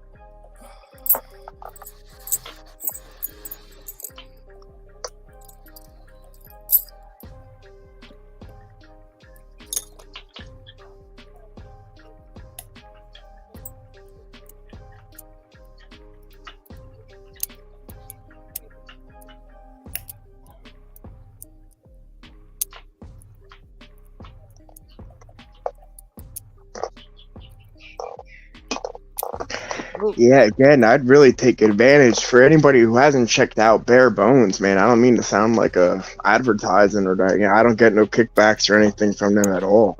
Just for what he's selling for the conversion rate. Like, I don't have a 3D printer, so maybe it might be different for somebody else that has a 3D printer. Yeah. Okay, so maybe for you it might not be worth. I think it cost me $1.50 for these. He charges $3, I believe, and then it's almost half price American. It's just on. So it's like if it's $1, we get like 65 cents on the dollar. Right. So it's not quite. I did want to get some of them handles. I forgot about those. Yeah, these are. Dude, Mark is so cool. Like I just reached out to him and was like, "Your company's Bare Bones. How are your handles not called coffin handles?" And he's like, "Dude, is it okay if I use that?" I was like, "Please do." Like I got the credit for Knox Lock or coffin handles. But I shoot him ideas every couple weeks or months. As far as I wrote a whole story. I'm not ready to really read it, but how Bare Bones Company was founded by the death of Charlie in the Chocolate Factory, and the Oompa Loompas needed jobs. And they all starved out because the cocoa beans went out. So that was the birth of the Skellies. The skeletons are actually resurrected Oompa Loompa bones. Oh, geez. So I wrote a whole Halloween story behind the Skellies, but Mark's got to approve it before I can go reading around as Bare Bones folklore.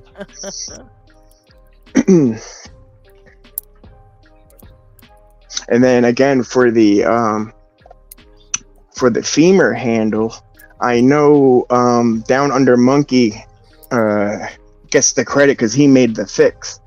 But I reached out to him right away. First, I saw a Pocket Woman with this on the Lock Sportcast. I forget what contest she entered, but she was picking with a white one.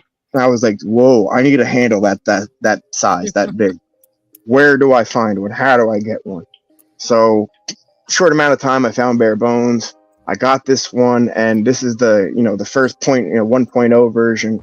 And unfortunately, in this one, it has a little bit of wobble, a little bit of wiggly room because it only pinches on the X-axis. Oh, okay. Yeah. So I reached out to him, and my idea was before that I've had the Southward handle. So they brag about this on Southward being like grandpa's pocket knife, comfortable, and it is. I like it a lot.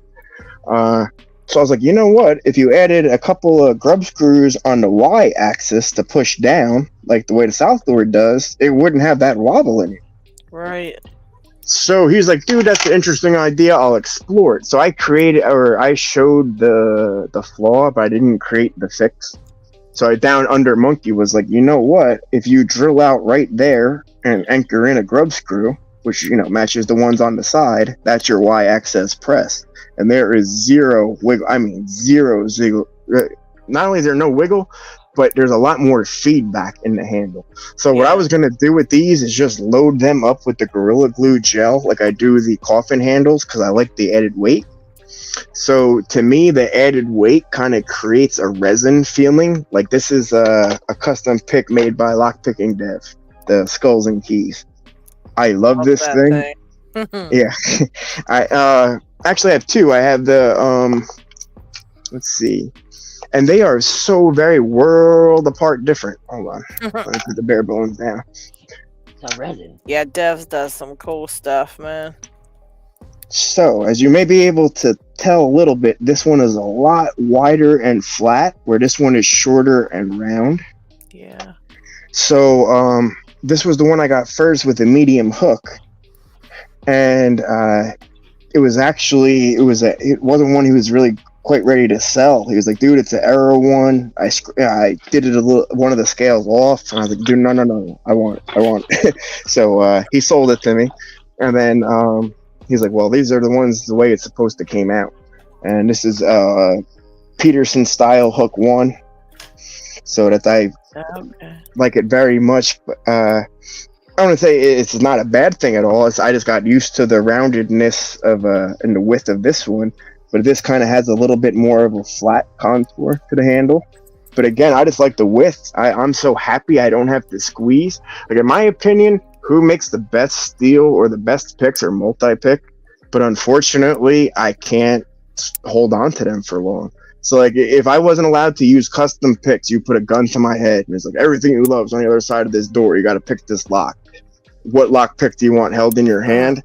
It's either like Law Lock or I go with Law Lock probably because of wider handles, but it's not lock multi-pick. It's one of the two. Like it's probably multi-pick just because I gotta get through that door.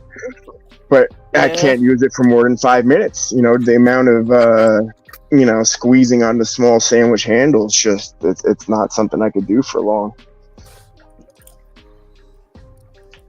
But yeah, these are by Lockpick and Dev, and I think they're amazing. They're all my point of bringing them up is I was talking about the femur and filling them with the hard glue, kind of like the way D-Mac made that Nessie that I was showing. So that's all made out of glue. Yeah. And then sanded. So I was thinking of kind of doing the same thing and just adding a lot of weight and adding to the feedback of this one. But since they came up with a fix, I didn't need to do that.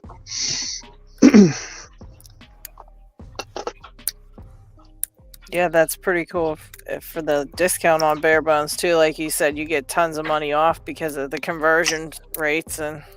Yep. Between the free shipping, if you order 150 Australian, which means $75 real life. So if you buy one kit, you basically get it for. You know what I mean? So. You order one decent kit with a couple of parts. There's the 75/150. So there's your free shipping. Then you get the 10% off, and then it's not something you're gonna be at their to use Sandman's tier level for a Big Timmy or Big Timmy's the rat yo guy, whatever. The Big Tim.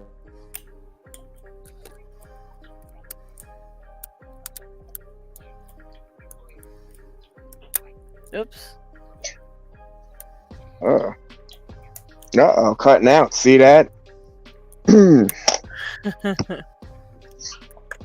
Wow, striking me down from over here. All right. I thought Whoops, go ahead. No, what for me, the major draw to bare bones beyond the initial pick was always the handles. So, like I said, first Pocket Woman, I saw the femur, and I was all in on that. Then I was like, Petersons are cool. And I have the one video, Petersons versus bare bones, and bare bones just has that little 1/4 inch at the end of the handle. That if you have big hands like mine, that makes a difference. So they're pretty much almost identical as far as width or kind of feel, just that has that little bit 1/4 inch longer of a handle. So to me, I'd pick bare bones, over the the Peterson choice if I had to. Right. So just the fact that I was able to step over Peterson's, that's a huge thing, because at least in my little world of Bosnia and Bill, Lockpick and Lawyer, Sparrows, Petersons, and Multi-Pick was kind of like the big three of the the lock sport industry. So to be able to compete and be in the ring with them, that says a lot. We have our own, in my hand, a lot of the times you'll see the Jimmy Longs. They're the way that they are so light, like the way my thumb just fits in the groove, and I can grab them and manipulate them. Like the foam is just awesome.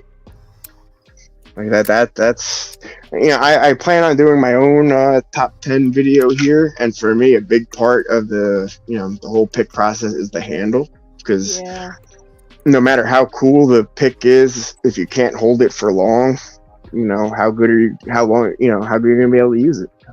I got a video of what it's actually Evie who asked for it, and John asked for a video of kind of what I use every day, and just to see like what my tools are that I would normally use, and that's what I got on a video. Plus, and then I just put like basically how to get yourself started in lock sport for around $30, because you don't need a bunch of crap. You just need a set of Jimmy Longs and some tensioners. You know what I mean? Yeah, no, for real. You're good to go. Yeah. You'll be there for a while. You can pick for a long time with that. And not only that, I've noticed a lot of change. Like I said, it kind of shocked me when I look at my own date of how long I've been in lock sport. Cut out, but just looking at the sale of Petersons, so like not this Christmas, before that, I was able to, with a 20% off the Euro Phoenix set that he had for sale. Or maybe it was the Black Friday. Yeah, it was Black Friday sale right after Thanksgiving, and I was able to grab it. I think at the time it was originally $250. I was able to grab that and a bunch more. I probably placed like a $500 order at that time. A lot of shit. But looking back now, dude, that same order would be over $1,000, and it's like, holy shit! Like the price of Petersons. Like I have a lot of these gray handle ones here that are the nickel-plated steel that I've been trying to kind of use a little more with the Harry Bow and Jay Gabriel's magnets, because the nickel kind of is a little less attractive than the regular steel. But these used to be $450, and now they're like $7, dude. That's almost, you know what I mean? Like almost 50% markup. That's a big difference, and that's not the good picks. Like these are the cheapest, the crappiest ones you make. Nickel-plated steel, not government steel, not. And I also was lucky enough to get in on the high diameter rubber handles. And I just like them because they're like a hybrid. The regular rubber handles to me aren't good. They suck. Like you feel the metal right underneath. All they do is mute the feedback. They kind of slide around. So it was all about the plastic handles. So if I was going to go plastic handles, and all of a sudden I go for the bare bones, look how much more room you get on the bare bones. Like it's wider, it's longer, the spikes aren't as sharp, and at the same time there's more of them, so you get a better grip. It can fit just about any pick, from Sparrows, from bare bones, from I recommended, here's another idea I shot at Mark, to make one called 6 feet deep. Like this one's called the coffin handle. Make one called 6 feet deep for the multi-pick, because the multi-pick doesn't fit in here with the scales. Or I guess in that case it could fit the covert instruments as well, or Southern anything with a riveted metal handle. But that was the idea I shot at him too, for the 6 feet deep. But yeah, just the things that I got just a mere 2 years ago, I could not afford now. That same Euro Phoenix kit is like $325. It's like, whoa, wait a minute, like $250. Like I said, I got it on sale like under $200, around $200. So to get like, whoa, okay, I paid like $180, and now you want like, ooh, $350. I could not touch that. I couldn't, wow. Like I wouldn't be able to have the tools I had now if I had to order them now. Couldn't happen.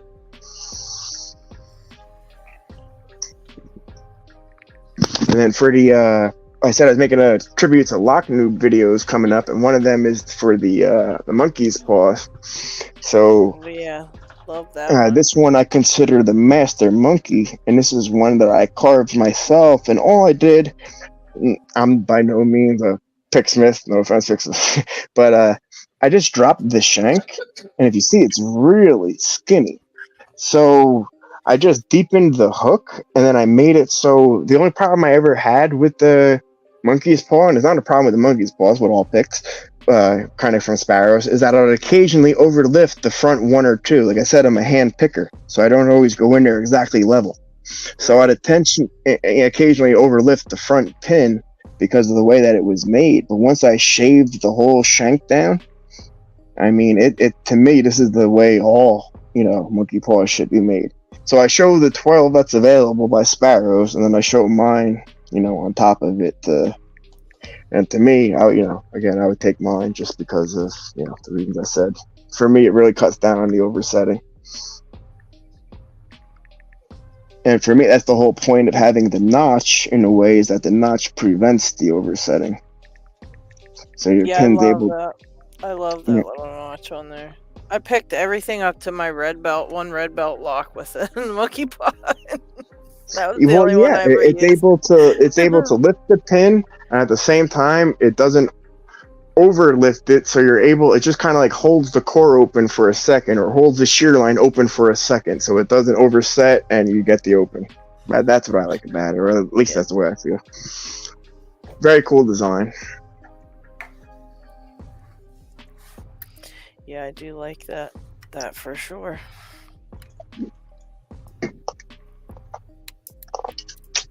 It's so great. I'm so stupid. What's wrong, Dag? I'm so stupid.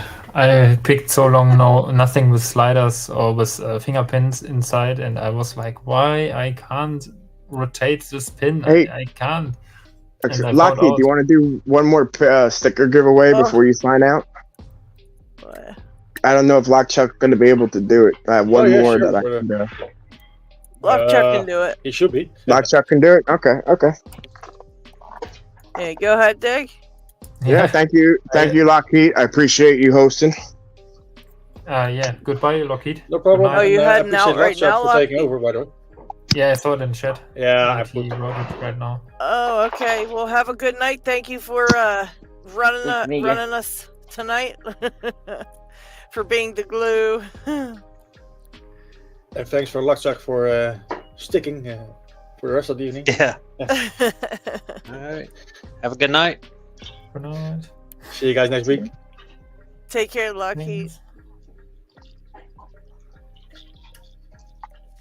Yeah, first I was like, I don't know whether it's happened only if you have a lock, I think, which you kind of worked on already, and then put it for a very long time away. I was like, oh fuck, how to tension that lock? I just tried around, and maybe it's no idea. I always slip through here, and yeah, that is so annoying. And I still don't know whether it is the correct position to tension from here, but I think it was correct. So I first was searching my tensioner, which is fitting that lock, and then now there is one finger pin only inside, and I was like, I can't rotate it. Why?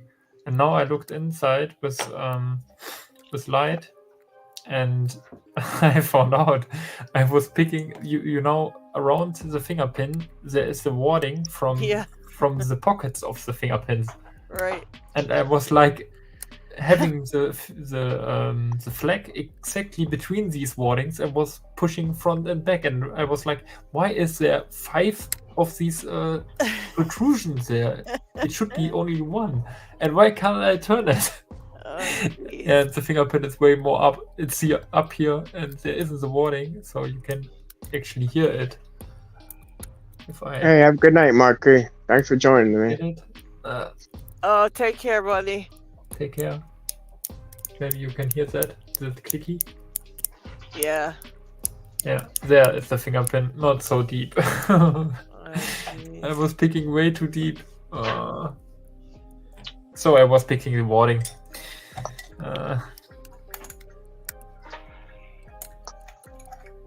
It's interesting if you put the lock long time away, you can't pick anything anymore.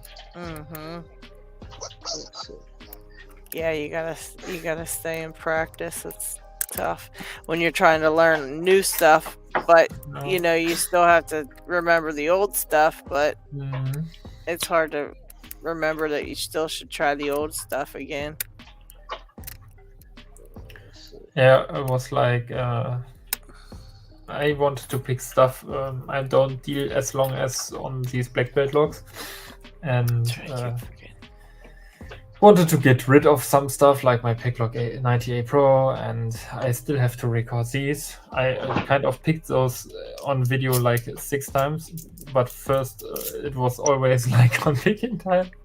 And yeah, I wanted a separate video for it, and I just kind of forget to upload stuff. I'm kind of stupid. You're not stupid, Dave. I just found out like I got so many locks from, for example, the gears. Here's these ones. Oh, it's on the floor. Wait, this one. And I wanted to make a cool video about it, explaining everything, and I got it actually. And on this one, that was just a fast pick, and I made all videos, and I totally forgot about them because I was working on making this video for so long. And then I had this finished, already did it. I thought, no, I can't upload that because I did first these. And it's not the correct order if I would upload that first, because that is kind of the highlight of the package from GS. Oh goodness. Well, you gotta start getting into making videos more often, and then you'll remember. You'll keep track of them, and yeah, but yeah, on I'm top also of that, doing it only on my phone still, and that is so difficult. And it takes so long on phone. yeah. I really should switch my working process to my PC.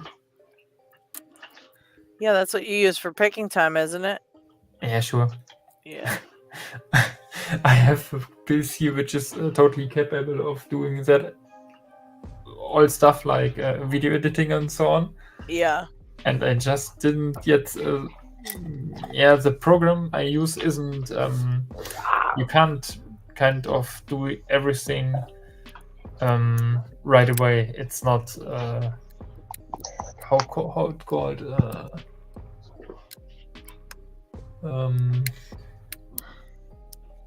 I don't even remember the German word for it. Yeah. Intuitive. Maybe it's intuitive. Not very user friendly. Yeah, it is user friendly, but not intuitive. So it's what is it? It's DaVinci Code, but it's kind of for professionals. It's free and for professionals, and this combination make it totally difficult to use. Yeah. It's just a program you have to learn. So, all right, now that I know where the fingerpin is.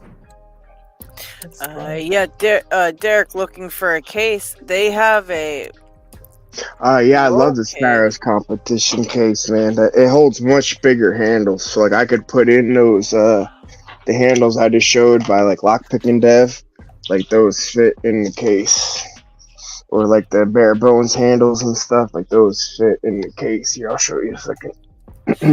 They have just a little roll case online for $5 or $6 on Amazon. It's pretty nice. It's like I guess I don't know if it's for paintbrushes or what, but it's really nice, and it's only $5. You just roll it up, tie it at the end.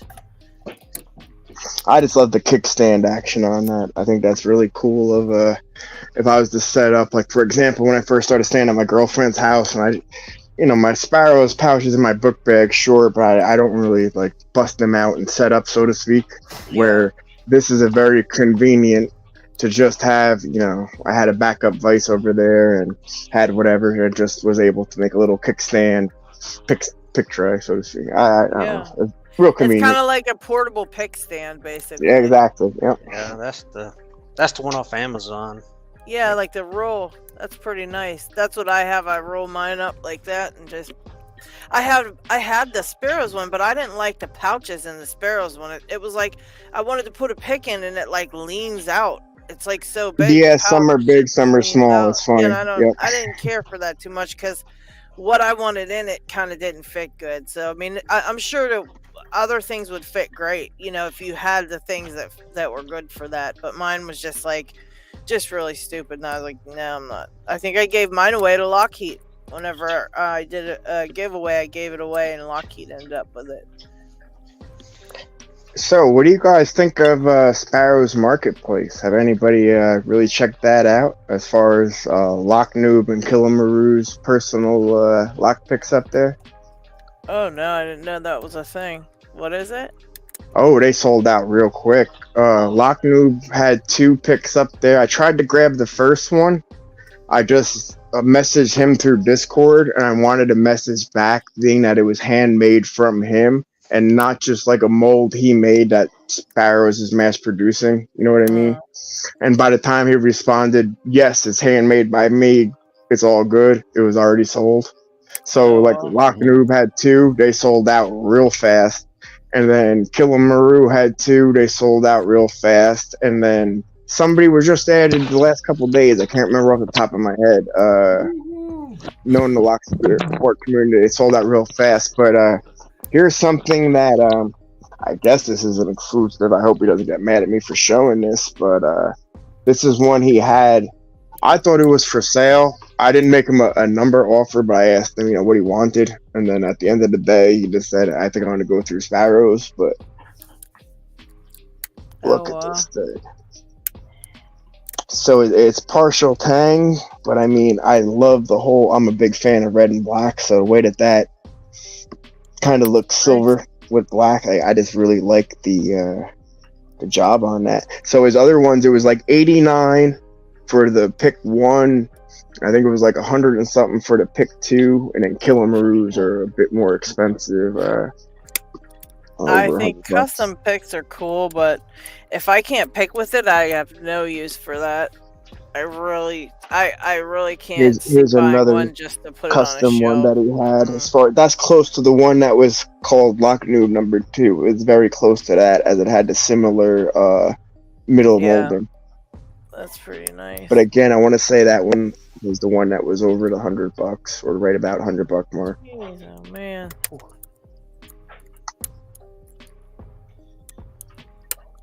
Oh yeah, and Terry said, Derek, check out uklockpickers.com. They sell cases as well. They sell all kind of stuff at UK Lockpickers, which I didn't know. No, that's just online. Just go to Google and type in uklockpickers.com.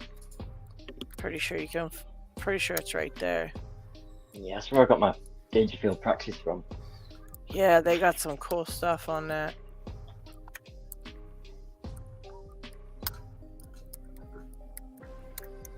You shouldn't show this pic to White. He's always searching for red-black stuff.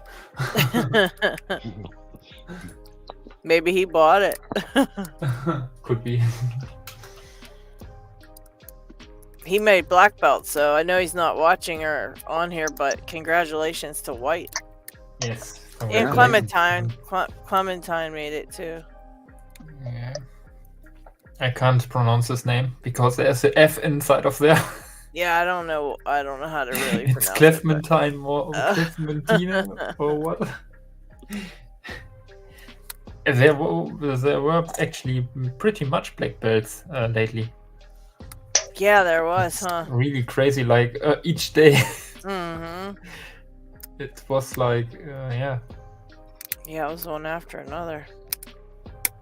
Yes, exactly. Okay, I got, by the way, again, my proc pinning lock open. Yeah, I wanted to hear it. What the fuck was that? I think I will. I still have to do so many other locks. That's so annoying. What are you trying to do with them? Just relearn them all? Yeah, that's the thing. Yeah, what is relearning? It's just picking them. Yeah. So these locks are no idea. It's brown belt multi-locks. Okay. I think I will. You just do picked them. that one, didn't you? Yeah. Yeah. Yeah. I didn't proc print anything. I still have to record. Yeah, I just put stuff kind of out of my vitrine, and I was like, oh, this gold P. Yeah, that's interesting. I picked it, and then I was like, oh yeah, I can record that. And then I found this one, and then I was like, oh, dimple pick. That's interesting. I never picked the dimple lock. Oh, that's like pin and pin, and I learned it. Or it took first time pretty long, but then I found out it's just one pin which needs to be set deeper. And yeah, then I have two locks on my table which I need to record, and then a challenge lock came in. I still have to record that. And then there's this challenge lock I can't open for anything. This date was an 8. No idea. But I don't want to send it along before I couldn't open it. Yeah. Then this other multi-lock with the rated, also brown belt, is still on my table. I have to record all these. And then there is this, my current main thing I want to pick. It's the size icon SK6. Yeah. Maybe I should do first that and then the other stuff. That's also my view. I got the gold P and the that Idaho tier key. Ah, you got a tier key? Yeah, I got one of them too, and nice. I think I'm getting I'm getting that V or the 6K with barrels. That's what I think I'm getting next. That'll be my interesting because sixth black belt lock. I just found out this year seems to be barrel. I got it sold as gins. Yeah, I got 2 gin ones, and I want a gin and a barrel, and you got 2 barrel ones. Yes. So I can show you the mess. Wait. The seller had some keys for it. Yeah, I don't know. We'll see. I might be able to ship you off one of my ones with gins in it. So I got 2. I still have to get mine, but someone from Germany is interested in it. Oh god.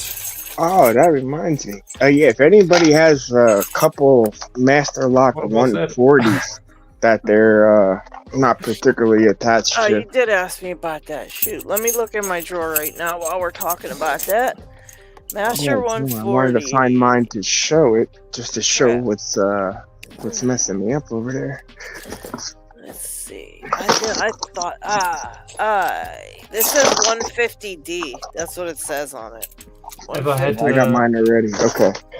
So I had a handful of ASA twin keys in hand. Jeez, Dick. Very you much think you got do. enough ASA twins? Do you own all those? What the It's just heck? for one lock. Oh my, no, it isn't. Holy crap! And that isn't. These aren't all keys. You should cut that one in half and get rid of half of it. You don't need 42 keys in 2 of them.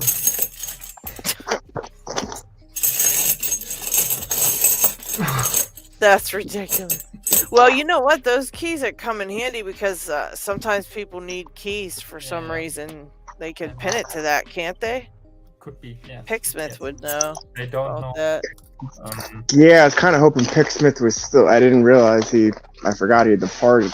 There's a couple of things about Federal I wanted to ask him. So, for example, through my grandfather's collection, I found before it was a Packlock 90A, it was a Federal 90A. So, like, I actually found a couple of them, and then one of them had an American lock core. So, I wanted to ask him about those. So, I'm glad that. Well, he just ask him on the Discord chat. Mm-hmm. Well, I have a couple. I have a Packlock 500A and a Federal 500.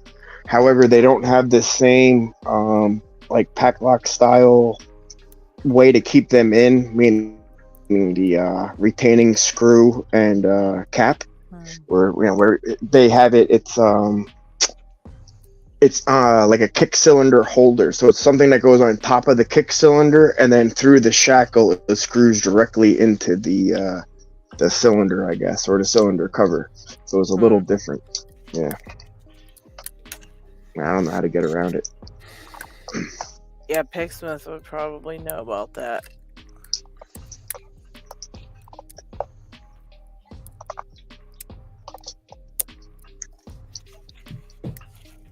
Yeah, Dick, that padlock I got, I'm pretty sure that has gins inside of it. And so that's another 6K with gins. And so I've got that. Yeah, that padlock. That's cool. That's yeah, cool. I got the Mortis. That's a 6K with gins. And then I'm trying to get the barrels. I'm trying to get one now and see if I can get it. But we'll see. I spoke with someone from Germany. He's Ingo, I think, on the LPU. Yeah, he found some locksmith. He bought a Euro cylinder from him, and this Euro cylinder was one side pinned with what was it? It was a V10. And one side is pinned with gins, and one side is pinned with barrels. That's really cool. And even the core is correct from the That's floor. really cool. So crazy.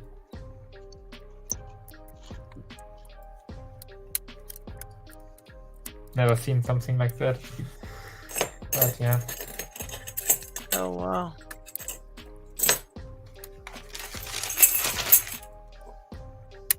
So what were you asking about this master lock, Knox? For the 140. Okay, so my girlfriend's gotten kind of used to the master lock level picking. Her son Bruce in particular has kind of gotten to it. So as opposed to the master lock 1 or 3, I wanted to step it up to a 140 and put spools in there for him.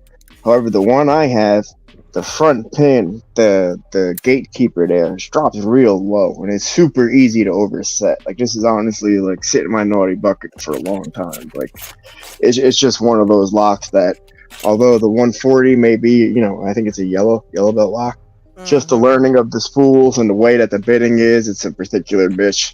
So I was trying to find 2 more so that I can give one to her and one to her son, so that we could have like a race. So that this way you see who can open it. Well, you're welcome to this one that I have here, but I'm not 100%. I think it's a little bit bigger than that. It's called a 150, so I don't know. What do you think? You think it'll work? I mean, you want it? Yeah, I don't know. I mean, it sounds close enough. I just didn't want them to, talking about for, the kids to be like, hey, that one's bigger or easier or whatever. And something else that I'm getting ready to kind of give away as soon as I'm finished rekeying them is my grandfather left a whole bunch of original master locks, the lions. So the couple walking lions I'm keeping for myself, but the lion face ones, I have a couple of those to give away for after Knoxtober. That's probably going to be the whatever Knoxmas event or whatever I want to call it. So I need to make the keys for him first. I don't want to give them out without keys. They look awesome. Are those master locks? What was that? Are they what? Oh, my phone, my speaker, my. Are they master locks, right? Yeah, Yeah. exactly. Ah, interesting.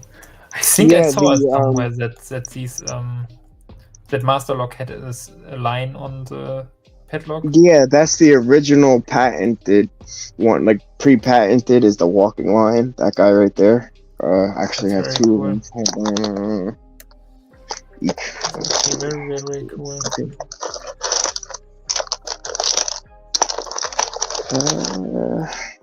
Here's the one. Okay. So now I don't know what the difference is. Like again, these weren't my locks of my grandfather. So this one has 4 numbers, which I'm imagining is the bidding for the key. But this one has 4 numbers and a letter, so it starts with the letter A. And I've seen that on a couple of them, and they all have the same letter A. Like it hasn't been a different letter. So I don't know if like the A is a reissue. I don't know if the A. I took the keys out. I didn't see anything different in the keyway. Because when I wanted to order key blanks, I saw that there was like M1 and an M1 tiny, so I wanted to make sure I ordered the proper key blanks. So even these have sentimental things to me where this key in particular, it actually shows where my family's from. We were on Pickett Avenue in Brooklyn.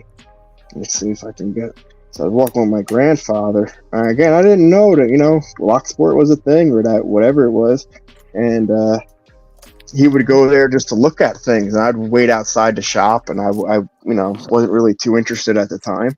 And I found this key, and it's hard to see because I can't really focus it.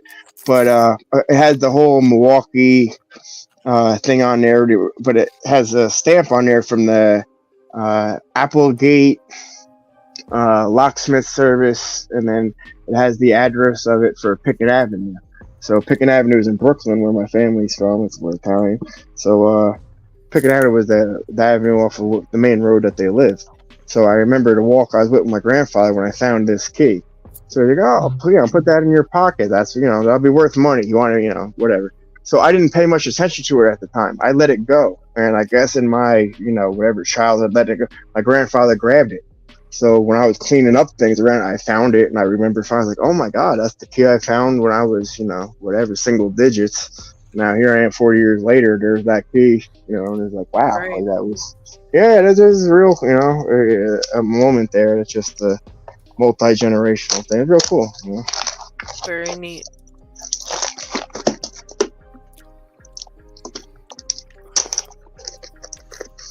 Knox, whenever you want to do that giveaway, just let me know, and if you want a keyword for it. Yeah, right. I absolutely don't want to open these clips on this other core. I hate them so much. This tier key looks really fun though. It's got 1, yeah. 2, 3, 4, 5, 6, 7, 8, 9, 10, 11, 12, 13, 14 Which pins. did you got? Which shape? The round one. Okay. Pretty neat. The form I won't factor, be able to get it. I'll just have to the- pick it. I wanted to get the round one, the mortise one. Yeah, I think that's what you got. Oh wow. Okay. Yeah, that's a whole lot of dimples. Oh yeah, it's gonna be a fun one. And a lot of these are just super low lifts, like in the front there, with a bunch of high ones in the back. Looks like. That is so cool. The key is just so. Glad that you talk to me that I have to buy one. That's the way I felt. Yeah. Looking at this one, I was like super intimidated by this goal. What goal is it? I honestly don't know. I want to say 20, but I'm not positive. There was a little debate about what it was or wasn't. Oh, the And V18, and it has all. there the you pins. go. Thank you. Yeah, Thank don't you. know It's what the 18. Yeah, right, it could and have anywhere from like 14 to like 20 pins or some crazy Yes. thing like that. It's a lot, yeah. No, I lost my Sharpie, which I keep.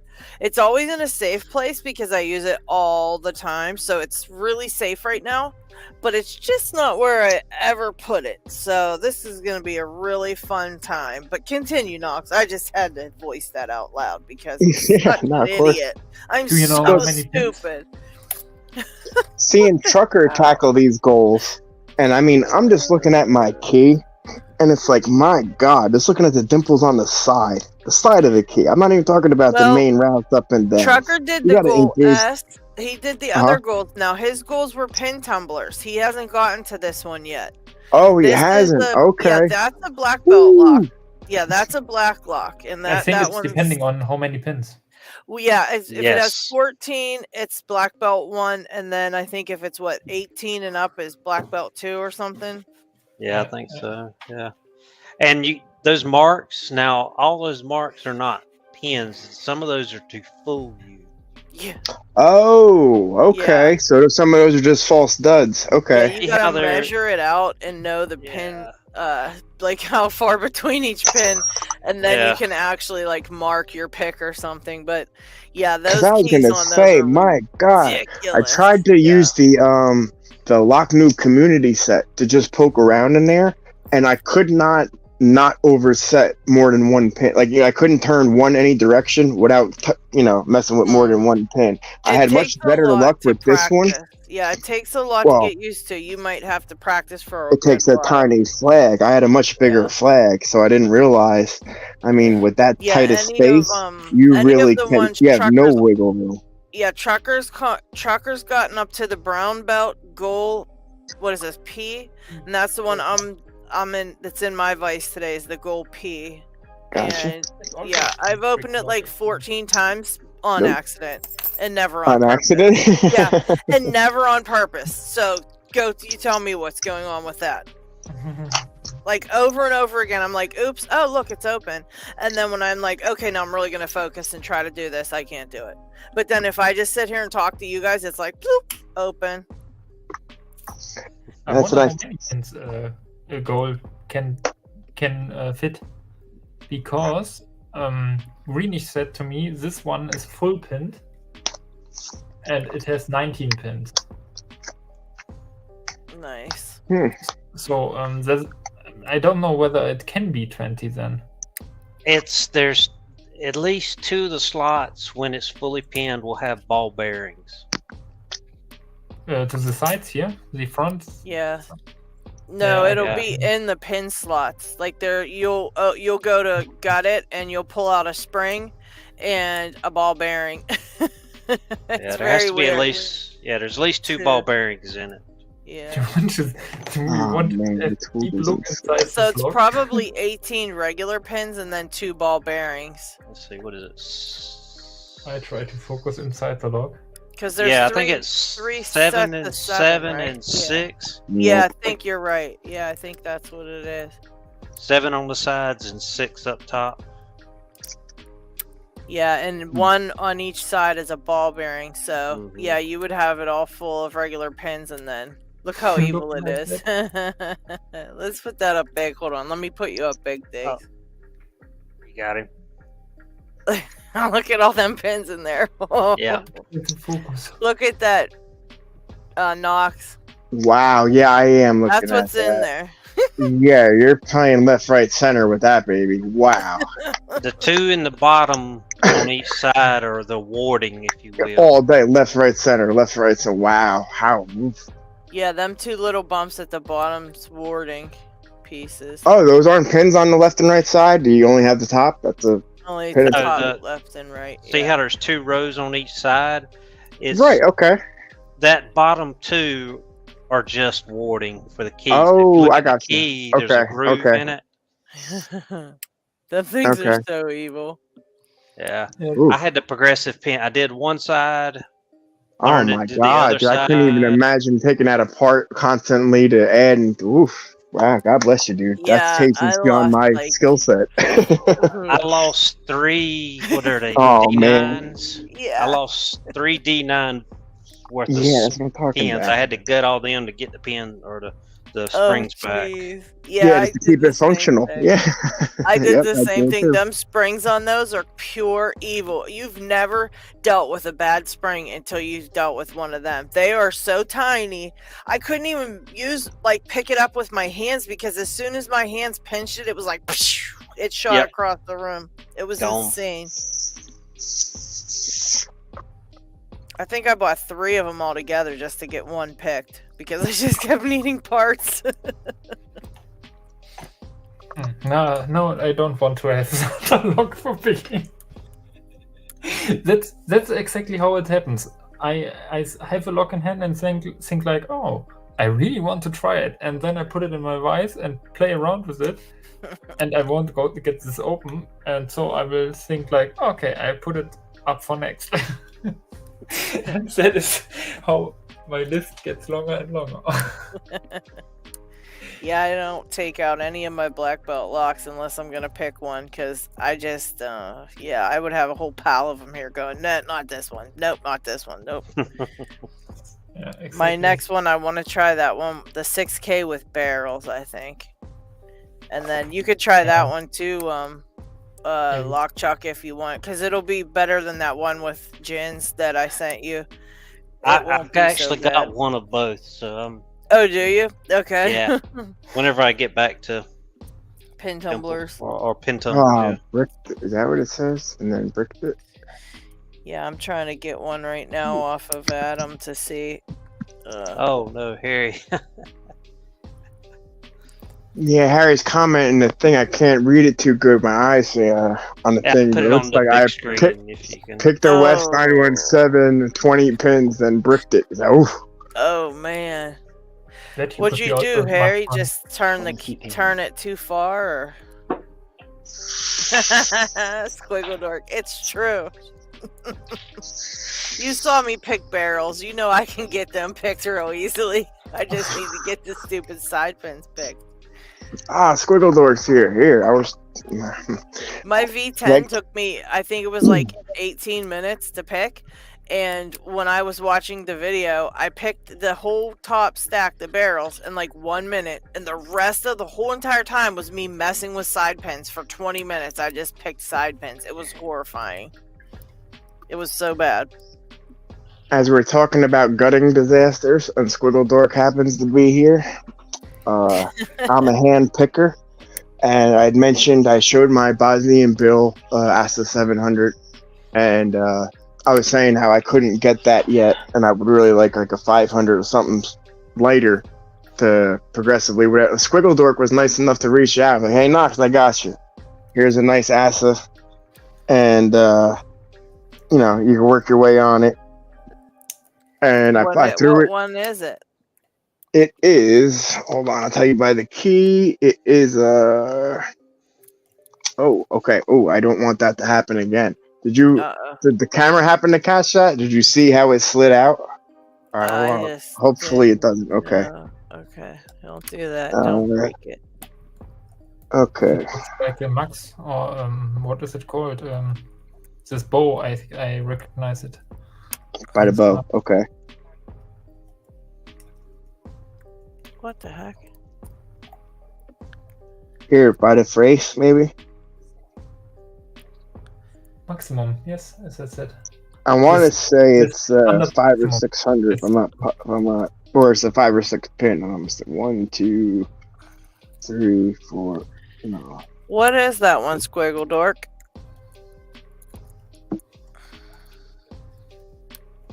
This one that Knox is holding right now. Max restricted 600. Okay. So, yeah, dude, hold on. If I can get that better to you. Okay, that's a little. Where you see that sharp, glowing little thing there? That's a horrible representation. But that's a ledge, actually. Hold on, let me grab a. That's warding, huh? Yes, that's warding where the side, okay.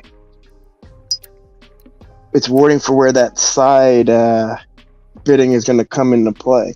So, right about there is where the left part of the key is in play, and then the right side's the keyway. So I was having problem with the 600, which is mine. Oh, I'm sorry, with the 700, mine's restricted as well. So that's a different version of it. It's just backwards and it's a little more open. At least mine is, but it was the 7. So trying to get this one, I put it in the hand. The Sparrow's what is this called? Sphere. So I like to put it where I'm kind of holding it with a flat side towards my palm, and then I just whatever, that's the way I pick. So I was doing that. Someone came into my room, and I guess I'm Italian, so in my hand gestures, Woody. When I did that, where the grub screw holds it in place is also where the strip of the pins are held in. So when I did that, the lock went shooting across the room, like it slid out of the thing, and it peeled off the metal strip. So along the way, all the pins and springs just pop, pop, pop, pop, pop, all went all over the place. So I reassembled it, put it all back together, and I was like, I'm not gonna keep it in there much longer. Now that it is where it is, I got to put it someplace else. And I wanted to show an example of that.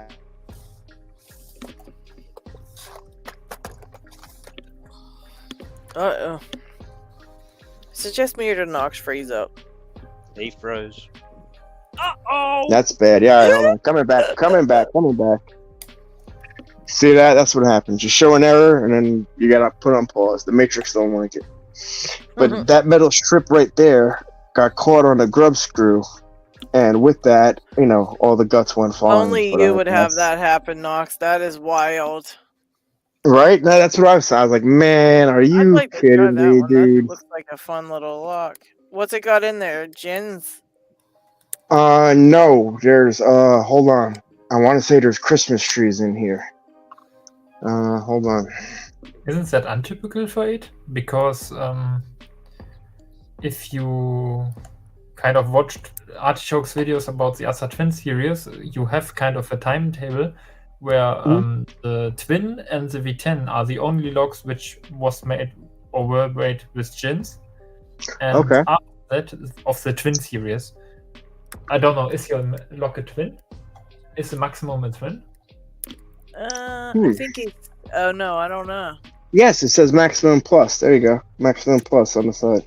But no twin. Okay. I don't know whether it's a twin series then. Oh, I got you. Everything after 2000 or when it was made only with barrels. And there are only those two locks which have both the V10 and the twin 6K. These locks can have barrels or gins, and everything behind it has barrels. Oh, wow. Okay. That's just going for the twin series. So those videos are pretty good from Artichoke.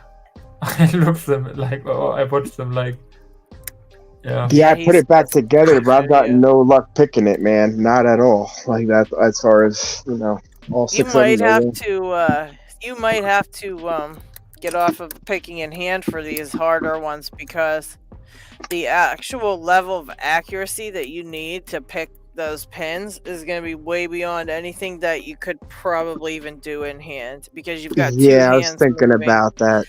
And I think it's because you've got both hands moving, and even if it's just the tiniest bit that your left hand moves when you're holding the lock, it could be the smallest movement, and you've got to be like almost perfect when you pick those kind of things. The whole thing I love about picking in hand is, like I said, I'm very hard of hearing, so I don't hear a lot of the clicks and pops. So when I physically have my hand on the lock, like something like a revolver or to practice things or a mortise cylinder, I'm feeling the clicks and the pops a lot clearer with both. I don't just feel it with the tip of the pick. I feel it physically through the lock. You have to hold your hand around the top of it and just count on your tensioner and your pick. Yes, that's what I'm gonna have to learn to rely on my tensioner. Like literally, you'll get it. It just takes a minute to get back to that. To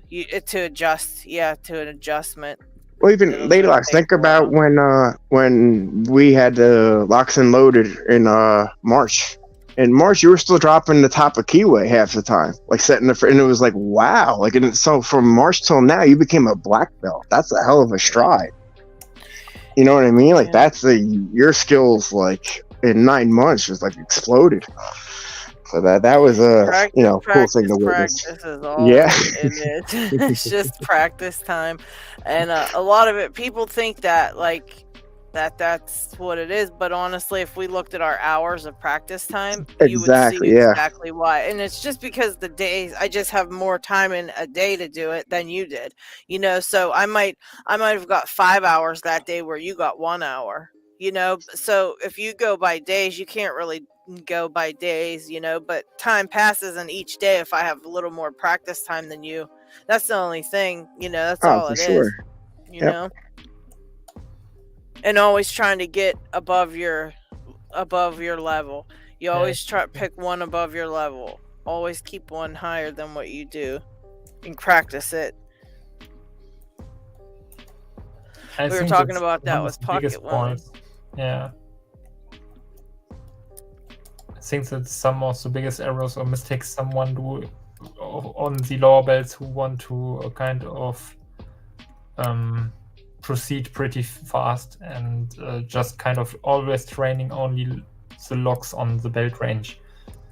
For sure, it keeps you good at picking, like American locks offer something, but if you want to get higher, you really have to practice higher locks. Yeah, because none of us know how to pick them. Like when I got that, whatever, my first, what did I get? My 700. I didn't have a clue how to pick that. Just same as everybody else sitting here, right? Who never picked one. I never knew how to do it, and I didn't know how. And so how I learned how was just by picking it. I had to take it apart and start with a couple pins and figure it out. I mean, that's all, but you can't just do locks you know how to do and think that's going to make you better for the ones coming up, because it doesn't work like that. The ones you know how to do aren't going to teach you the ones coming up. You got to just take them apart and figure them out, you know? And also, what I found interesting about that is the higher the lock gets, the better the pin, kind of the security feature is on the pin, the more interesting the lock gets. It's just a totally different pick to pick something like no idea, side pins and all that, where you need flags and everything related to, for example, just spools on enables. It takes for sure more work and more time, but it's so interesting and it is so rewarding when it's open then. Oh yeah, for sure. The longer it takes to learn, the happier you are when it opens. Yes. Well, that's ultimately for my LPU journey. I'd like the 700 to carry me from green through purple to brown, and then I think the ultimate, is it a black belt lock in any configuration or any? Yeah, if it's all right. So I'd like for it to contribute to, me getting, obviously you don't get it with one lock, but I'm just saying to master it to the point that, I could get there with it. But like I said, for the two reverse keyways, and then I showed a little earlier, the one I got from either Yagis or Yagaius and Lockpickers United, the grub screw one, is I feel fortunate to even be able to get in on purchases like that when they're like, hey, we're making 10 of these, you know what I mean, this is what they are, here's the pictures of 5 right now, we'll get 5 in 2 more weeks. And then a couple of years ago you couldn't really get that, you had to know somebody or had to source it in some other means, where now it's right in Lockpickers United and batches are being made, and if you miss out, hopefully in 6 months or a couple months, whatever, you could find something or someone that's willing to part with one, and a whole little communities around it. So that's it's really cool that that's sprung up over the last couple of years. Yeah, Knox, 3 trees or more is black on that, I think. Yeah. So it does, okay. Yeah, so be able to learn one lock to that extent, really cool. I think it's greater than 2, but I can't be wrong. Okay. I can be wrong. I'm pretty sure this one here is the purple belt, so it's just tapers in this one, and there's no major counter milling or no major. You could do that one. You could do that one. Yeah, that's what I'm saying. Yes, that's what I'm saying. I think that's whatever green or purple. So it's really when I get to these ones, when we get the advanced, either Christmas trees, gin spools, or barrels. That was what I have loaded in there for right now. I was practicing. I didn't have any of the pins yet, and not Ginger was cool enough to hook me up with. Actually, do I have any up here?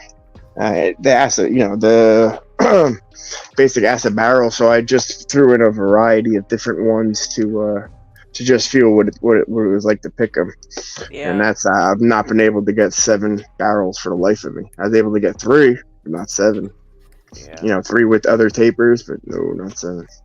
I looked at just right now. I looked it up, and it is greater equal to 3 pins, and in 4+ chambers milling, then it is a black belt ASA 700.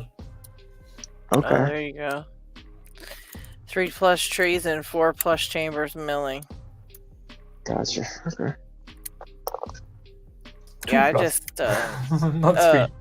2 plus 3 pins. Oh, 2+. So basically 3 or more. No, it's actually 2. 2 equal. Oh, 2 you're allowed or more. 2? Yeah, Oh, 2 okay. or more. Oh, I thought it had to 2 or be more. 3. Okay, I thought it But it had to be 2+. counter milled in 3, you said? 4. 4+. 4 4 chambers. or more. Oh, okay. Well, that's what I can't wait to try my hand at. Really, the only I guess challenge lock to call it that I really feel I've been able to let loose 100% on is the one I made for Trucker. In the sense that it was 3mm, I was able to manipulate it in every way that I want, as far as trenches, as far as serrations, and then it was also, I didn't get any personalized pins in there, but it was my first attempt at making pins. I was only able to make a couple kind of, to me, they're like stepped spools, so like they're not tight in. They're just, I just basically held the file down for a little while and let it ride and see, just see what was happening with that. And then for serrations, well, I understand other people use saw blades, knives, or whatever else. I already have for a drill and tap set for when I'm serrating the chambers. The other half of it is right here. So if I wanted to serrate a 3mm chamber to make it a screw or whatever, they have it right here. So it's like I can make that for serrations. So I mean, when the time comes, I'm going to serrate T-pins, or I'm going to do, this is the tool that I'm going to try first. So we're going to see how that turns out. But Truckers has been the only one so far. And I took a page out of Lance Spykey's tips, as far as he was saying. He was expanding on my trench strap little trick, and he was saying it's okay to, or it helps to, drop the pins past the warding, so it kind of gives a false feedback or a harder feedback, or it's easier to overset, or that pin interferes more. That's true, but it also messes with the lock's allowances, as far as like every lock will only allow, like if it was a sledge, like a 1 through a 9, or 1 through 8. Or it only allows certain numbers. Like that's why Sparrows has the hotel blockbuster keys or whatever they're called. That it makes it bricks the lock because you can't move past the pins with that type of key cut. Okay.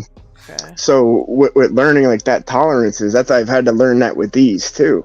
That's why I was saying they're not the full 10 of like a normal sledge lock would be, but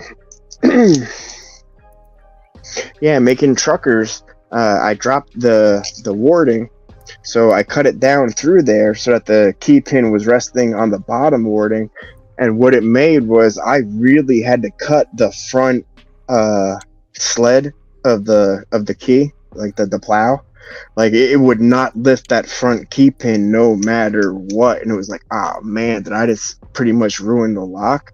And I got it to work, I got it to open, and I was like, there you go, Trucker, it's yours. And because he picks locks upside down, or European style, depending where you are. Okay, I don't want to call your style upside down, but because he picks them like that, gravity's in my favor. So he was able to, there wasn't a problem with the key when you pick it upside down. It had a clear shear line. So he was able to, not first attempt, it took him a while, but there's 2 trench straps, but he did a very good job at the whole trick to the trenches is I try to use your tensioning against you. I try to watch at how you pick, and then try to see the harder you tension, the deeper I could dig my trenches. So that's not to give the trick away, but that's kind of every block has to be tensioned. So it's up to you if you could feel the difference between. Did you ever look into magnetic locks? Oh, yeah, we're just talking about. I can't mess with this one right now. The Harry Bow, just this one right here, the Irene. It has magnets in it, and then I have magnets right here from J. Gabriel, rattlesnake pins with magnets on it. And I can't even put these near each other, and half my picks are like magnetized, like the ones I use constantly over here in the pick tray or the pencil tray, whatever you want to call it. But yeah, they're all like magnetized now, just because I've either used them in the lock or that they've been next to the other ones that have been magnetized. So, yep. Thank you, Harry. Thank you. I've seen there's actually a demagnetizer that like you rub the whatever pick against, and it's supposed to take the charge out. But yeah, I have a demagnetizer, but I think a normal magnet works better. Yeah, I could get a demagnetizer to work. Yeah, you can't. You said. Yeah, I can't get it to work. And I think a normal magnet works better because you can kind of destroy the polarity if you just take it off in a certain matter, then you will disorientate the magnet field. And there are videos on YouTube which work way better than a magnet. Behind me, this here. That's as curious as I am, I will never gut one of these Harry Bows. I will never gut it. Nope, it is not on me. It's not falling apart and not going back together. It's not on me. You're supposed to put your screwdriver in there and rip it off, and here's the side to slide it on, and it doesn't work. So stupid. A good magnet works better. Yeah, I bought this one trying to do it, and I couldn't get it to. Yeah, it's the same. It's actually the same. Yes. Oh wow.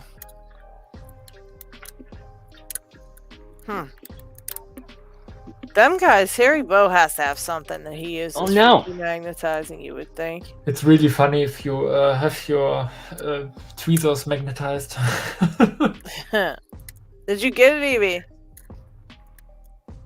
Oh, Evie's not there right now.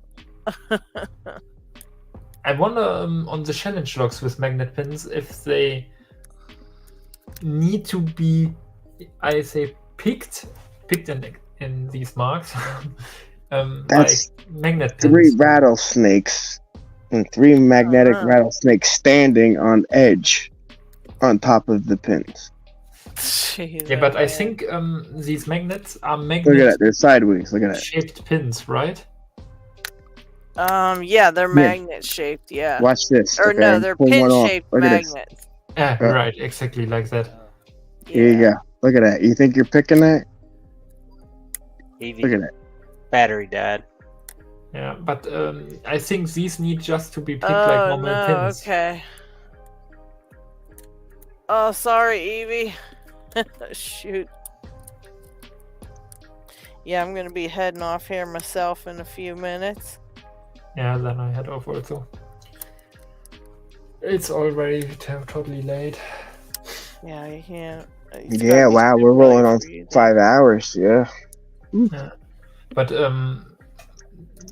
like I was watching video about magnet picking, and I looked a video about the MCS, the EVA MCS, and you can't feel any feedback because you aren't touching the pins directly. You are kind of indirectly moving them with a magnet pen or magnet pick. Yep, exactly. Yep.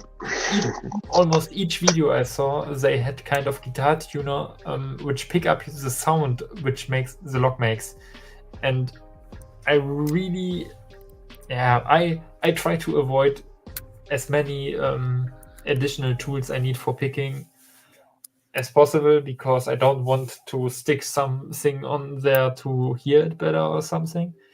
because I saw Yeah. one video of a guy who did it without. So it is possible. Right. And you just have to hear about clicks. You have to listen to the rotor movement, and that's something so interesting. And yeah, I'm really looking forward to get into magnet locks at some day. Right. I don't But know today, if today I don't know how you do that. If you kind of Good need night, to Evan. work at your tools, do you kind of make a day out, or try to shape everything in one day, or oh yeah, I have like these tensioners, you know them, I think, Oh yeah. and there's a bunch of them inside, and they are all both sides long, and I don't know why. I have no clue, and I cutted them all. Yeah. And now I have a short side on everyone. I'm still waiting now- for Lockchuck to invent the what do we call that? The Lazy Susan Good night, Zoe. tensioner thing. Oh Thanks for yeah, tuning in. I meant to ask last week about that thing. Because I was going to ask for some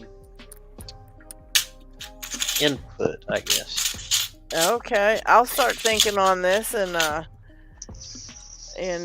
yeah, I'll start thinking about some cool ways to make it. If you really want to make one, that'd be sweet. Well, oh hi Isaac, and goodbye Zoe. See you guys. See you Yeah, later. right. Hi and I bye. didn't notice that. Okay. Well, what I was going to ask was what?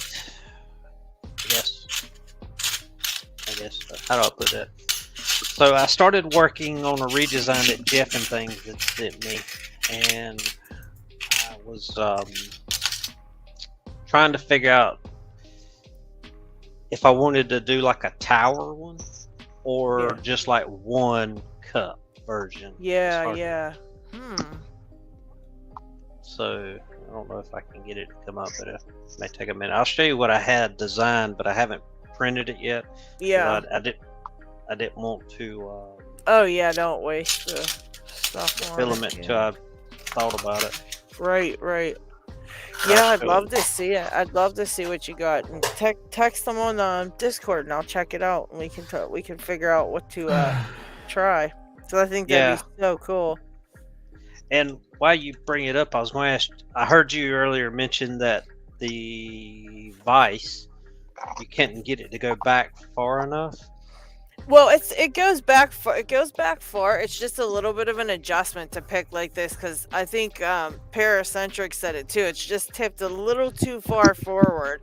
Like we would normally have put it a little bit further back, and it's the tiniest. It's the tiniest, like. But it makes, you know how it is. It makes all the difference. Yeah, all the difference, man. That little tiny bit. Yeah, because my hand's usually going this way. Now it's kind of going this way. So it's like, it's the smallest adjustment. But it's like, I was thinking, I wonder if I sanded a little bit off of the back, that if it would tip back further.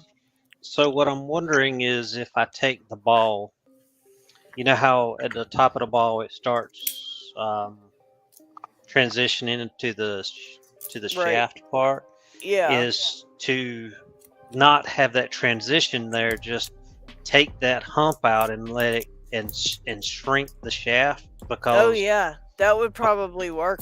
Because the bolt's taking all the stress, right? And I could shrink that and just shrink it for the ball. And what I would do is just to test it is, because I don't even know if I have. I think I sent them all to you. I may just send you one of the prototypes, see if there's a difference, and you can tell me if that'd be cool. gives you the angle it needs. And if it is, I can probably make a one for Paracentric and just send that to him.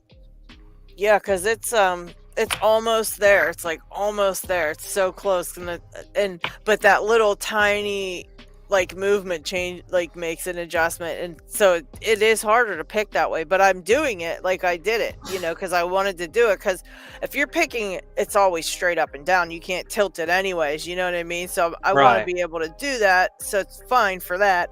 But like I would definitely love to have it just the tiniest bit back too for the camera, because then the camera can pick up a little more of the lock and see what I'm doing a little more. Yeah, I that's don't why I think had that's it tipped. Yeah, that but won't be a that'd be hard cool. change. Yeah, that'd be cool. Yeah, I'd definitely try it. I appreciate that. Thank you. But yeah, text me your pictures of your thing. I'm excited to see that. I didn't know you were actually going to do it. Oh my gosh, I'm so excited now. You're going to change the world with your tension holder and Knoxport, I tell you what. I swear it's all as soon as more people see this, they're going to want these too because it's freaking amazing. I mean, totally it's so amazing.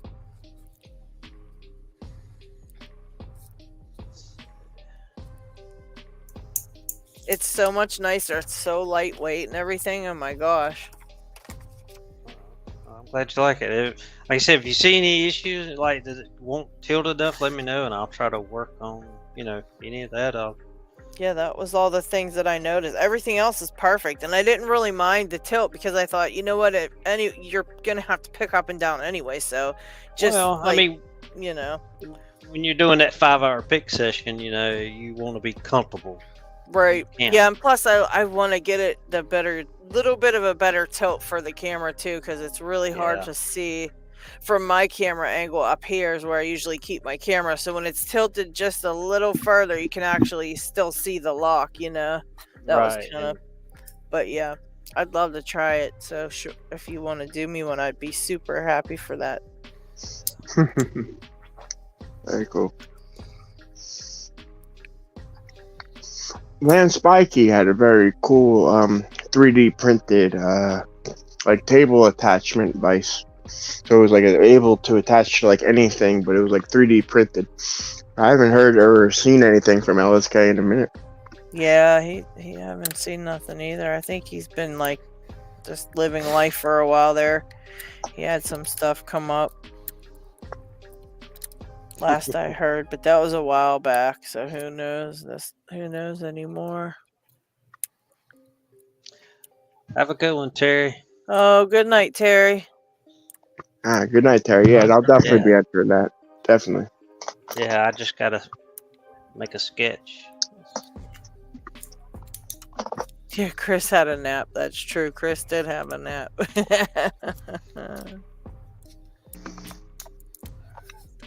But yeah, I think I'm going to drop off, guys. I have to go eat some dinner and do some chores around the house. But this was fun, Knox. Thank you for hosting and, Oh, absolutely. Thanks for having me. It was a blast. And I'll be on the chat. I'll be on the chat till later, though. But whenever you guys are done. But, wow, this is weird. The kids are taking over and the parents are going to bed. This is going to be interesting. It's going to be crazy. I can't wait to see what happens. What do the kids do when the parents go to bed? All right. All right. We'll have what's that? You got just a second? Sure. Well, or you can look at it on, let's see. Share.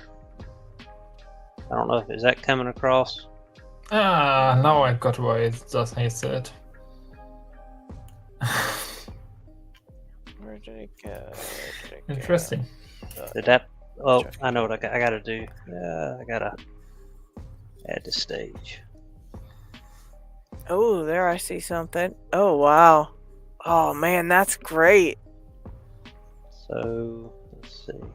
Oh man. Get back to it. So this Look was at all the places for everything. Yeah, and yeah, that's cool.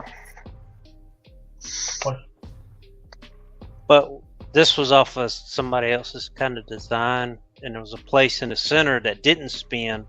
But what I was going to ask is, I thought about maybe making this, either leaving it, would people want it open so they could have bigger stuff just to be sitting in the center and let the outer part spin?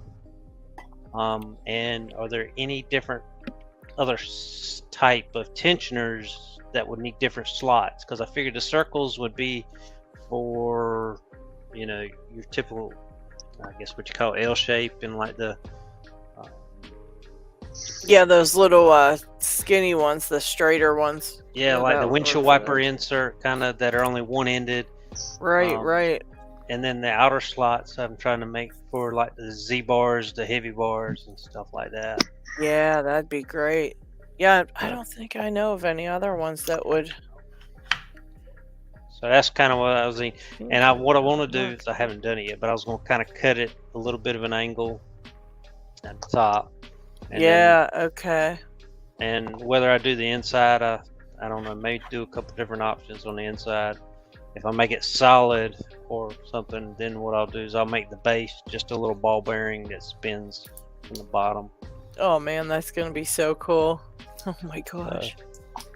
But that was it. So that's what I got so far. So that's genius. That's really good. But that was based Chris off, said this is scary cool. That's kind of based off of somebody had it. It was like a pen holder that spun or something, or a toothbrush holder that spun. That's pretty cool. Jeff says, how will the angled tensioners fit? I think you're making them slots big enough for that, right? For one angle to go down in there, right? When you say angle, I think he means like the Z bars, I think. Like, let's see. I'm having to look at one screen, so I can't tell. So maybe these. I don't know where my screen is. See, I've got like this Z bar. Is that?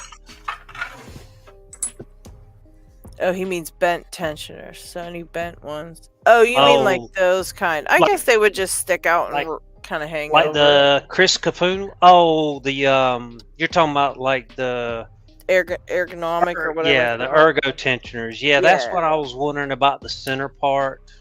Yeah, maybe having that large enough so you could put the odd shaped ones in the center. Yeah, that would be pretty neat. Even maybe making like a line down the middle, like for a half and half kind of thing down the middle, so like one half could fit, so it didn't all get mixed in. But that'd be cool. Small holes look too small for anything. Oh well, I don't know if everybody has them, but I got an example of course I can't find them. I got a ton of this style. Let's see. Sure, just the one side. I don't know if everybody has that. Yeah, I've got a couple of those ones. I do have a couple of them ones. With just that's why I put the vent. small holes there. I mean, if people don't want it, I mean, like I said, well, Bobby knows is when you're done designing stuff, I can turn features on and off in this CAD software. So yeah, that'd be. I think I have a few of them. I know how many people have those. I wonder how many people have them. It seems like it comes in a. Well, I got the multi-pick set that I bought. It probably had 10 different ones of those. Yeah, because I have a set that came with 3 of them, and then I have a couple that people have made me that are just one-ended, that have the bend at the one end, at the one end of it, Just curious, what multi-pick kit did you end up going with? Was it the? Trying to remember the name. Was it the Lock? Was it Lock Noob's Elite set? Ooh, okay. Yeah, it was way too much than what I needed when I first started, because I bought it when I was brand new in a Lock Sport, and I haven't used a third of it. So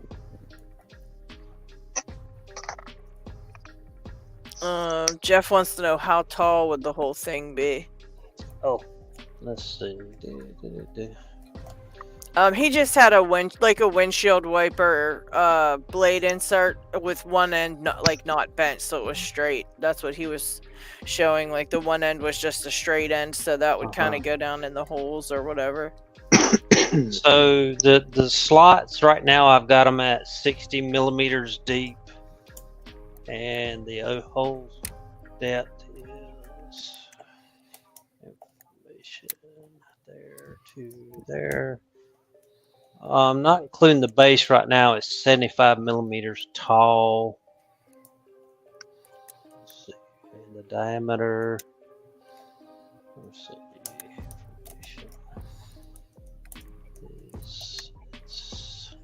So 77 diameter too, so the circle. So it's about maybe we'll say 80 millimeters tall, about 70, roughly 80 by 80. So, Hey, Lockchuck, do you want to start off the last sticker pack giveaway before Lady Lock signs off? She's hanging out for just a couple minutes for Diggs to show her something. So, just in case a bunch of people sign off with her, at least we still got double digits in the. Did you want to do anybody, or is there a phrase? Let's hit the people that are awake. So, that's it. The simple phrase is still watching. There you go. All right, guys. So here it is. If you're still watching and you want to get in on Knox's sticker giveaway, please type in "still watching" in the chat so that you can be entered. We're gonna draw in a few minutes here, so please say you're still watching if you're still watching. All right. All right. Doesn't it need to be in after you set it up in the? I've got it set up, and I'm trying to. And then we have to put it in. Otherwise, I think you won't count it. Share. So I got 4 entries already. Oh, okay, Alright. so then. All right. So.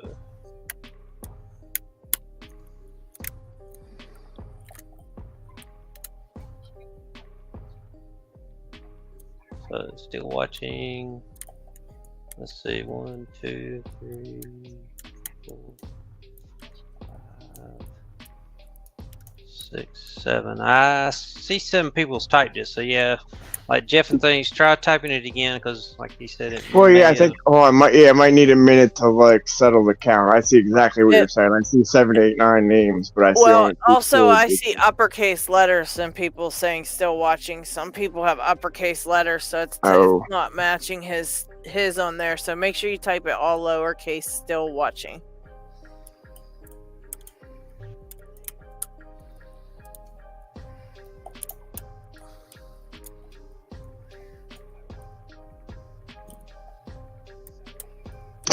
Stickers and cash. All right, bro. Let me know when the cash comes out. I want to win too. Oh, Bobby, that one was for tensioners only. That's a tensioner caddy he was designing. We were joking about one last week, saying that we would love a Lazy Susan type tensioner holder, and Lockchuck actually went and designed one. So that's what he was showing. It wasn't for picks or anything. It was just for all our different size tensioning tools.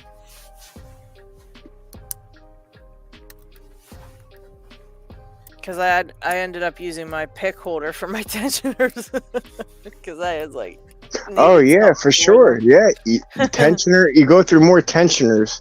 Because I mean, for every lock you have, like in a way, the tension's more important on the feedback than the pick. I mean, you're gonna have your preferred picks, but I mean, for real, the tensioner's the part that you really need to, make the tightest or be able to get the feedback from, or custom fit, or on the fly. So you're gonna, at least in my case, I have a lot more tensioners than I do picks.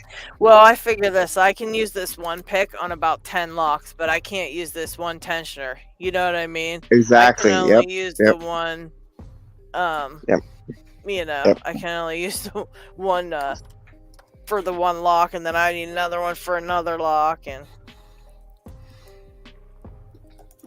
Let's see.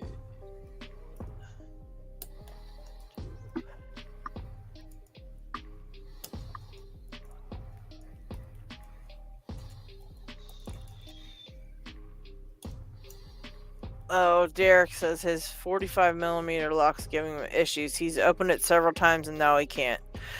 Join the club. That's a big boy. Oh wait, 40 millimeter. All right, that's only mil.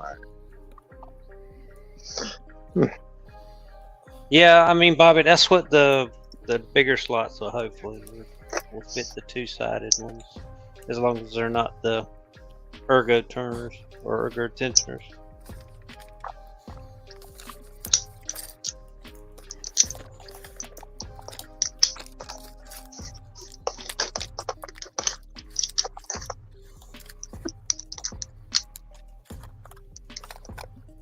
I like the Lazy Susan idea. Just be like, spinning around, finding attention. Like, oh, I'll be having it spinning on my desk.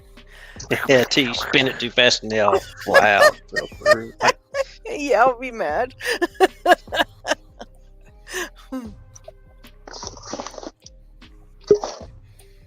Oh, let's see.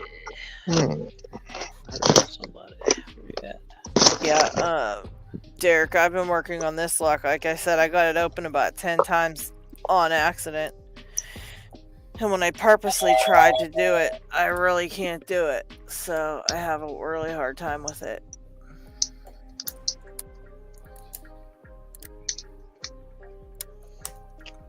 Alright, well, it's saying 10. I don't know if...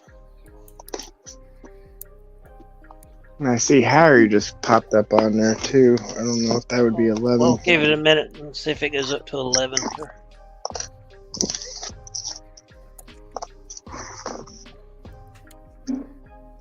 Just make the whole desk into a lazy Susan. That'd be nice. Who was it? I think, was it, somebody was talking about that one time for the different type lock. Was it Chris Capone was talking about making his desk a lazy Susan or something on one of the shows? It might have been Chris before.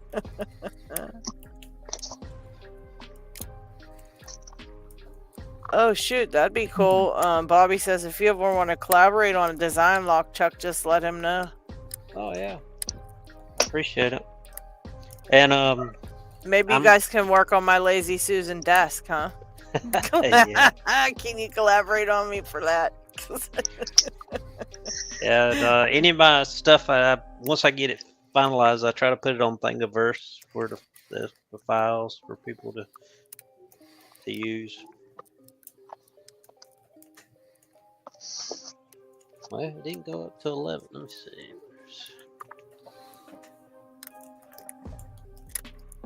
Well, it's showing 11 on my screen now. There it goes. Okay, if you got 11, I got 10 on mine, so if you got 11, you're up to date. We're good. Yep. All right. So here we go.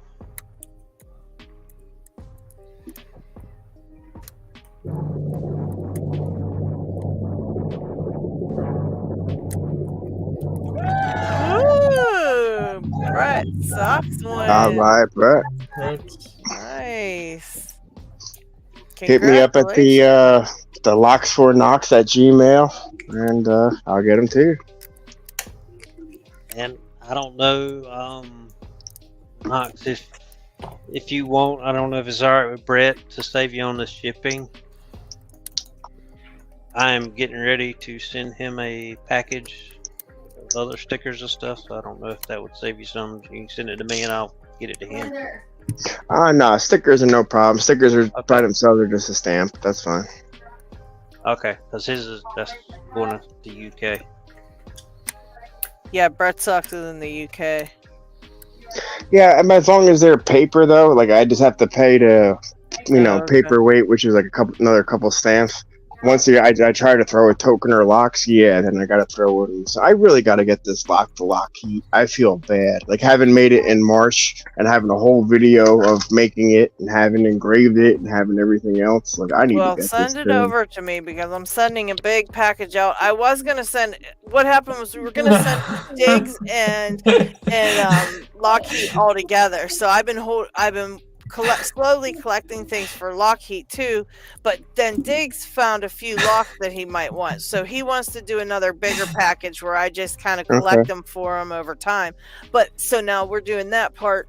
I'm just gonna send LockHeat separate, and he'll get his stuff whenever I get it all collected. But yeah, you can send that to I'll me. send it your way when I send the stickers. So Monday I'll hit you with stickers and the LockHeat. Cool. Okay, yeah, because I gotta send the stuff second to him sticker anyway. pack. Mine also to LadyLocks then. That's easiest then. Oh yeah, Brett. I just gotta look it up in my. What do I got? Email address? Yeah. I've got it. Or Discord. I got it wrote from LockHeat. I will write you then. Oh yes, you can send Diggs to my house too, Knox, because I'm sending that package to Diggs, so I can put that in with it. He said. Okay. Yeah. Did Greenish contacted you? He About did. the Yeah, Avis? he did. Yeah, he did. Okay, because that would be also one way kind of, because everything goes to the Well, Netherlands. he changed his mind on it after a minute. Ah, okay. Yeah, so he wasn't ended up getting it, so it was just yours for now. Okay. What in the world is that, Knox? These are the federal locks that I've been able to salvage from my grandfather's that are still functionable. So I have like a puck lock, which is the Federal 400, and I have a video of me rekeying it with a pack lock key, because it's the same keyway, and I didn't have a Federal key blank at the time. I do kind of have one now, but one of them, I guess he rekeyed, or changed the core out completely for an American lock. Or at least, that's the key. And then two of them are the 90A, or like that we would know as the pack locks. Back then they're federal. Right. So I have these ones that are complete, and then I have ones that I need help completing. And those are the ones I kind of talked about previously. They're the pack lock 500A and the Federal 500. It's basically the same lock, but just with a different stamp. And the main thing that I need, or where he's coming up short, is he doesn't have the old school way of keeping it in the cylinder. So these are a much bigger lock body than like a 90A. So this is the Pack Lock 550X, and this is LockHeat 90A Pro. Right. So you can see it's kind of chunkier. Yeah. It's brass, and I don't even have the core in it. So I looked down, I could see, I know you can't really see, it's dark, but I can see the actuators in there. And then I put separate, I have the two cores that are federal. So I need to put one of those down. The only problem I have is I don't have, when I look at the finished lock, or how they're taken apart by there's a retaining top of the kick cylinder. So there's this little piece that goes on top of the kick cylinder that needs the screw to get held down. So the only thing that I've seen close to that modern day is Avis. So hold on, I had the Avis floating around here somewhere. Now it's a smaller caliber, but basically they take the same thing. That's a kick cylinder in there with a cap on top, and then the screw holds it down. So I need to find a way to put a cap and then find a way to hold it in. I was thinking about reaching out to Pack Lock and see if I had to drill it out and put a modern day screw like that. I mean, the only thing I'd have to really drill out is the divot on top that makes that, the thing catch, the collar catch. Right. So, I mean, they're incomplete locks, but you can't find these anywhere. Like, where are you going to find a Pack Lock 550X, or the other ones are probably in Chris's drawer. He probably has. Yeah, right. Yeah. And now, what I like about these Federal 500s is they have a higher collar. So it's like when it's closed like that, like that's how high the collar is. So it's a lot. That's compared to the Pack Lock. It's a lot higher of a kind of collar. But yeah, I do not have the pieces to complete this puzzle. So that's kind of, I guess, reaching out to the Picking Time community / Locksport community. I don't know where to find those caps, or I don't know if the, Avis top of keyway is even close to where if I just put that in and try to screw it down without even hold it in, I don't know.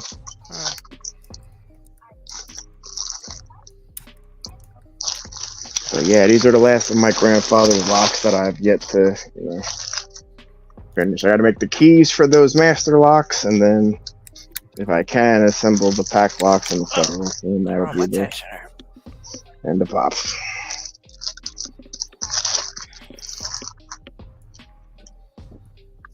All right, well, fellas, Mommy's going to leave now, so you guys can all go crazy and do what you're gonna do without me. I'll put this 150 aside for you, Knox. Remind me though. Email me and remind me about that, or text me on Discord or whatever. Just remind me because. Yeah, no problem. Definitely. I wrote a note for your thing, Chris. Your wiener pick. I will put in the mail this week. And I left a note for Knox's, but if I forget you guys, just email me or text me or whatever. Because I get. Okay. Yeah, don't forget to put a pick and time chip aside for me and the newest Lady Locks. I haven't had that. Okay. It's been 6 months, so that's I need to get updated. Okay, I got you. And then Jeff gets a sticker pack also because he won that also. So gotta write that down too because I will be forgetting. Yeah, guys, if ever I tell you something and it doesn't happen, just don't feel bad to email me or text me and ask me what the heck because I forget so many things. I have so many things I'm trying to do to get everything organized and keep everything on track, and then I'm bad. I forget a lot of things, so don't feel bad. Jeff already's had to email me like, "Where's my stuff?" Well, no, that's where I feel our community's good, man. They've been very understanding. Where as far as it's been like, hey, I got you. I didn't forget. As long as I stay in touch with them and communicate with them, people have been very good. It's more a matter of when to expect it as opposed to. Where's my shit? It's more of, hey, dude, I'm excited. Where is it? I forget. I have all the things I'm doing, and then, I'll be saying, I'll have locks for somebody, or I'll find a pile of locks, and I'll forget to put the name on it, and I'm like, oh, no. Who's this for? Like, so I just, I do a lot of stuff, and I get forgetful, so don't feel bad if you have to email me or text me or whatever, and just ask me about your stuff if I've said I'm sending something, but I wrote it down. It should probably all go out this week. I'm going to make a trip down the post office, or the mail store. I have a mail store and a post office, and the mail store, really, they don't give me tracking on my international stuff. If I send it from there, they won't give me a tracking number. They do it later in the day or something, he said. And he doesn't even take That's weird. Form. Yeah, he don't even take it, but everything What? there. That's real weird. I have to fill out a customs form, like to the lock, to the dollar, to what's everything's worth. It doesn't even matter if it's 4 stickers. I have to write a customs form. Yeah, I go down exactly, there and I have a whole box full of stuff, and he's like, "No, I got it." I'm like, "No, "That's good." And I'm like, "Well, can I get a tracking number?" Well, we don't do it till the end of the day, so I don't have one, and I don't like that. That's weird. Yeah, that's funny.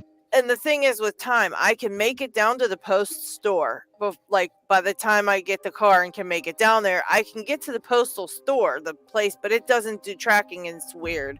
So I like to go to the post office, which is always closed. So it's like I'm trying to get, I can either just send it from the postal store, which is probably what I'm going to do with a few things if I can't get to the actual post office. But usually I've been using that pirate ship, which works great, but that's for stuff around here in the US. It's not for out of country things. So it's like I shipped to the UK with it. Did you? Okay, I might try that then, because I have the customs forms here. I mean, I have everything I need to send it. You fill it out right there on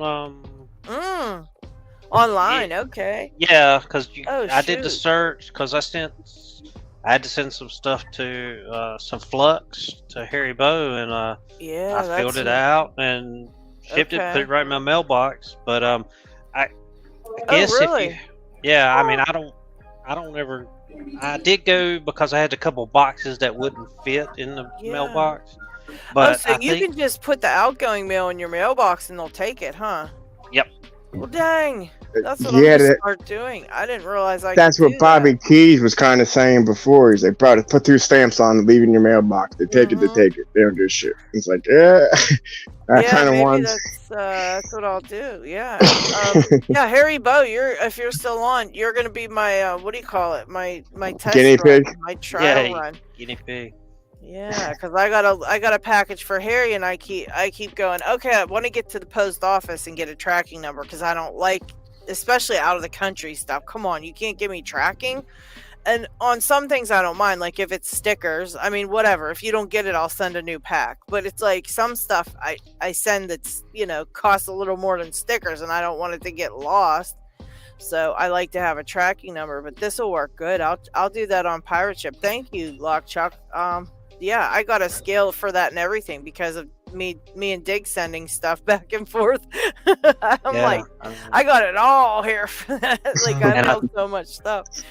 And I think if you have big boxes, you can schedule a pickup. Okay. I've never had to do that because everything's either fit in the mailbox or I just run it right to the post office and just hand it to them. Yeah, I can just set like anything that I do like in the country. I can just run down to that mail store right down the street and set it right there in the door on his table, and he takes it and does his thing. But it already has tracking, so I don't mind that. But it's like that other stuff drives me nuts when he doesn't give me a tracking number. But I'll just do it this way. Then it'll probably be cheaper anyways, Yeah, it was pirate ship. For the small package. I think it was like $27. Yeah, that's cheaper than anything I ever paid for anything going out of the country.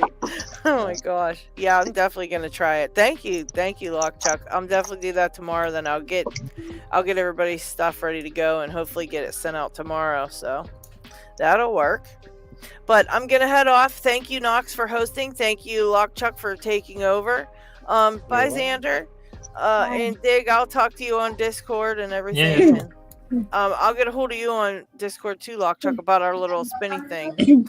All right. 647. All right. Always need a test subject. I'll test it out. I can't wait to try that thing. That thing's so cool. I'm definitely down for that. But yeah, thank all you guys for joining in on the chat and hanging out with us as usual. And I'm gonna X out now. I'll be on the chat, but I'll talk to you guys in a little. All right. Have a good night. Thanks for having me, as always. Happy Halloween. Yeah, absolutely. Yeah, because I was going to tell you, Knox, I was putting in chat. I've actually shipped 2 chips in one envelope with stickers, and I think I put 2 stamps on it and didn't have any problems. And then two poker chips in an envelope. Okay. I just tape them. I put a piece of heavier paper or like those cards you're using.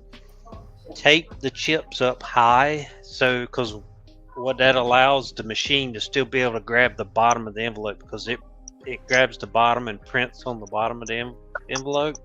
So if you tape the chips up high where it won't go through that bottom part of the machine, it's still machinable.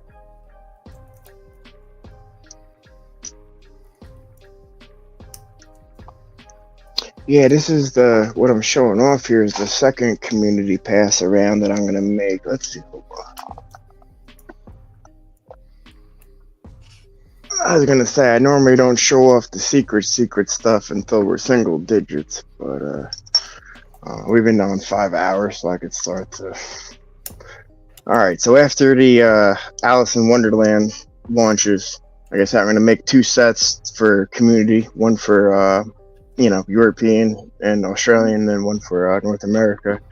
And then the second set that I'm going to do is these here.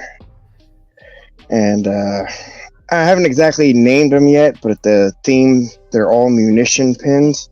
So it's, hold on, actually, that one works. You guys going to say this one of these has the keyway.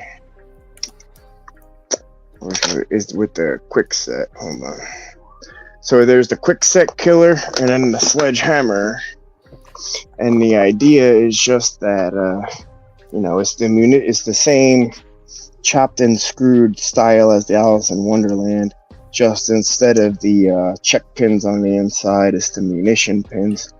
And because they're challenge locks as opposed to learning locks, I was able to just make a nice pair out of them as opposed to having to, and I was able to incorporate the recourse too.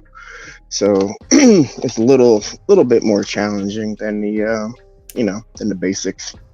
But that's going to be my second one. I just haven't found a decent box for it yet. Like for the Alice in Wonderland, I had the 10s unit boxes that I think, just complement it well and work out good. But I need to find just a little 2-guy set for these ones. And then for the cutaways, this one's actually still holding shine somewhat decently. You could see how the rest in just 3 or 4 weeks of my last short, they were a shiny, shinier than these were, but that's how fast they tarnish. So I was surprised at that when I pulled them back out of the wooden box. I was like, whoa, like they're starting to turn. They're not quite as dark, obviously, but you can kind of see shades in between the shiny brass and the ugliness. But like I said, they were all shined to polished to a shine. They're getting that patina. Yeah, exactly. Yeah, they age quite quickly. I think there's some wax or something in there. Somebody may know that. I thought there was some wax you could put on them to keep them or slow it down. Yeah, no, I have it's supposed to be work. Oh, there you go. That's the quick set one. I knew I had a quick set keyword. So yeah, that's the quick set killer, and that's the sorry. Where'd it go? Come on. There it is. There you go. So that's the 2. Okay.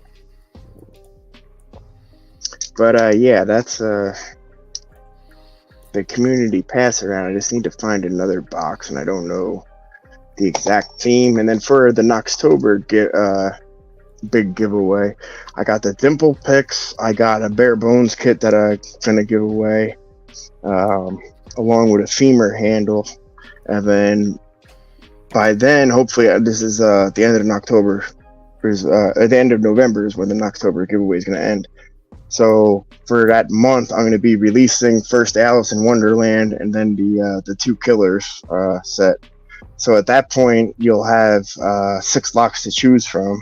And then if you win the Knoxtober thing, I have 2 shells left that are sitting back here. And then you get to choose which one you'd like to duplicate, or where you're at, or which pins you want in there. And I'll make it to your likings. So that's, I haven't really announced that yet, but I think that's kind of cool.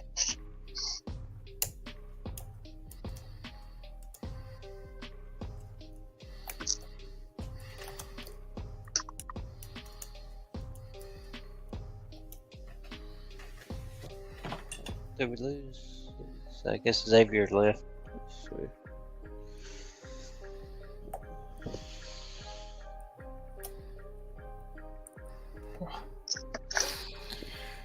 But yeah, you can definitely see a major difference as far as quality control between the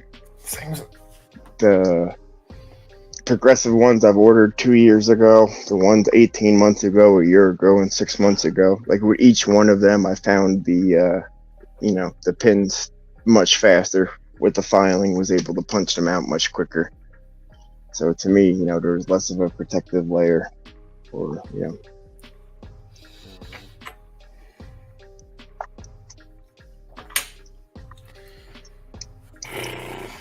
It's crazy how much difficulty lock gets if you just put 2 more pins in. Oh, absolutely. I went even one more pin, dude. Yeah, even one more pin. Yeah, I went. I thought the problem is you have 1 main stake and 1 side pin, and I was like, I don't want just 1 side pin. Gotcha. Well, it's totally difficult now. The whole binding order changed up, but interesting. Interesting to pick. All right. So I think for me it's too late. I will go. If it's too late, I stay awake. No, I put slowly my stuff away. See, this was another big learning lock for me. This was before I ordered from Sparrows. I showed the vertical cutaway I had before. I don't know where it is right now. But actually, here it is. Okay, so here's the vertical cutaway. But to me, I said I learned more from the vertical in the sense that when you take the key out, you can literally see as you're going through your pick placement. So I mean, for me, when you're literally 101ing it and just learning your muscle memory and just need to learn each pick and what it feels like to go through it, I mean, that was my most learning one. And then second, I mean, like I said, to compare it to Sparrow's Cutaway, I mean, technically it's the same thing, but I just feel the real lock itself has much better feedback. I don't know if it's the brass that it's made of. I don't know if it's whatever, but it's the same exact sledge keyway. It's the same exact, scenario where it should be the same, but it's just not. So like I said, when I got too much picking into the progressive and too much into the revolver, and then when I came back to picking real locks, they were like screaming compared to the Sparrows. So it kind of mutes your feedback a lot.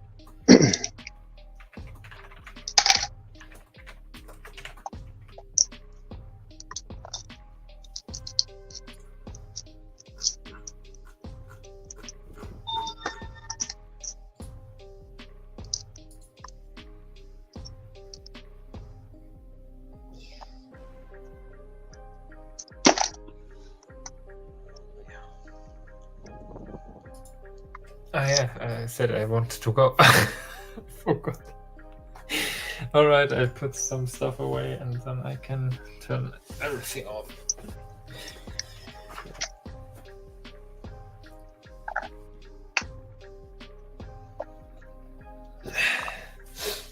Do you have it also like you're watching over all your locks you have in your collection and think like, oh, so much stuff to pick?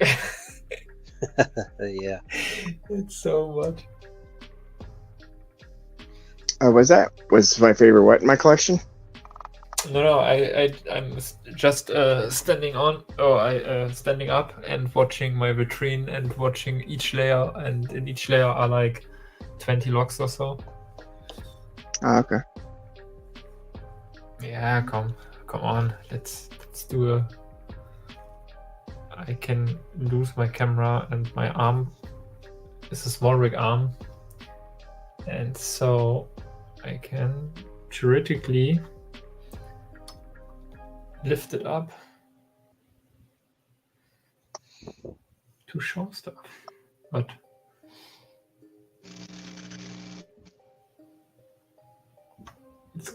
don't get higher than that. It gets higher and higher and higher. Yeah, nice display. On top is also a layer, but I can't get higher with my camera right now. Is that how you store your locks in that cabinet? Yeah, a part of it. Oop. The other part is all around, like here and there. Right. Yeah, my problem is I have too many projects in process. So I got like open pins all over the place. I need to either complete them or, cause I'm not too good at putting them away. So I need to just put them in a lock and get them on. Yeah, I know the problem. Oh, interesting. It's already completely zoomed in. Like there. Everywhere are logs. There in the corner are logs. Yeah. Here in the front are logs. Wait, maybe.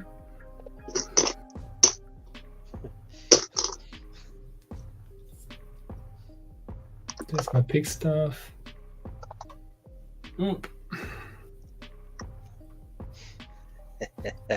Lady Lock said you're showing all her locks off. What you have for her? No. I can just zoom out and show the last cool lock I bought so long ago, and it's still such a cool lock.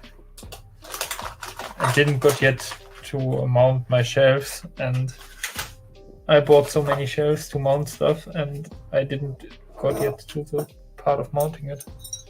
This thing. Oh wow! Look at all the That's a 8 beast. levers. Yeah, I bought it because I thought of one time I will get into lever picking. Oh wow, yeah. And it feels like it is some. Is that a double lever? Like you got levers on both sides? That's a wow. Okay. Yeah. Ooh. Tells me How it's do you how- even tension that? I have no idea. One of them's got to turn the bolt, so you just got to figure out which one that is. I hope I can open it because I need to turn it more times. And I might have to cut the stuff here. It feels so strong to turn the stuff here. I have locks everywhere. I try to turn it maybe, but how to turn it? That not in the other direction. If I turn then, it's difficult. Pre-twist it or something. Yeah, right. Or I cut just the cord, but I normally it was possible to open it without cutting the cord. Maybe I had to have it on the other side. Can't remember. Like that. Oh, okay. Oh, man. Such a strong lock. Who made that one? Yeah, good question. I have no Oh, idea. it has There's no name. no company on it. Ugh. It's just 8 lever and 2 reel.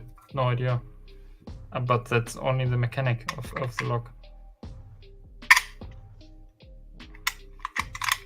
I just should cut these things. I wonder how I opened it long time ago. Yeah, that's. Let's do it like that. I've got a couple lever locks coming, but that's going to be my next adventure.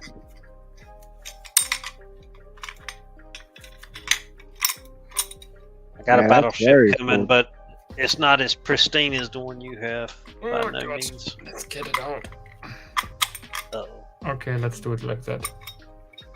Oh yeah, now you got the key out. So it's also with the mechanic like I think if you picked it, you can't turn it right away because it has like 2 stages. Uh-huh. It has like Second levers probably don't get engaged until you go the 180 or something. it could be. That is some beast of a log. And looks so cool. But I have really no idea who made it. Yeah, super leather indeed. It's maybe some Chinese log. No, I think it's something from Germany, but It looks like Jack Fox had once. It was similar to that because when you opened it up, it had that same hole in the shackle for the bolt. Yeah, you can actually see what happens inside here. Yeah. So it's pretty interesting. Maybe I can. Is it got like 2 different bolts that go through it? Or... Yeah, exactly. I zoom in, then you can see it. I want to say there's a Abus lever lock that's like, I think that's what Jack had, was an Abus one that was same mechanism but a lot smaller. It's difficult to show it actually. Maybe like that. There's that one. There's that one. Okay. So it's like 2 padlocks in one. Yeah. Yeah, no kidding. It's like the front lever pack does one of them and the back lever pack does the other one.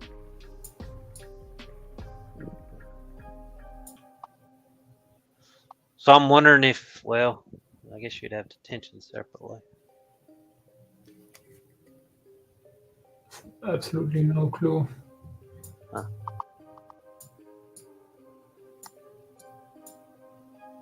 Yeah, okay. Chris just said, yeah, Jack Fox has a video on it. No. Maybe No, I need to get the cord again on it.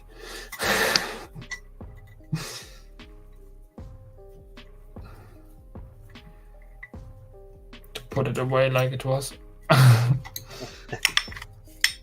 Oh yeah, now you got to get back locked, and then get the key out. Yeah.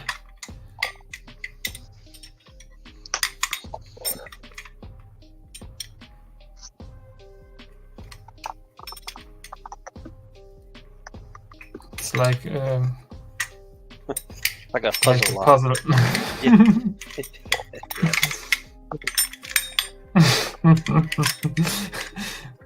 I also thought about pre-turn it in the other direction, that I have one free turn. That would be like that. Ah, that's the way to go. Okay. Get it. Yeah.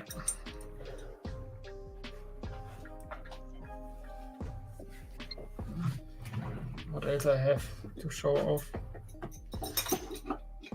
That's probably the most cool stuff here. Yeah. The other stuff isn't any cool. Yeah, this one is maybe cool.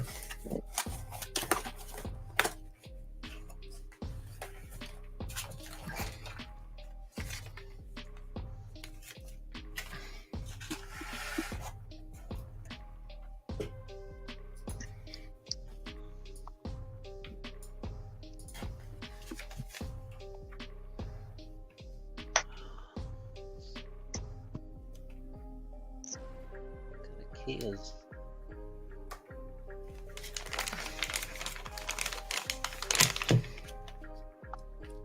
Is that old Ruko you got there? Uh-oh.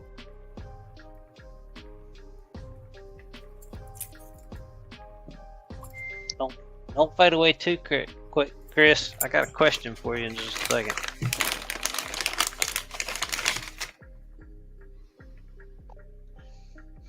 Oh, that's one of those. It looks like a Titan, like one of the Titan's treasure.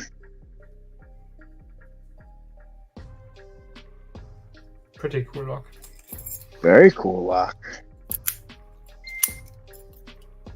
Actually, pretty cool is the mechanic that it's directly holding this shackle thing here. This shape. It gets down in there, and if it turns to this position, you see these two sides, then it releases it. Pretty cool. And I got So it. it's only locked on one side, then the key side. Again? It only locks on. It only grabs the shackle on the key Yeah, side. only on one side. It's a total different mechanic. I never have seen it before. Did that connect to the other side? It's just the other side's just retaining the shackle. Yeah. I'm not 100% sure about it because the shackle has kind of this pocket here, so but here is normally no mechanic, as I think. I wonder if that's just where the roll pin goes in and out. I wonder if that's why it's cut that way. But it's definitely a cool pick.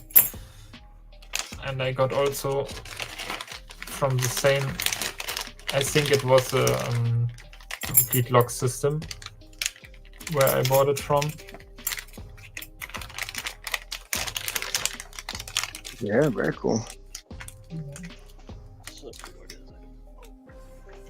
And I got also, where is the other one?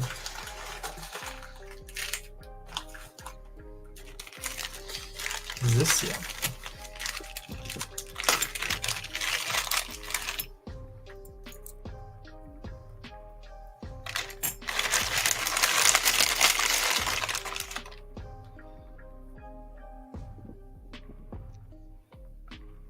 that the same brand key? Yeah. I think it's maybe Pfaffenhain or something, but I have no idea. But it's the same symbol as what was on the padlock? Yeah, exactly. Oh. Okay, same keyword. Okay. It has an inner... that is how that these core were made beforehand. So the Bible is a separate part, which is pushed in. Oh, really? So it isn't drilled out the top. There's no holes out the top of that housing. No. Oh, yes. It's smooth. Yeah. Looks pretty cool, actually. And I think it's also pretty old, but yeah, it's looking really cool. Just something for the collection. Not hard to pick, actually, but I think these were only sold as kind of big security systems, not in a company or somewhere. I didn't saw these anywhere before, but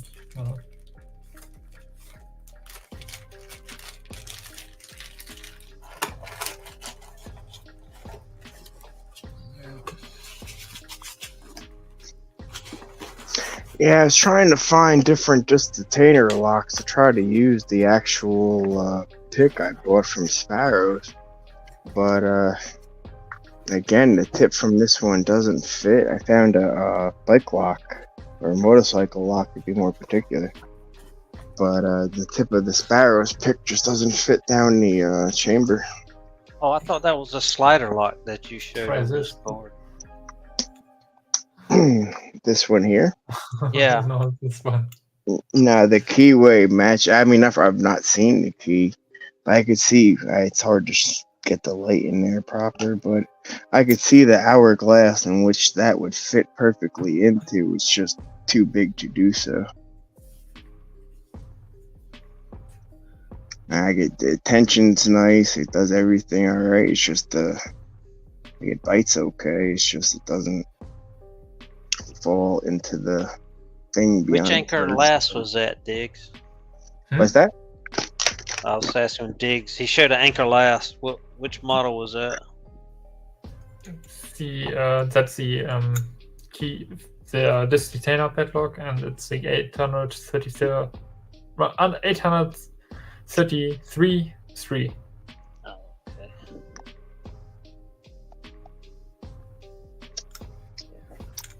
That's a key. Wait, that's the key.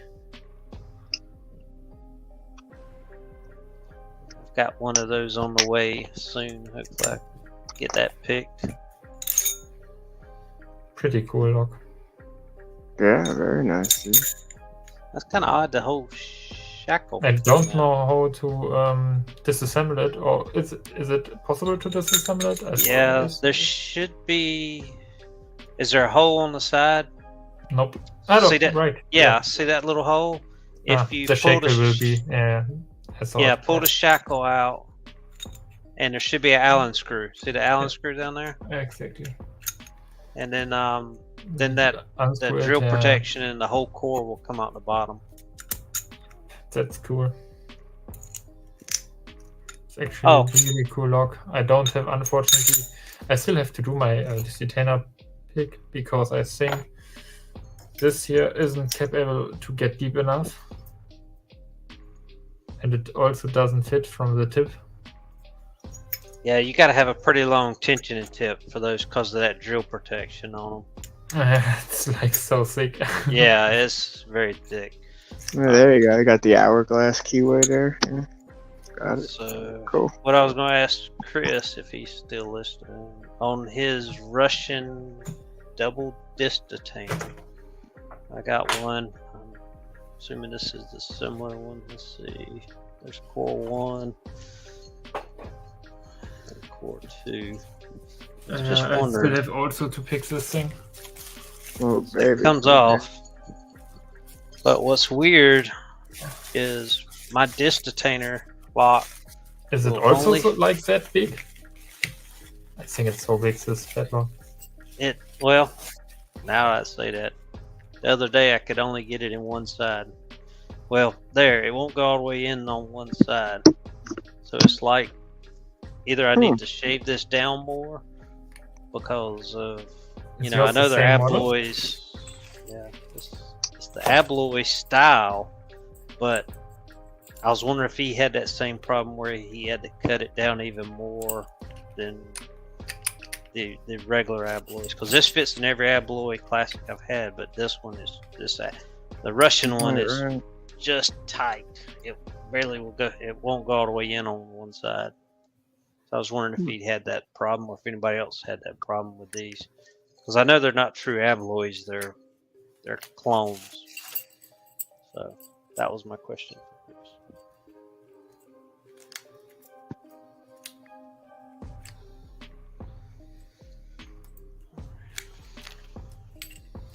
Oh, you got one too, Diggs? Mm-hmm. Does it feel like the main body is like aluminum? It's light. I think it's a different. It's called. Wait. There you go. Wow, now I feel left out. Very cool. I need to look it up. Everybody got dual custody joints up in here. Okay. Diecast. I think it's diecast. Wow. And Color diecast because it's too light. Yeah. It's got that same. What's that symbol in yours? It's some Russian stuff. Okay, so I don't know if I've got a true Russian one. This one, that I don't know if this one's the true, because it doesn't have that lip like around on top of yours. Which lip? See how it's kind of flat. Mine kind of goes in. I need to see yours. Yeah, I'll switch screens. Just see, that's indented at the top, where yours has it is solid across. What have I intended at the top? Yeah. Yeah, you mean that? Yeah, that right there. And the symbols are different. Like that's, which this one actually, it said a Russian lot, but it came out of Ukraine. So. Mm-hmm.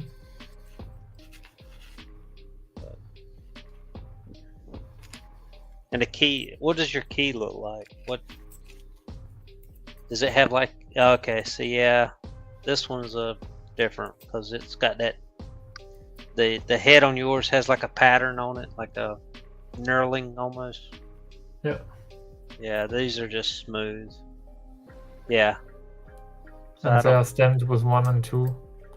Yeah, these are stamped 1 and 2, but they really look just, alloy-like. Yeah, they're just cheap copies, I think. Oh, but it's a cool padlock. Yeah, I've got to make another abloy pick so I can so that way I can pick both. Really cool one, actually. I had to get it when I saw it. And I normally, I got told, they are everywhere on the Ukraine, Russian market, or kind of, they pop up so often. And I was like, in Germany, I saw it once, and I don't look on the Russian market, for example.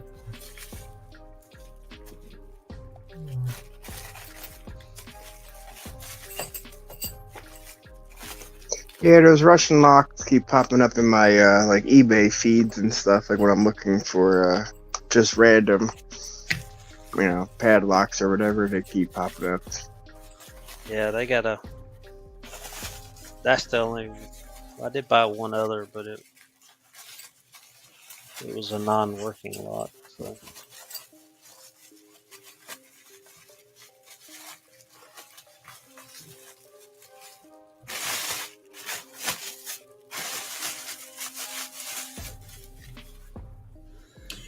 Yep.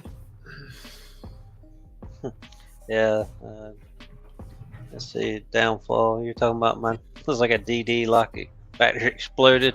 What you don't see is.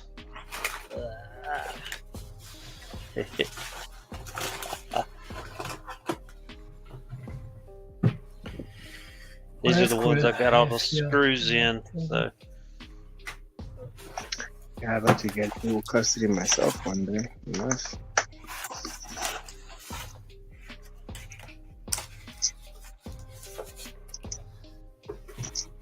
I found some pretty cool deals on eBay and Better Go, and under these were this lock.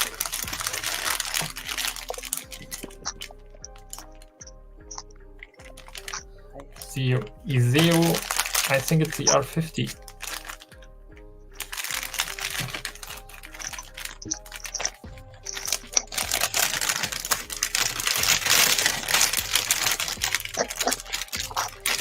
Yeah, it's the R50, right. And I really have no idea why the seller is selling it, because it is brand new.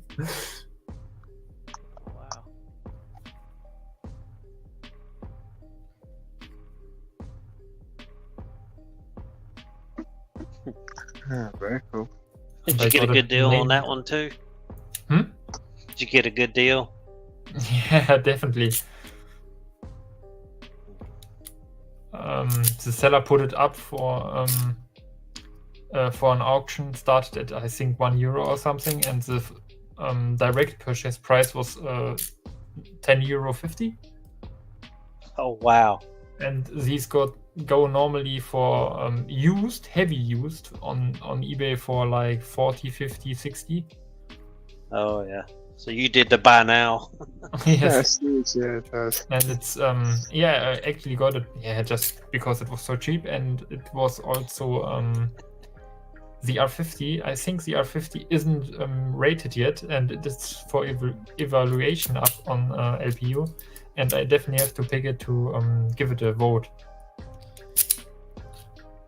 But yeah, it's the key feels so trash. It's so big. It feels kind of for yeah, for all people. It feels so. The plastic is, yeah, no idea how to explain it. And also that's 4 pieces, pretty cool.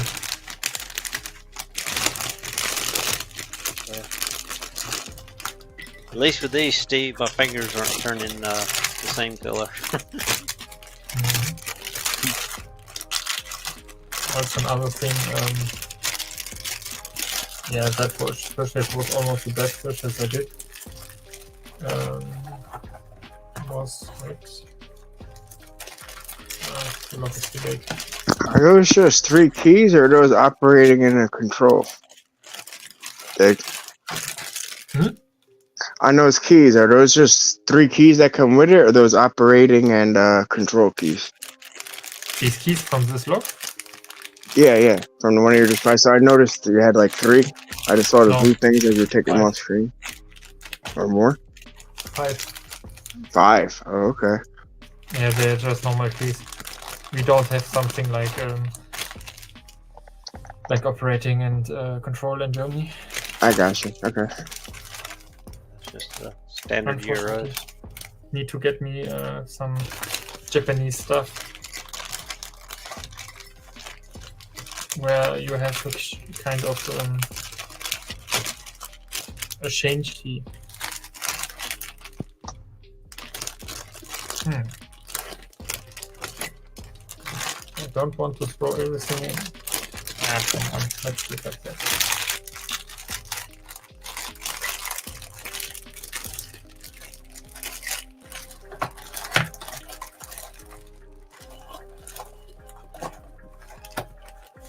Hopefully don't scratch the rock. What else do I have here? Ah, my GTVs. These are also cool. Oh, that is heavy. What is inside of that? Ah, yeah, these. I have so many packages everywhere.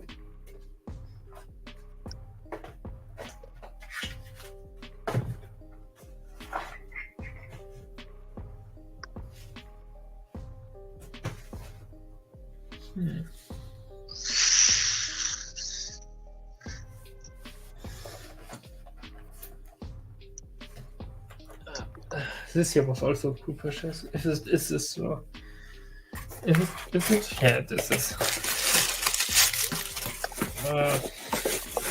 So I bought actually.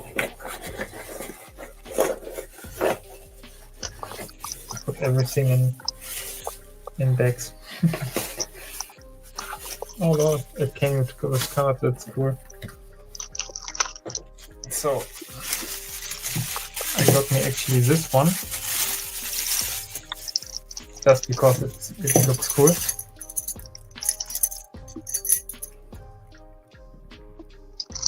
Oh, BKS. Oh, yeah, that does. Yeah. It's a blue one. It's I think the Levius. And I got me this one. And yeah, that's a keyway. Looks pretty cool. Bit used, but works flawlessly. And I think he got me 2 cylinders of that. I didn't notice it's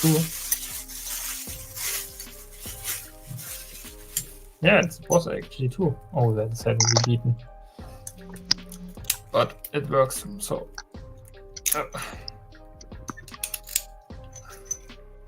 So cool lock. And for some reason, he put in a third cylinder. And yeah, the third cylinder is almost like new again. It came with this card.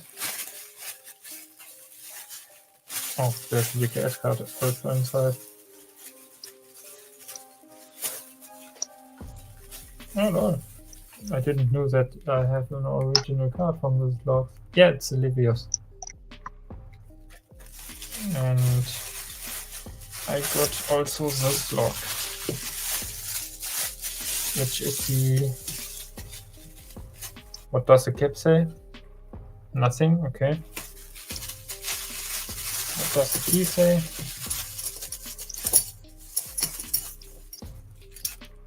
It's the R0, R6.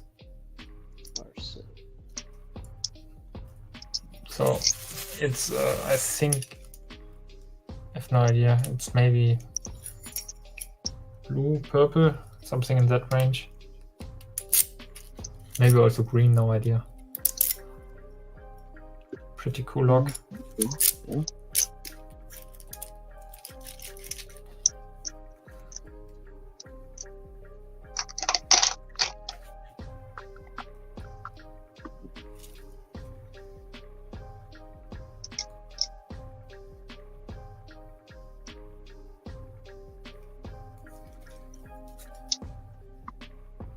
Kind of crazy how much I've gone from picking with basically flat, like Peterson 1 and gems kind of style, to I've been using a lot more pointed recently. Well, since I bought this one from Lockpicking Dev, but also like the pagoda style from Southord, just the pointed. And when getting used to the pointed and kind of going back to the flat, I just feel with the flat now I'm touching a lot more of the other pins that I don't kind of intend to. I can feel with the pointed a little more accurate. I just haven't really used pointed all that much. I've mostly been kind of a flat hook guy.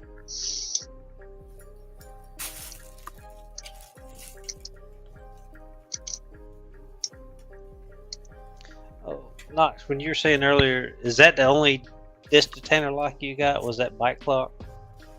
No, actually I have a couple of them. I have a couple Abloy classics. I have a really cool cutaway one that Armlock sent me.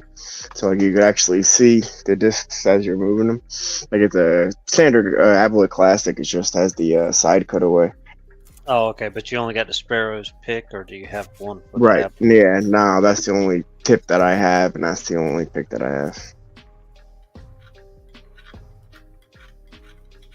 Yeah, so I'm trying to branch out from pin and tumbler to do other things. You know, the disc detainer, of course, try to get my hand at that, but like, I only have a few of them, and then the one pick. And then, you know, I've probably 3 or 4 different dimple locks, or either a couple of the multi-pick, the one right here, and then the community one by Lock Noob.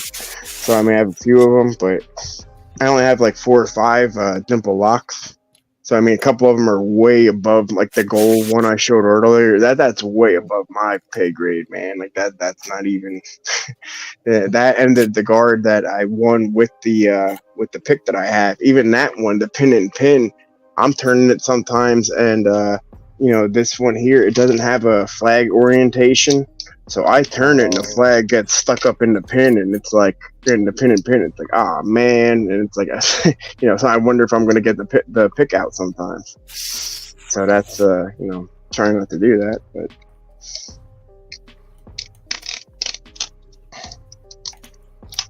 Yeah, I didn't have much luck with those. Oh, it's a total different technique, man. Total different. I'm not used to the turning while, and I understand. I'm trying to go in like different. So if I'm going clockwise with my rotation, then I'll try to go counterclockwise with my turning. Or if I'm going this way, counterclockwise with my rotation, then I try to go clockwise with my turning. But I still don't, even with that little kind of knowledge to help it, I still don't. It's just a different. I can't feel the feedback the way I do as far as like spools or I'm used to feeling the feedback here, where with this the disc, the dimples, it almost feels like it's more of the turning of the pick where I'm feeling the feedback as opposed to the Z bar. I don't get a lot of feedback in the Z bar. So I feel like when I do get it open, it's out of luck. I just, run out of binding pins until it opens, which I guess that's technically lock picking, but it's more lock than skill.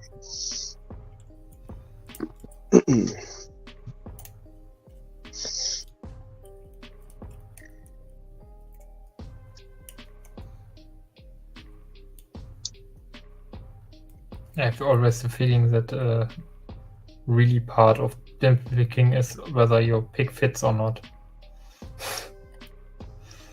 They're the right size and shape. Mm-hmm.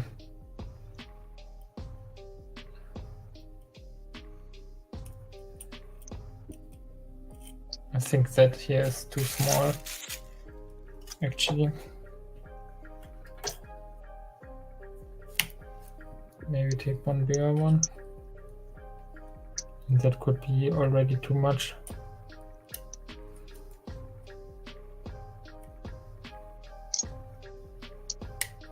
I know, that's better. That's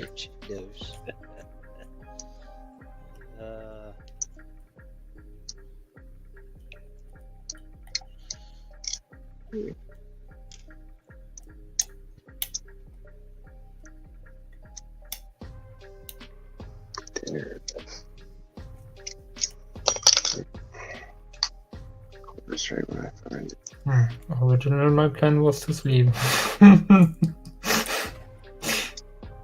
Alright. I'll take a bite out of one, Lady Lock. Let's see.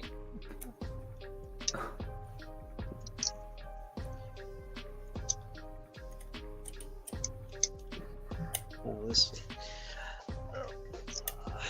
see if I got it. I'll see if I can show you. This is what a failed print looks like. That's a Cheeto explosion. Ooh.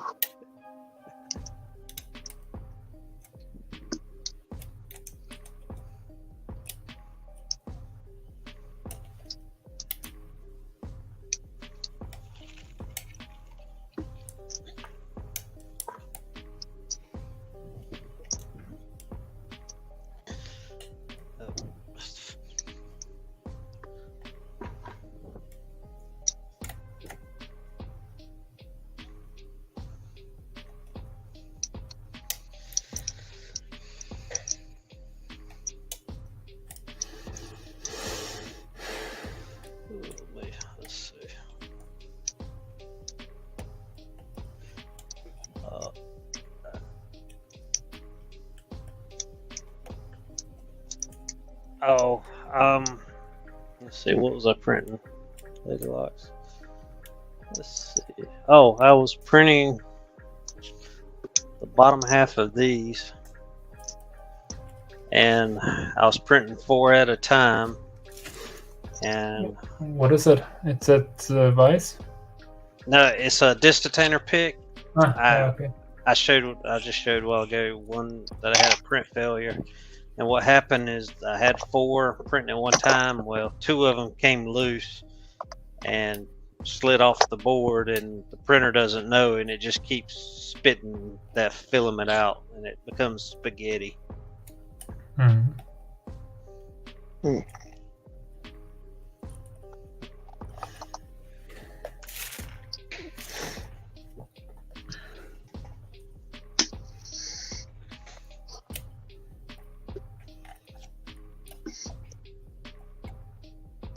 All right, at 6.5 hours, whatchamacallit, I gotta let my dog out. My parents did earlier, but I gotta run outside with him for a little bit, stretch my legs, get something to eat real quick. If you guys are gonna hold down the fort, I'll be back in like 15-20 minutes. I mean, I don't know if you guys intend on signing off or. Well, if you're gonna head out, I think we'll probably just shut it down. We'll probably say this is the end of Knoxtober. All right. Let's see how many people are on. We got double digits. All right. You want to do one last sticker pack? We'll go a couple more minutes. Get a sticker pack out before we go. Okay. Do you want them to say something? Yeah. Let's see. Go ahead, Box Chuck. You can pick the song. What do you want to hear? Let's see. That's a good one.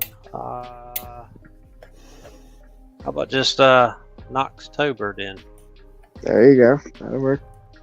Give me just a second. Let me get the giveaway back up, and I'll tell y'all when to enter that in. Let's see.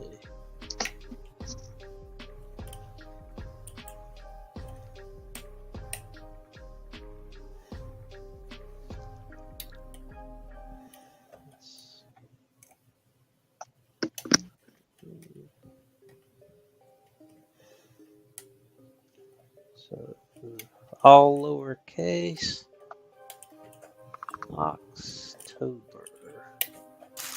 Okay,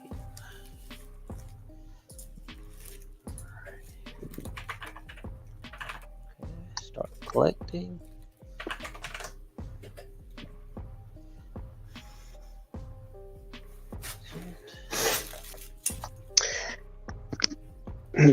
Yeah, I try to tackle it from every way possible too. Like sometimes I'll try to deflag with the curve to the right. How you were just going from. I'll try every way around that wording, and man, it just gets frustrating sometimes. Yeah, happy Knoxtober. Thanks for having me, Lady Locks. It was a cool event. I'm glad it was. I had a lot of people on. Had a lot of cool things to show. I'm surprised. I'm glad I got the Harry Bow open on camera. I'm happy about that. It's up and going, so everyone be entered in this last drawing. Just type Knoxtober into the chat as you see it there on the screen, and get you in this last drawing before we call it a night.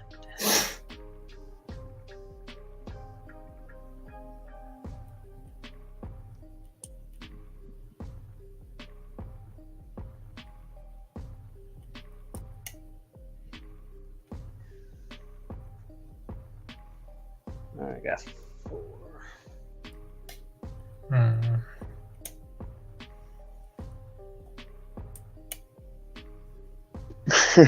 Stickers and cash.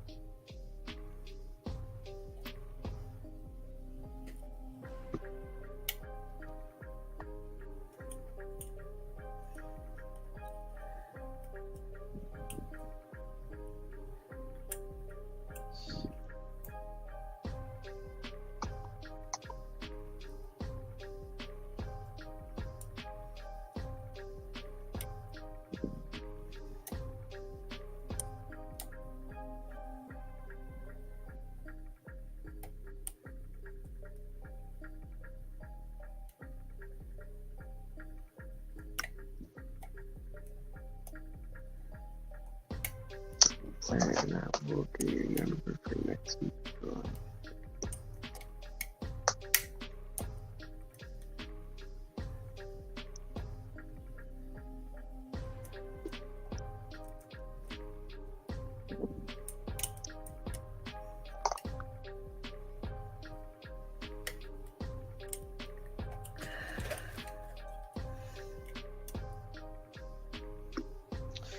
All right, I hadn't seen it move from 6 for a little bit. Check. All right. So if you're ready, we'll go ahead and draw. All right.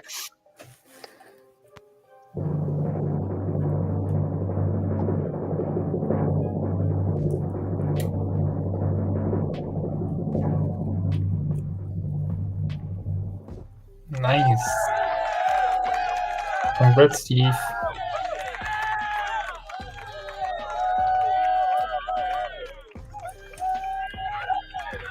All right.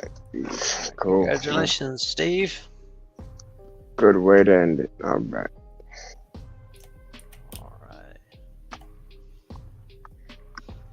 All right. Thanks everyone for joining tonight. And Yeah, definitely. Thank you everyone for showing up. I appreciate anybody tuning in for the Knoxtober. And for my part, remember, anything is possible when everything is unlockable. And everyone, and this one may be a new one for the record books. I think Lady Locks will confirm, but I think the last one was like right at 6:30, and this one is 6:43. As I said, you want to hang in for a minute and 30, we'll cross the 6 minute and 45 minutes exactly, and then we'll hit it on that. So this way, whoever has to cross it has to cross 6 hours and 45. How about that? Sounds good. So keep assembling. Like to hold the record. Gotta beat it.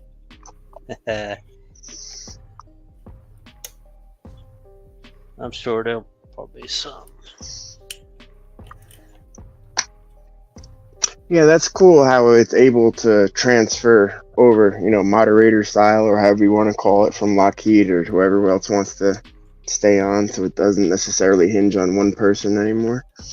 Yeah, I kind of try to help out LockHeat because I know it's late. Yeah, exactly. Yep, halfway around the world. Yeah. I mean, here it's only my time zone is only 11:15. So. Yeah, same here. Yep, exactly. I just got an angry girlfriend and a growling stomach I got to deal with. Yeah, that's why it took me a while to take over for LockHeat because I was eating with the family. I can understand it's like one day a year. She's like, but this is what you do every day. She's not exactly wrong, but like.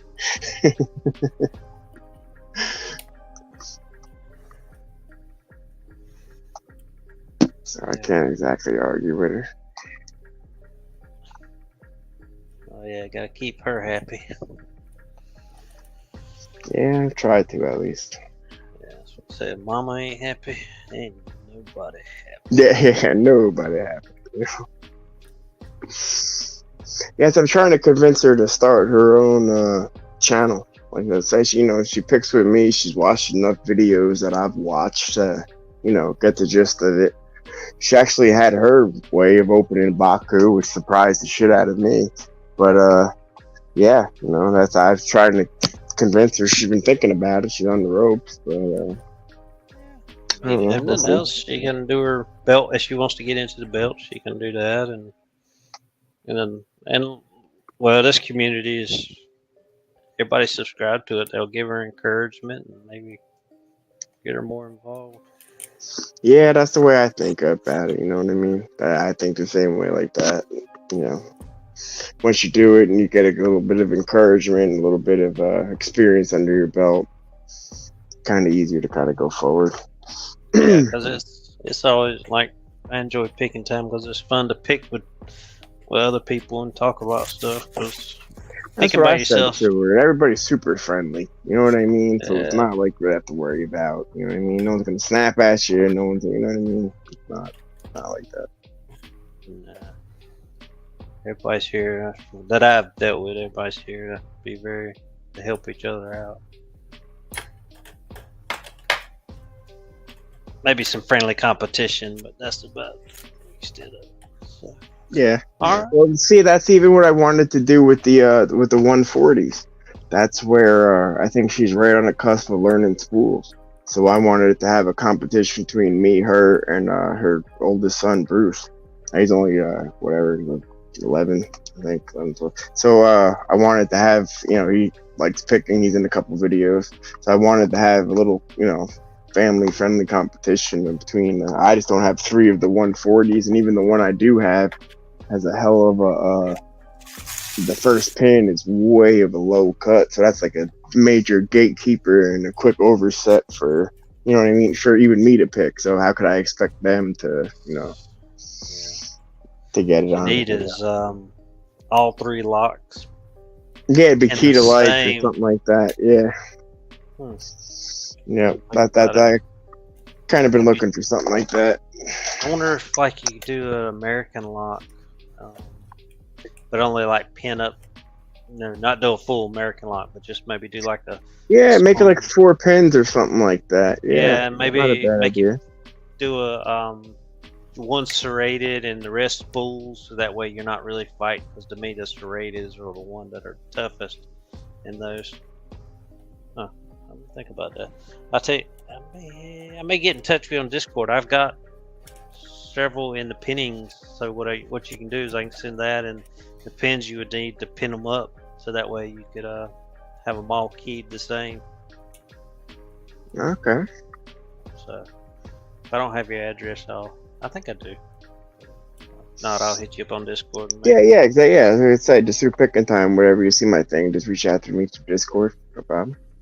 That way, you can, as y'all get better, you can make it, progressively harder and still have a competition a little. So, but on that note, all right. Yeah, we crossed the 645. So that's whoever's gonna beat us has to cross 7 hours basically. So good luck to them. All right, everybody. All right, thanks, Tiggs. Thanks, Lockchuck, for hanging out with me here at the late night, at the after hours. I appreciate it. Have a good weekend. Yeah. All right, guys. Good night.